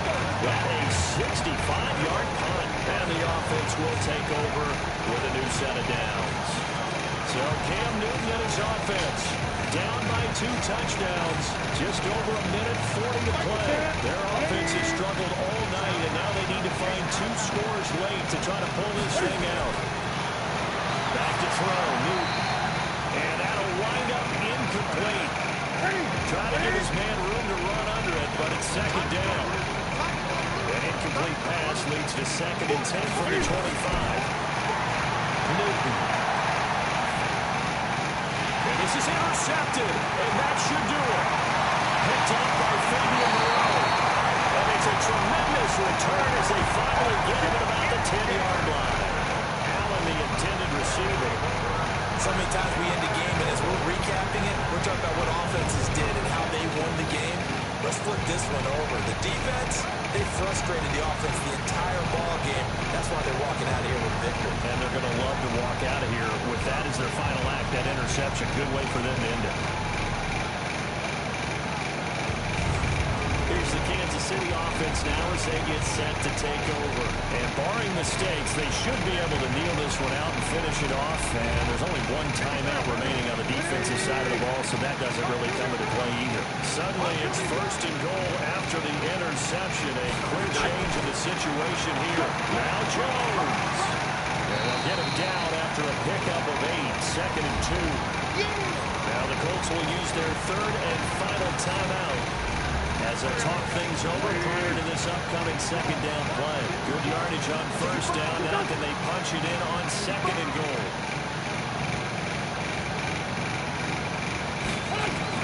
Oh, look at this. Wentz going to throw. And he's got it. Touchdown, Chiefs. Aaron Jones, his 2nd touchdown on the season. And the Chiefs use the short field to their advantage as they cash in for 6. Trying to bust out of that losing funk, and these fans have to like this. And all right, fellas, this is more like it. And I know that if this holds up after the game, they're going to give the fans a lot of credit being at home, getting the support. But you and I both know it goes deeper than that. They had to get it together in their own facility, look each other in the eye and say, okay, what's it going to take to break this losing streak? And they really came together with a good week of practice. Extra point tacked on by Lambo. And a lead now to 3 touchdowns at 21.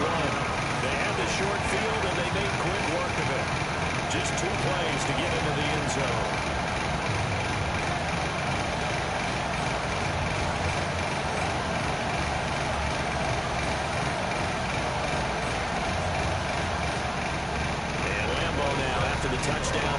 will kick this one away.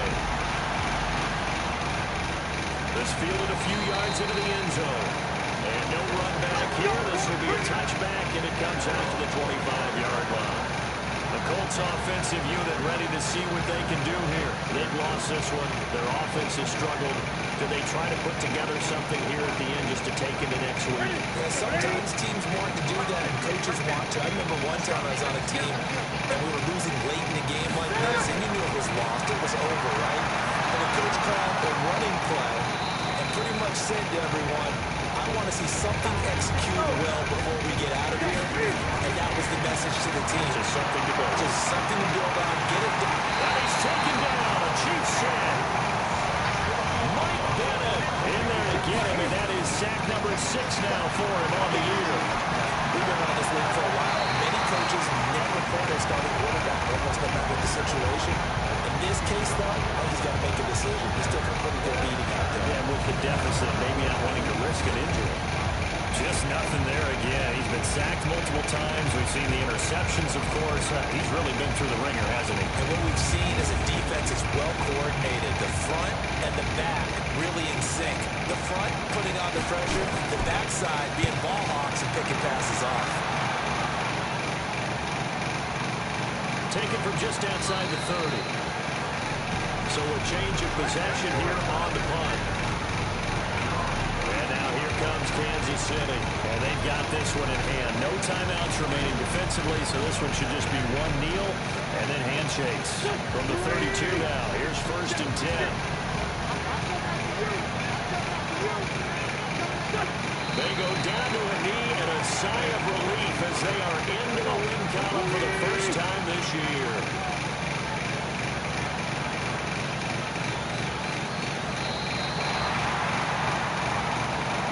So this one in the win column for Kansas City. And it was their defense that led the way, allowing just 3 points, that lone field goal in the entire second half. And remember the old adage, offense sells tickets. Defense does what? Wins championships. And in this game, maybe a championship wasn't won, but a game was by the defense, right? Held them to just a field goal. That's a heck of a job. I mean, when they went out there with that determination and a pretty good game plan, pretty good idea of what they wanted to accomplish, just love the execution, love the tenacity, love the way they finished. So for Kansas City, it took a while, but they finally get that first win after 4 straight losses. And they'll get to stay home again next week. Meanwhile, for the Colts, they drop below 500 to 2-3 with a loss. And perhaps fortunately for them, they'll get an early bye next week and come back to action in Week 7. Thanks for tuning in, everybody. Alongside Charles Davis, we thank our entire crew. I'm Brandon Gaudin. This is the NFL on EA Sports.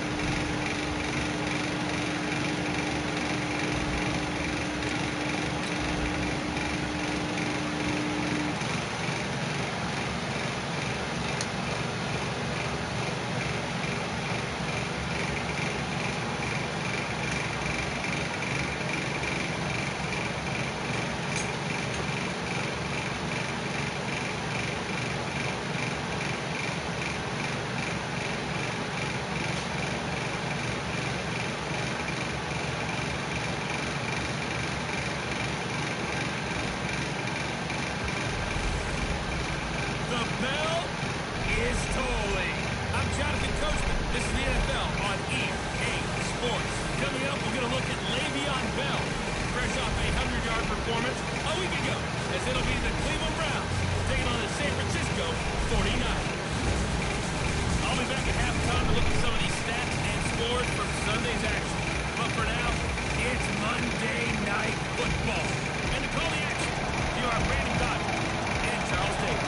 From the host of Super Bowl 50 back in February of 2016, there's a look at the home of the 49ers, Levi's Stadium in Santa Clara. The scene a few moments ago, here it is. It's unlike any other in sport as both teams made their way out of the tunnel. These folks are fired up as their guys are ready to do battle between the Cleveland Browns and the San Francisco 49ers. Hi again, everyone. Brandon going alongside Charles Davis. And Charles, you take a look at these 49ers as they interplay here. They come in with some fresh legs as they got the week off last week thanks to the early season bye. And usually you hope your bye comes a little bit later in the year. But when you get a chance to get fresh legs back, you take that time and you run with it. Meanwhile, for the Browns here, they too were winners last time out, so something's got to give here. I love it when both teams come in off of wins. Great mindsets, and it usually leads to a really well-played game.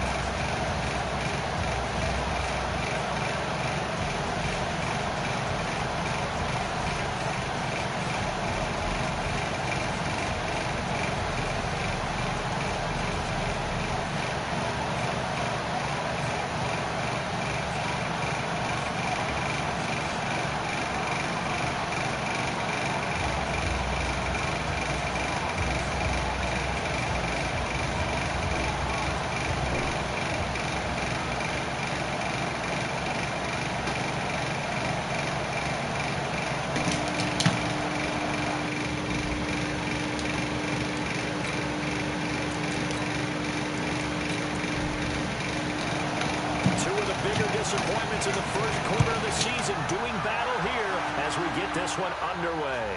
This will be fielded at the 8.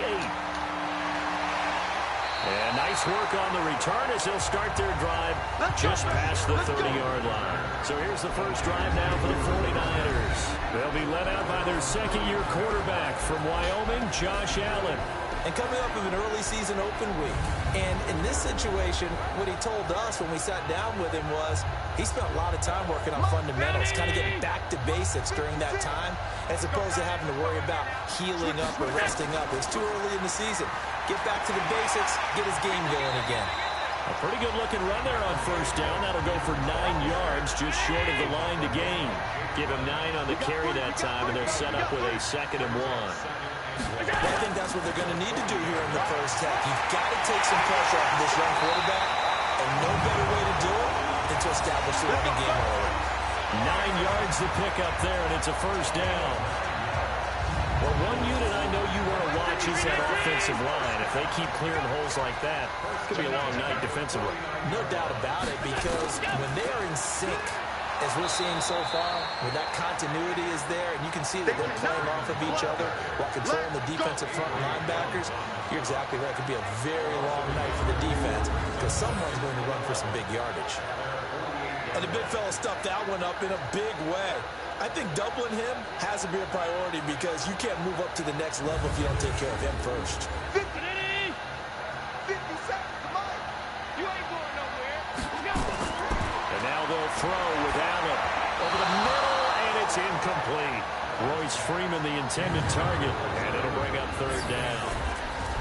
And a quick look now at the offense for the 49ers. And they should come in pretty well rested because they had their open week last week. Ideally, all teams want to have that open week later in the year rather than this early. But you make do with what they give you. So you take the time off, rest up, heal up, and come in ready to play. And now the 3rd down throw incomplete as well. That's a pretty good opening possession defensively. And you know the goal is to make something of a statement, especially on the road with your first defensive possession, isn't it? Go right out and establish yourselves and let them know this is going to be tough going all game long. This is away and a very good kick angled for the sidelines. Let's go, baby. So here are the Browns under their new head coach, Freddie Kitchens. They're led out by their quarterback out of Fresno State, Derek Carr. The thing I like most about Derek Carr's game is not just the right arm and his touch and his ability to find receivers. I think it's his calmness, and I think that transmits itself very well to the rest of the team. They feed off of that, and they go out and play with confidence. Carr now on first down. And that's going to be incomplete. Too tough to hold on to that one. It's second down. And a look now at the starting offense for the Browns. And they're coming off a good win on the road last week, but they do know that they have a home game next week. So all the focus has to be, can they get a second win on the road and make going home that much sweeter? That's the intention in this ball game. They try to throw on second down, but this one is incomplete. We'll look now at the defensive starting lineup for the 49ers. It's quite a unit, number 1 in the NFL against the pass. And I'm struggling a little bit trying to really categorize this crew. They're top 10 in the league against the pass, but the bottom half of the league in sacking the quarterback. That doesn't make sense. Imagine if this group ever put pressure on the QB, it easily move into the top 5. That one going to be complete to David Moore. That'll move the sticks for the Browns, a gain of 12. Let's go. Let's go.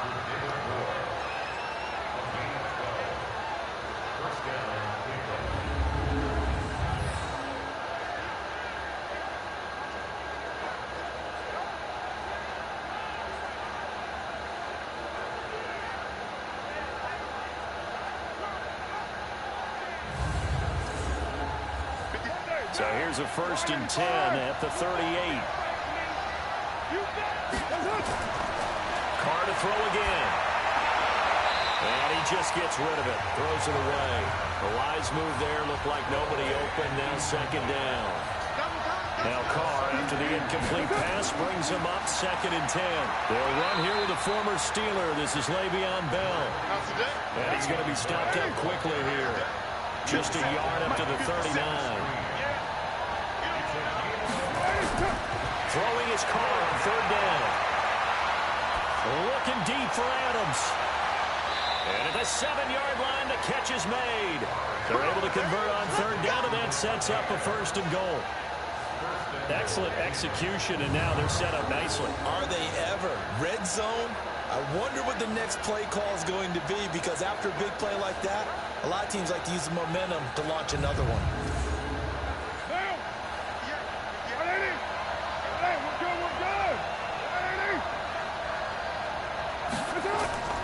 Now Bell. And this is going to result in losing yardage. They're driven back to the 8-yard line. That's going to go as a loss of 1 on 1st down. Well, it's been the air game that's taken them down on this drive before they finally turned around and handed it off on the last play. And now they're looking for the big boys to get them in the end zone. Couldn't do it there. It'd be interesting to see. Offensive lines had to pass block a lot on this drive. Will they be able to revert and fire out and create some space in the run game? They run with a former Jaguar. It's T.J. Yeldon. And they'll get this from the 8 to the 5. Pickup of 3. 2 runs in a row, but only 2 yards to show for it. Here's Carr to throw. And he's got it. And this effort won't be enough as they rally up to stop him a couple of yards short. Well, we hear so often how tackling has become almost a lost art in the NFL game. But it's so important to tackle well on these receivers, especially in a play like this one. 3rd down, they gave him the underneath stuff. You got to go and make the tackle right away.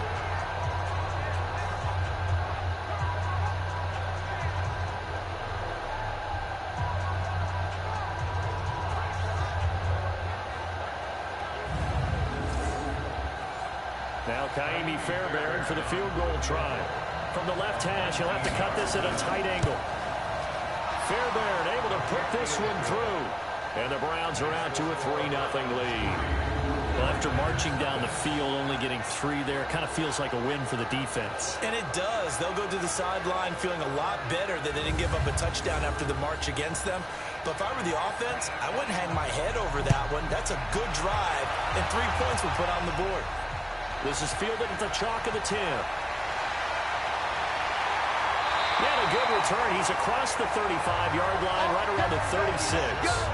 Let's go.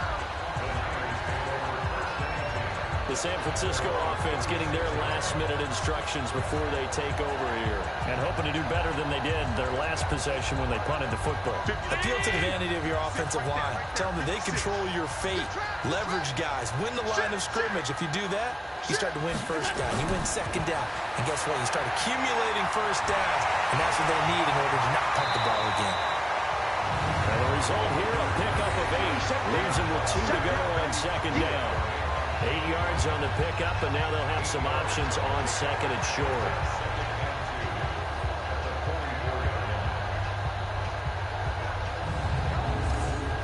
Eight yards the gain on that last run. Here's second and a couple. Now it's Freeman. And he'll be taken down at the 46-yard line. 2 yards, good enough for a first. This is Freeman on 1st and 10. And he's going to take this across the 50 into Browns territory. He'll get a nice chunk there on the first down run, and it's 2nd and 4. Allen off the play fake. Runs through the contact. That'll be complete to Cook. And he's out of bounds as he gets this down to the 45. Only 3 yards on the catch. It's 3rd down. Time for a look at our starters here on defense.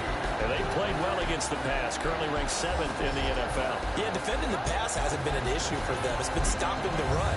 And if they don't stop the run, they can't get back to their strength, which is guarding against the air attack.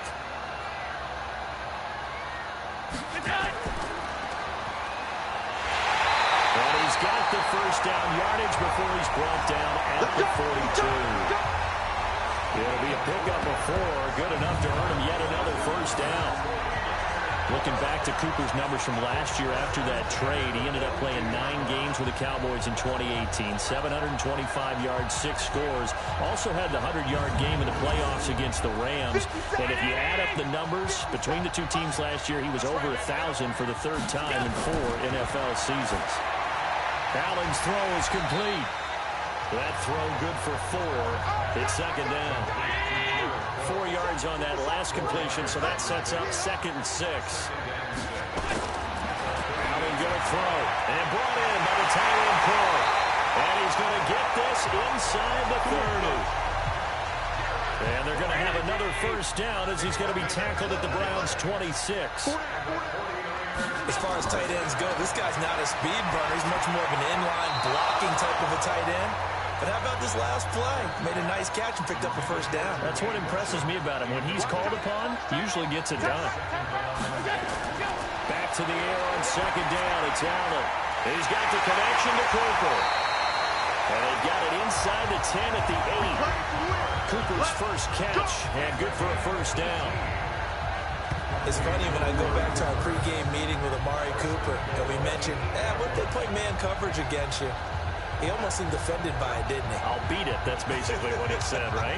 I mean, the best receivers we've ever talked to and covered, when you talk about covering them with one guy, they think that's a personal affront. If they feel like if they can't just beat one defender, then they're not very good.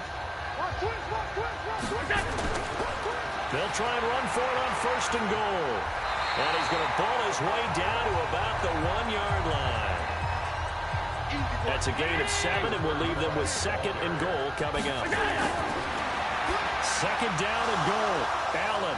Despite the blitz, they're still able to pick up a nice solid gain. The disadvantage of blitzing often alters the normal spacing and run fits, and leaves creases like they were able to exploit right there. How about the big boys snagging one? You don't see that every week. No, you don't, but a lot of them are just reliving their old dreams, going back to when they were in youth football and in high school. They didn't always play defensive line. Some of them actually handled the football, and you can see the flashback when he grabbed that one. Heading out as the Cleveland offense now as they get set to take over here. And a methodical drive last time, but they couldn't get that knockout blow. They had to settle for 3. But you got to like what they've been doing along the way, right? It's almost like the body blows, the setup punch. As you said, they didn't get the knockout blow here, but that doesn't mean it can't come later in the game on another possession. And the defense on the other side, maybe a little gas. Yeah, a little tired. And if nothing else, they just feel relieved getting off field and giving up 3. They don't exactly feel like they've handled the offense.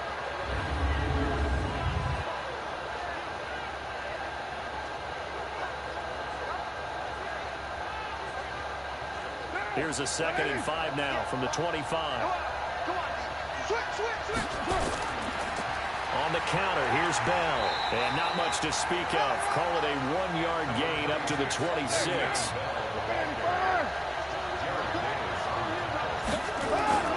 On play action, now Carr. Nowhere to escape, and he goes down. Well, they go play fake. The problem is nobody was faked out. And when no one's faked out, what's the end result? Quarterback gets hit.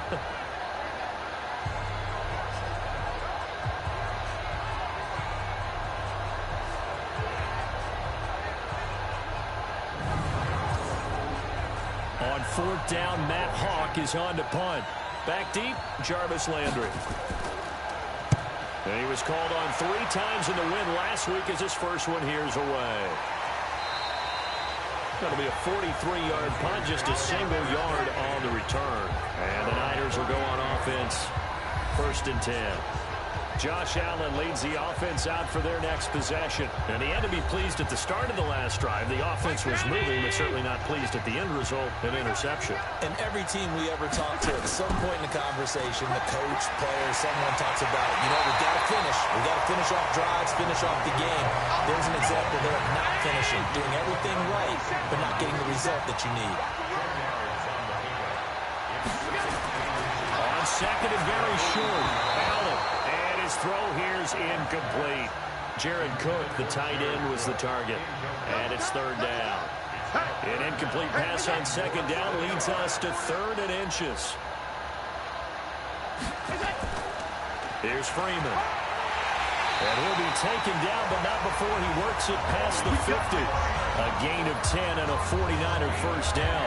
Well, they're making an effort to get the ground game going tonight. So far, it's working. I like what we're seeing from the offensive line. They seem to have the leverage going, and they're controlling things and reestablishing the line of scrimmage, moving that defensive front backwards. I also like what the runner's giving us, too.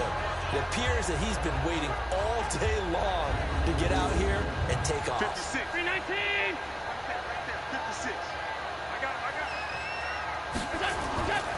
Freeman again, a first down carry.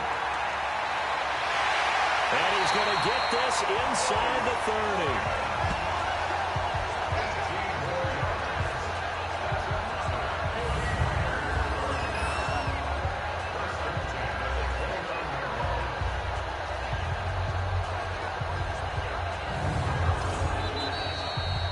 Nothing after 1 on EA Sports.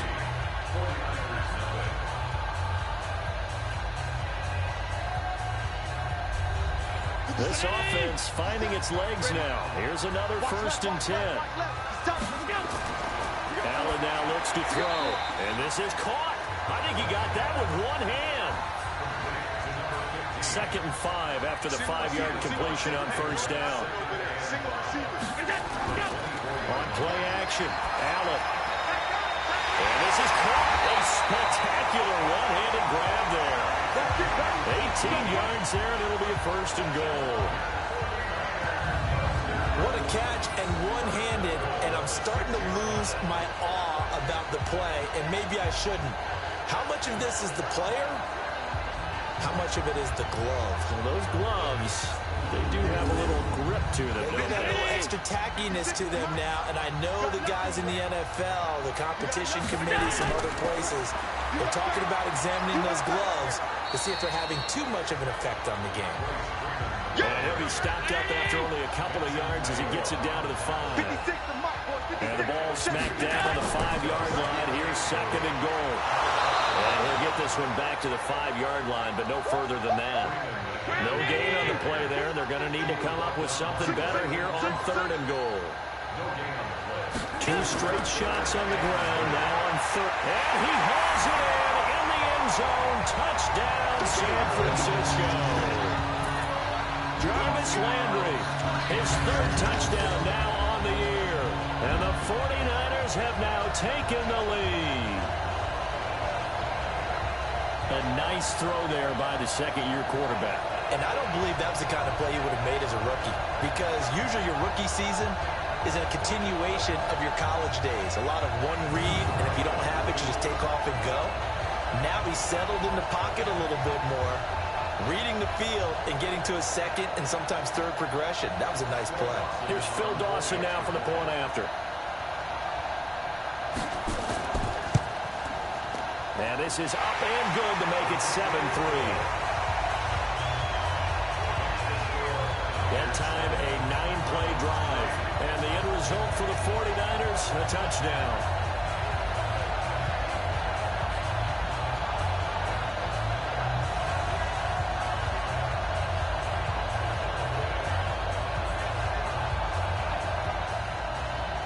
Out is the kickoff unit as they run up and send this one away. This one taken just inside the 10. And nice work on the return as they'll start their drive just past the 30-yard line. And now Cleveland geared up to take the field. And on the last go-around, they really couldn't get anything going.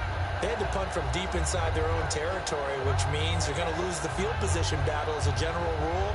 What they're looking for now is a little more consistency, move the ball at least a few times on offense, get a couple of first downs, and hopefully flip the field. Yeah, just something to build off of. That's what they're looking for here. They run with Bell on first down as he'll get forward for about 5 yards. 5 yards is the tally on first down. That brings up 2nd and 5. Here's Bell. 6 yards the pickup, and that's a first down.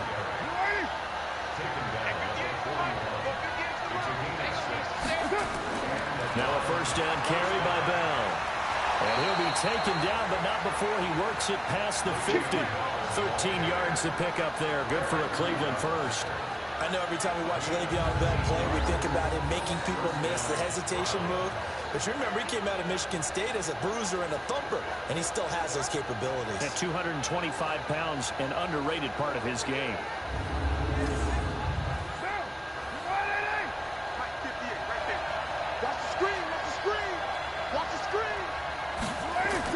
On first down, it's Bell.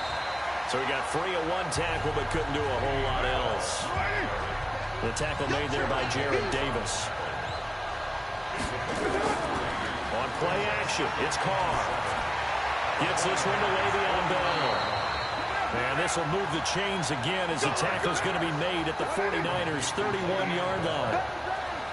Line of scrimmage, the 31 now on 1st and 10. On the counter, it's Yeldon. And inside the 20 before he's brought down. 13 yards to pick up there. Good for a Cleveland first. At this stage of the game, the run-pass numbers are a little bit out of whack because most of the yardage is come through the air. But in a sense, that just sets things up for big runs like that because the defense might be a little bit off balance. They pick up another first down with that run.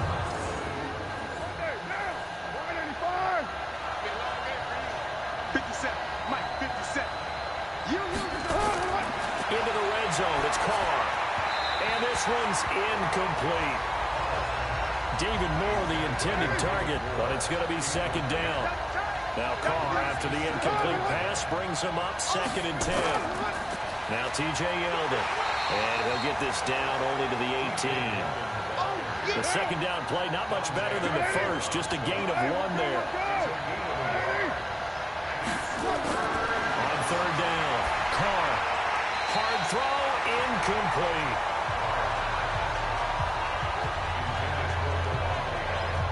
Another good drive, Charles, but it looks like another that might end in a field goal try. They've made some nice plays. They've given themselves opportunities, but as you noted, another field goal attempt coming up. And that's not how they want to end drives. They've got to figure out what's the final touch that they need to push it across the goal line. Yeah, still yet to find the end zone. The kick by Fairbairn is good. And they'll get it back within a point at 7-6. No problems in the field goal department so far. He's 2 for 2. Pretty reliable here in this game, isn't he? And to me, that bodes well for them. If they need him late in the game, his confidence should be sky high. So we're back to a 1-point game now as the kickoff comes. This will be taken to the back of the end zone. And no run back here. This will be a touchback, and it comes out to the 25-yard line.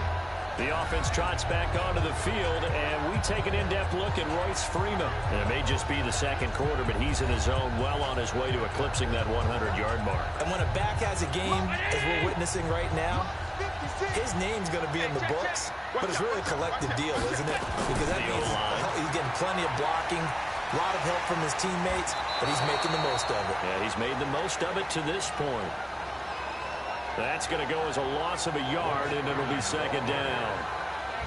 Absolutely love the effort there. The ability to flow from his inside spot and stop that one at the line of scrimmage. Nice linebacker play.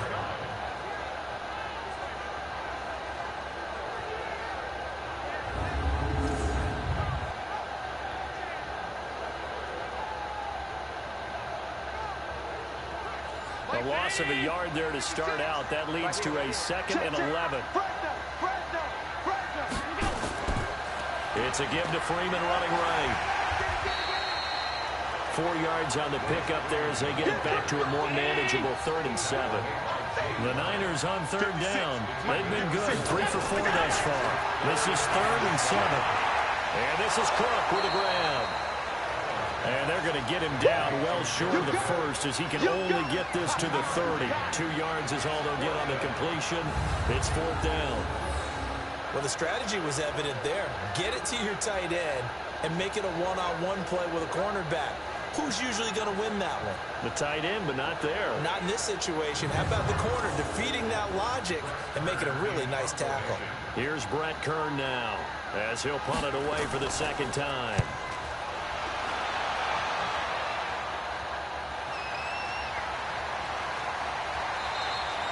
It's a 46-yard punt, 2 on the return. And the Browns will take over 1st and 10. And now the Browns coming out on the field. Now they're about to come up on drive number 4, but so far just 2 field goals on drives 1 through 3. Wondering if the head coach has talked with his offensive coordinator and said, look, let's go ahead and press this a little bit. I'm giving you 4 downs on just about every occasion to try and get this offense kick-started and have it culminate in touchdowns. You know, maybe something to press it a little bit. This might be the case.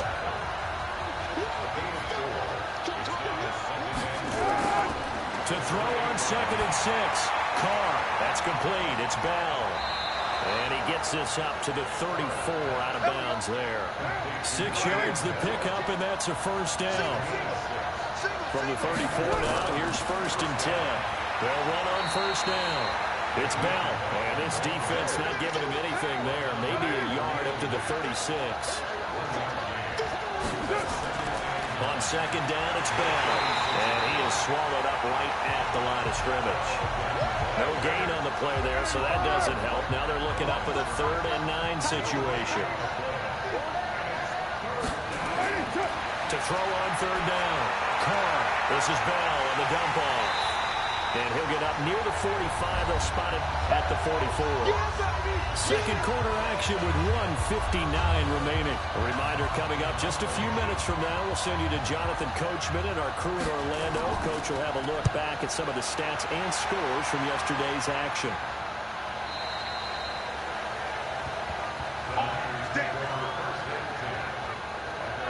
There again is the running back as he trots onto the field. A good job in the passing game, decent job in the running game, but really they've been more effective through the air. We'll see if that shifts at all as this goes on.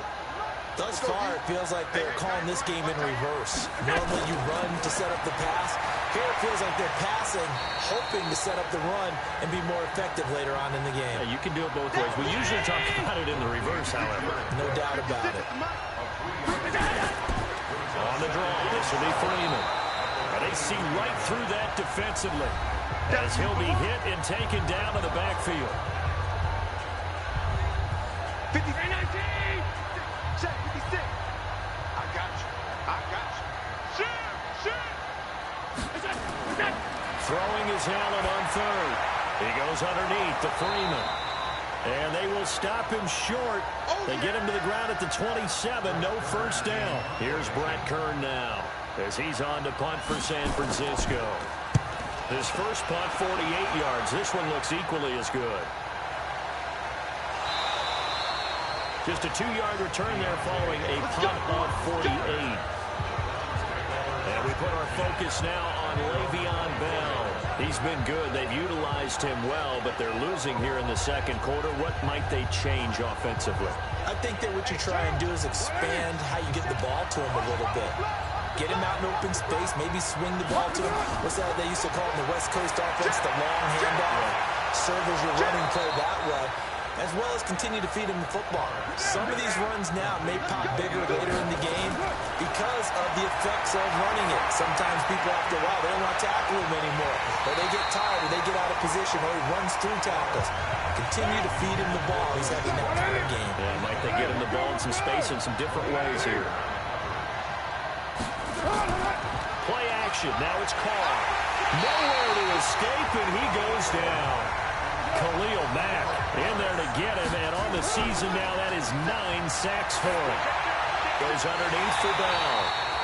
And the 49ers now going to use the first of their timeouts as the clock will stop with 21 seconds to go here in the first half. Here's Matt Hawk now as he's on to punt for Cleveland.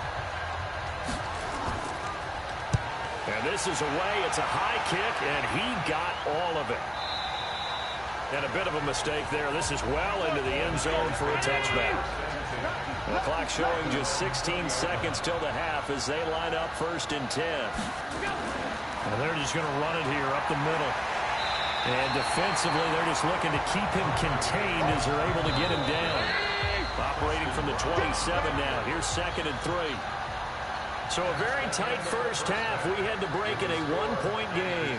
As we'll send you eastward to Orlando. Standing by with that EA Sports halftime report now is Jonathan Coachman. Take it away, Coach. Okay, Brandon, thanks very much. Welcome in, everyone, to our EA Sports halftime report. Let's get you caught up on what's going on around the NFL. We'll get our tour started out at Venerable Soldier Field in Chicago. And that's been a back-and-forth game, all tied in the second quarter.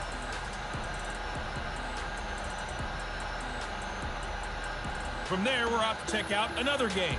And you can see they are scoreless as they play the second quarter.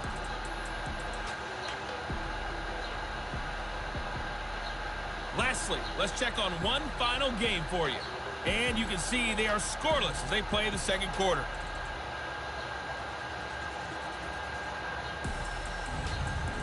Meanwhile, in our game, it's been a defensive struggle. Which offense can break through in the second half?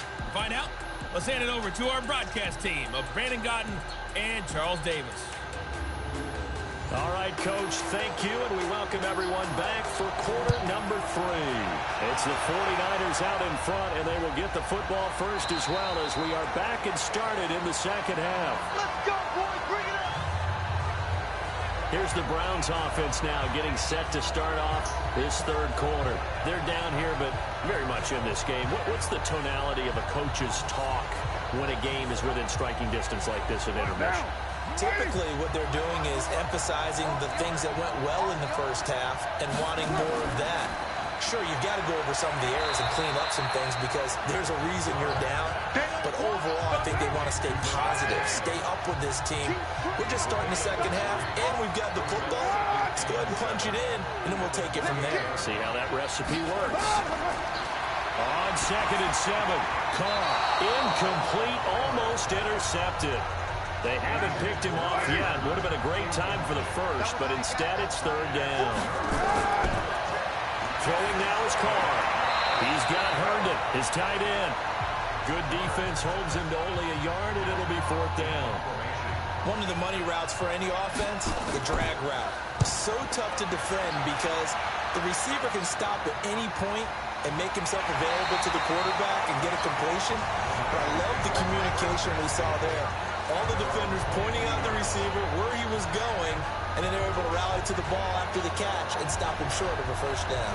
Here's a look at the 49ers offense as they make their way out for their first possession of the second half.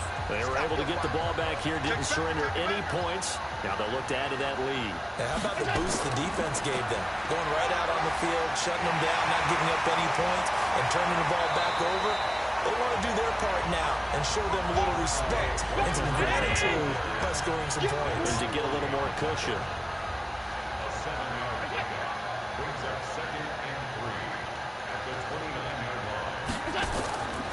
Another carry for the workhorse tonight, Freeman. And he'll get it up near the 35, right at the 34 here. A gain of 5, good enough for the first down. On first down, Freeman. And he'll get 2, maybe 3, up near the 37.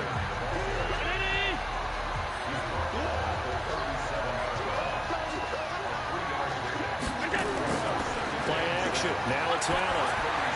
And he's got the hook up to Landry. And this winds up a pickup of 2, maybe 2.5 to about the 39.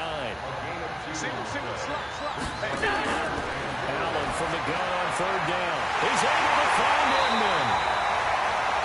And he'll be taken down, but not before he works it past the 50. I think it all came together there. In-breaking route, drove it with excellent pace. Money throw right there to move the sticks.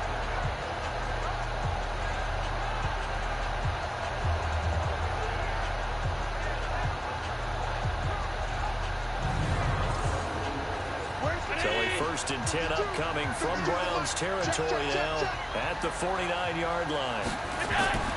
Here's Allen to throw it. Firing quickly here, and that's complete. And they'll get him down as he's inside the 40. The Niners have the first down on a gain of 11.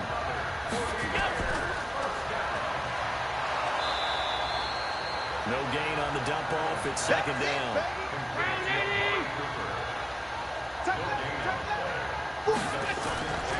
On second down, Freeman.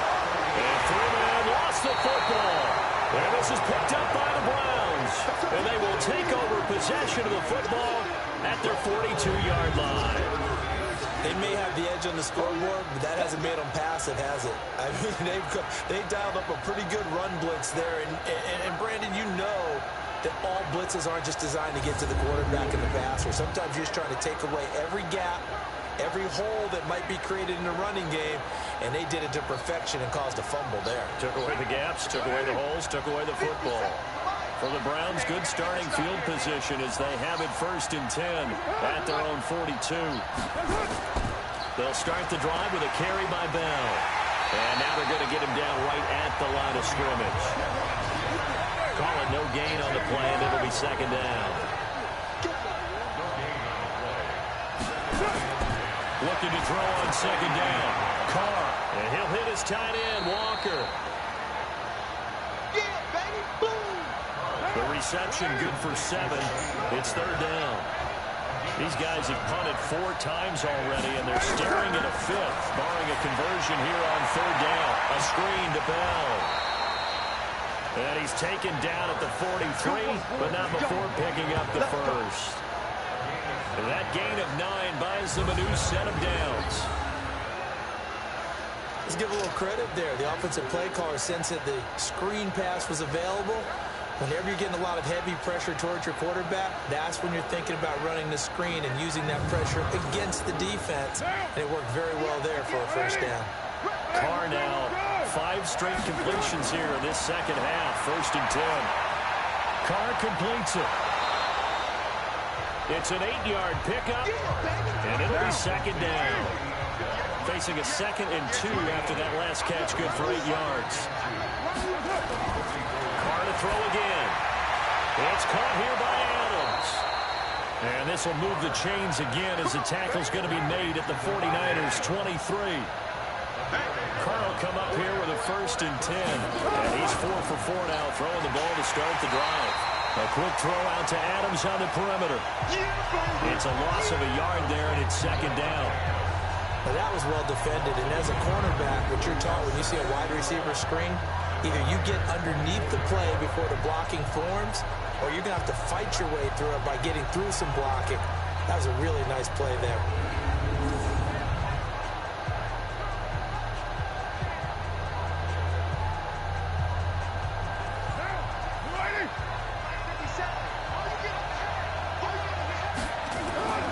Now a draw play. This is Bell. And he'll get a couple here down to the 22. Now play number 7 of this drive, but it's a tough 3rd and 9. Working from the gun, it's Carr. That one complete to Yeldon. And he gets it inside the 10 to the 9. They're able to convert on third down, and that sets up a first and goal. And just in general, Charles, on a play like that, how tough is it for the defense to account for a running back essentially being a receiver downfield? It's very difficult, especially if the running back has skills like a receiver, and you're aware of that before the game even begins. So throughout your practice sessions, you're going to want to be aware of him. Where is he lining up? What can he do? What kind of damage can he do to us downfield? And who can match up with him without weakening our overall defense? You're exactly right. It's a tough task to match up to him. And he's able to get it down to the 2-yard line. That's good for a gain of 6, second and goal. To throw again on second down, Carr. Looking end zone, but it's incomplete. So third and goal, and the 49er faithful making some noise for their defense. Again, it's Carr.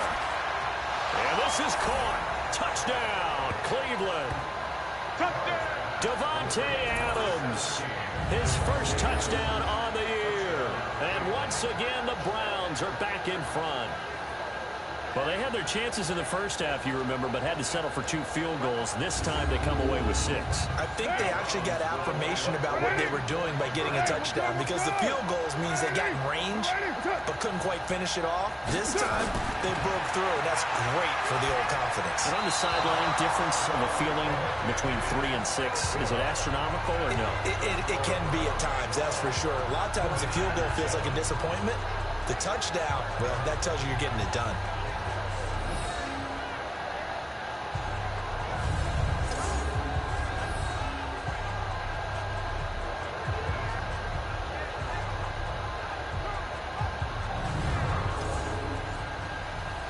The kickoff team on the field now as they will send this one away. This one taken just inside the 10. And a good return as he'll be stopped just shy of the 30-yard line. And San Francisco gets set to go here. And last time the turnover on the fumble, and they were in enemy territory, so that had to be very frustrating. Down on the scoreboard here, can't do it again. You nailed every part of what was frustrating. Down on the scoreboard, had a drive going, and pushed it past the 50-yard line so they felt they were in striking distance, and to come away with nothing, not a good feeling at all, to put it mildly. Now they can't afford to do that again. Yeah, now can they get that bad taste out of their mouth here? From the 31, Allen, and that's going to be incomplete. A lot of contact, no call, and it's third down. They head to the line facing a 3rd and 7 following the incompletion on second down. Into heavy traffic, and it's intercepted. Picked off by Brandon Carr. And the return will be stopped at the 34-yard line. That was a really nice interception. I think it illustrates the differences between playing man and playing zone. When you're in man, all you're focused on is the receiver in front of you. But when you're in zone, you're allowed to read the quarterback's eyes and go to the ball. That's exactly what happened on that play.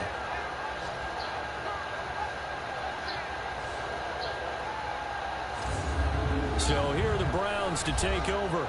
They got the victory last week. That was against the Baltimore Ravens, and they have the lead here as well. From the 34 now, here's 1st and 10. Let's go defense. Let's go defense. Here we go. They'll try and get the running game going with Bell.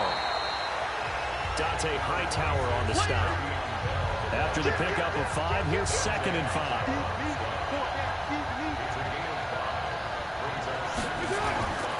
They'll go again with Bell.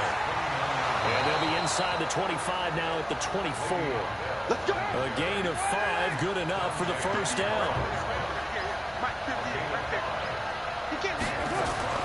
Carnell on first down. And Walker has it. And able to get him down, but he does reach the 5. That puts him in excellent position, 1st and goal after a gain of 19.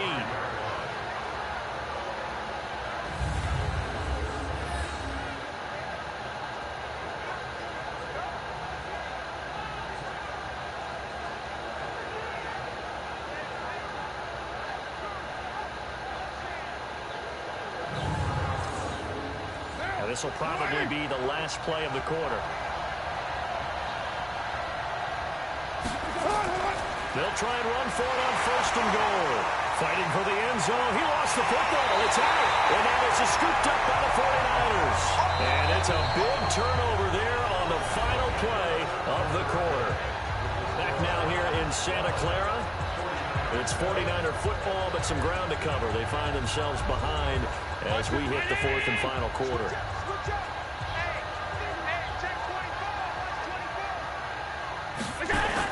Look at this, a tight end carry.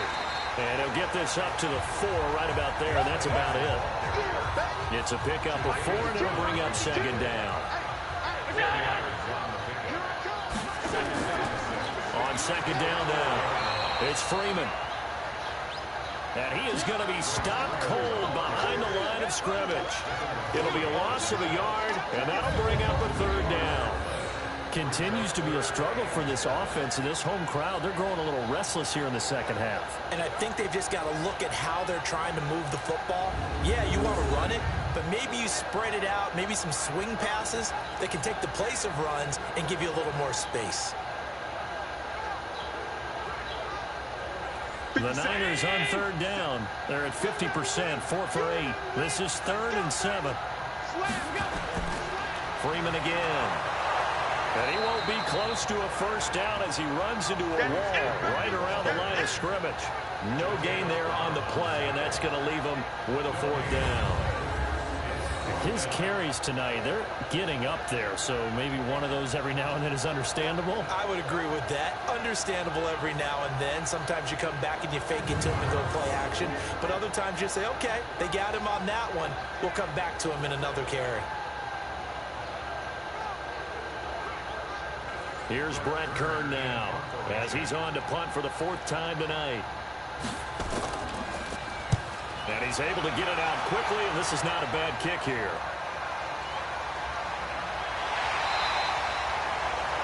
So possession goes over here on the punt. And possession will switch hands, 1st and 10.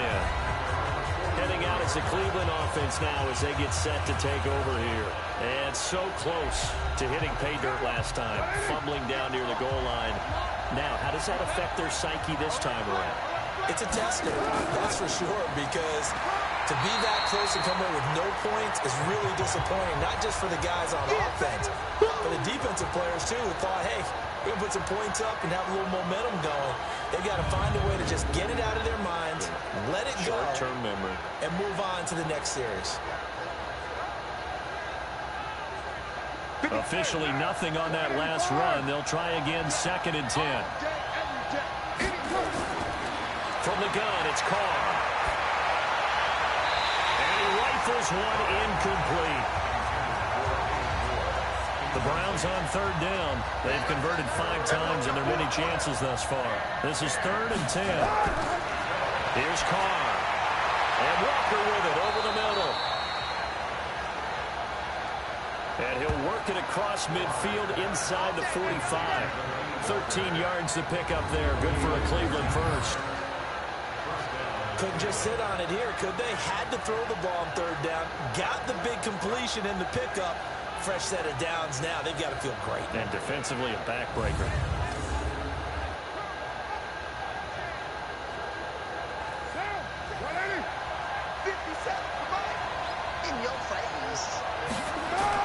A 1st down carry now for Yeldon. And he's dropped right at the 40. Gain of 3. 3 yards on that last carry. Here's 2nd and 7. Again, it's Yeldon. And give him 6 yards here as he's stopped near the 35 at the 34.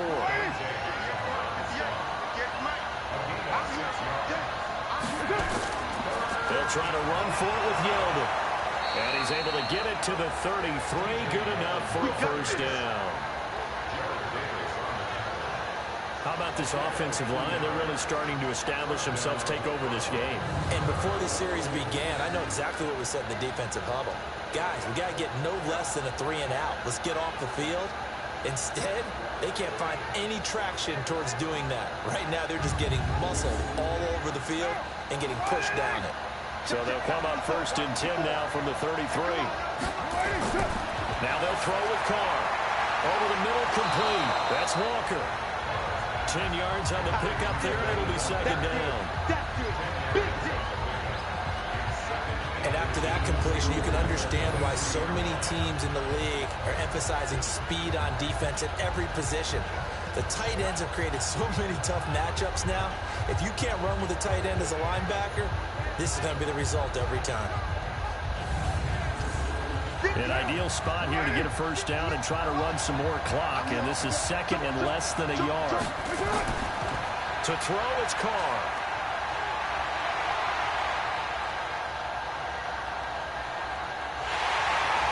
Under pressure, and down he goes. They sack him back at the 36.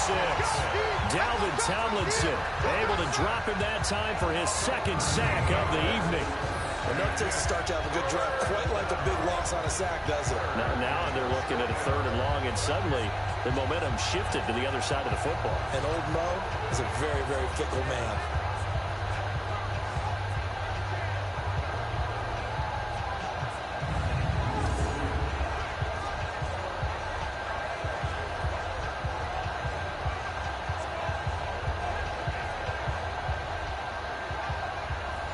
Ninth play of the drive coming up, and certainly not an easy one on 3rd and long. Shotgun now for Carr. Under pressure again, and down he goes again. Khalil Mack has now recorded 10 sacks on the season. Man, he got in there so quickly, Charles. What could the offense have done to adjust and account for that? But what you're hoping is that you figure it out and you see and get a clue that maybe there's going to be some pressure coming at you, and you change the blocking schemes. Maybe you go to max protection. The biggest one is maybe you bring your running back in to try and keep you clean. But in that case, that didn't happen. Zero accountability, and a sack resulted. And this one will not get there. It's off to the left anyway. It's no good. And this score will stay right where it is. And this was still going to be a one-score game either way, but still, that's a potentially harmful miss here in the 4th. It certainly is, because if you consider that now if they give up a touchdown, they give up the lead. So he might be getting the side eye by the defenders coming out on the field now as he goes back to the bench after that miss. The San Francisco offense getting their last-minute instructions before they take over here. And a tight game after punting last time. See if they can get something going on this drive. As they head to the field now, with the game this close, you got to feel there's a sense of urgency for them going on offense right now. But they have to do it without letting panic creep in and affect their play. 1st down, San Francisco, to pick up 14 yards. To throw, it's Allen. He's got Freeman here. It's complete. It's a loss of 4 on the 1st down play. So they had the big loss on that 1st down pass play, and facing a 2nd and long. Allen gets it off to Freeman. They get 11 back on that one. It leads to 3rd down. Everyone's got to be able to catch the football. Doesn't matter what position you play, but if you're on offense, be aware a ball may come your way.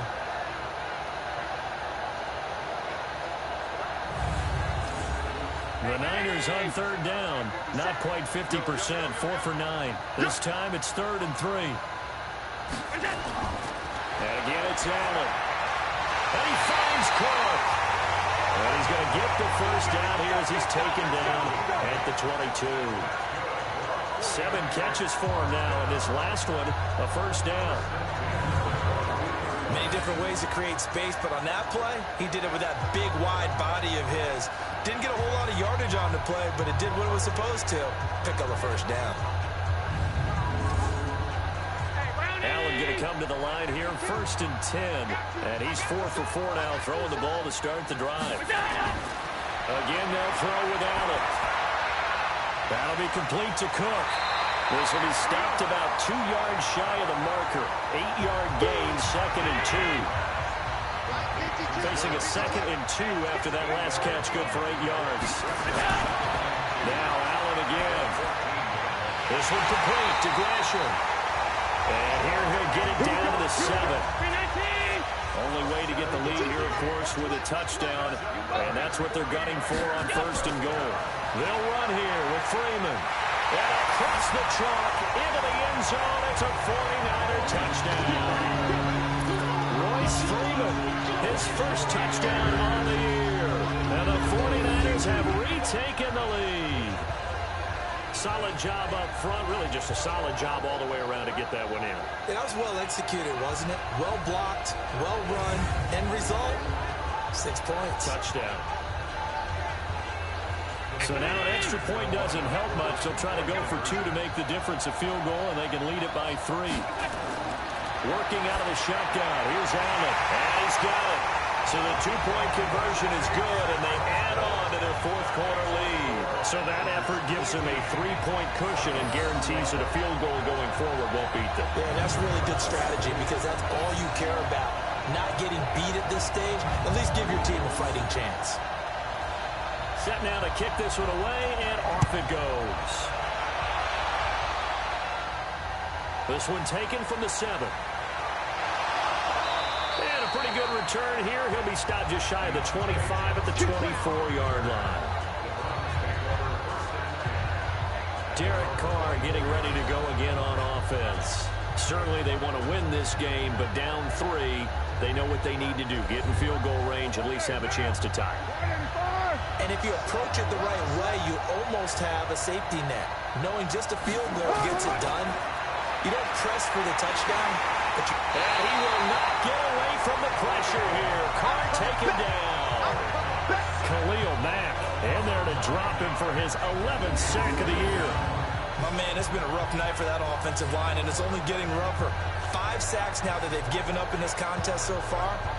It feels like the witching hour out here, doesn't it? Okay, stupid question. What's the witching hour? Yeah, the witching hour. That's when everything goes haywire late at night. Pass protection has been a problem all night long as they come up facing 2nd and a bundle. Carr going to throw.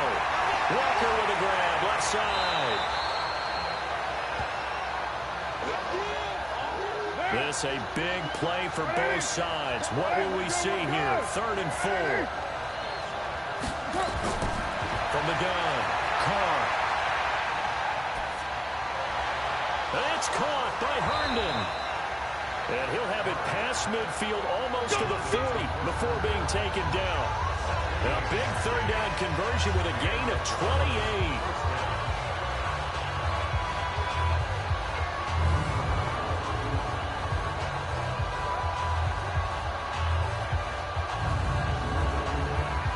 So the Browns in possession of the football here as we get you reset. They come up on a 1st and 10, desperately needing a score here. And he can't get a throw off. He's taken down.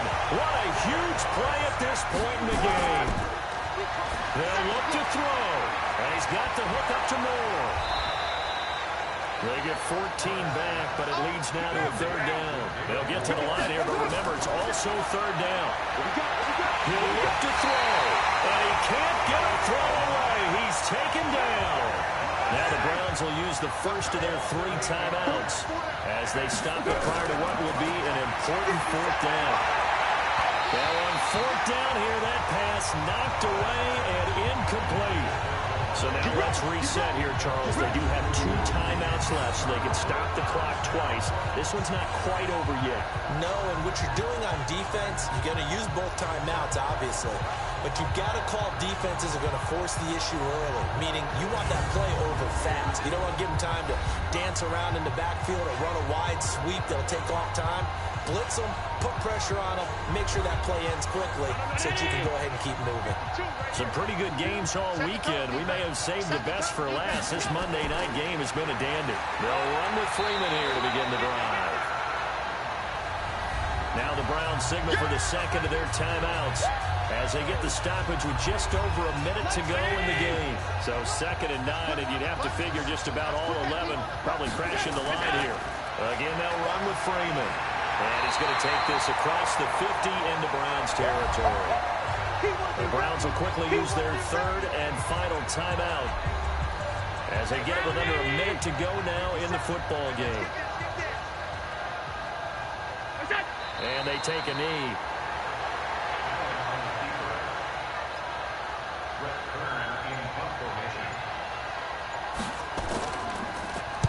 And he deserves a bronze leg as he gets this one away.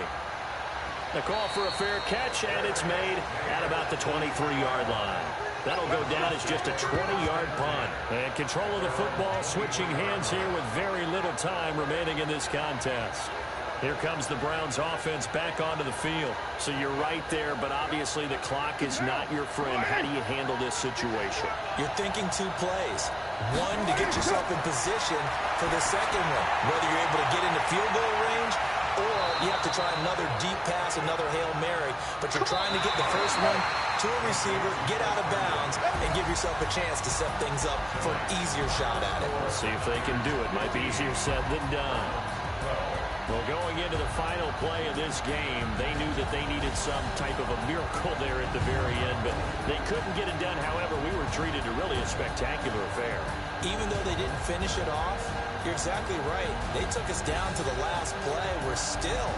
You're wondering, could it happen? Possibly, even though we both knew it was a long shot. So for the 49ers, it'll be a 500 start as the win gets them back to 2-2. And they will hit the road next week to take on the Los Angeles Rams. Meanwhile, for Cleveland, they'll fall to 1-4 with a loss. And they'll get a chance to redeem themselves at home next week. That'll do it for us. I'm Brandon Gaudin alongside Charles Davis. Thanks to our entire crew as well. We'll talk to you next time. So long, everybody.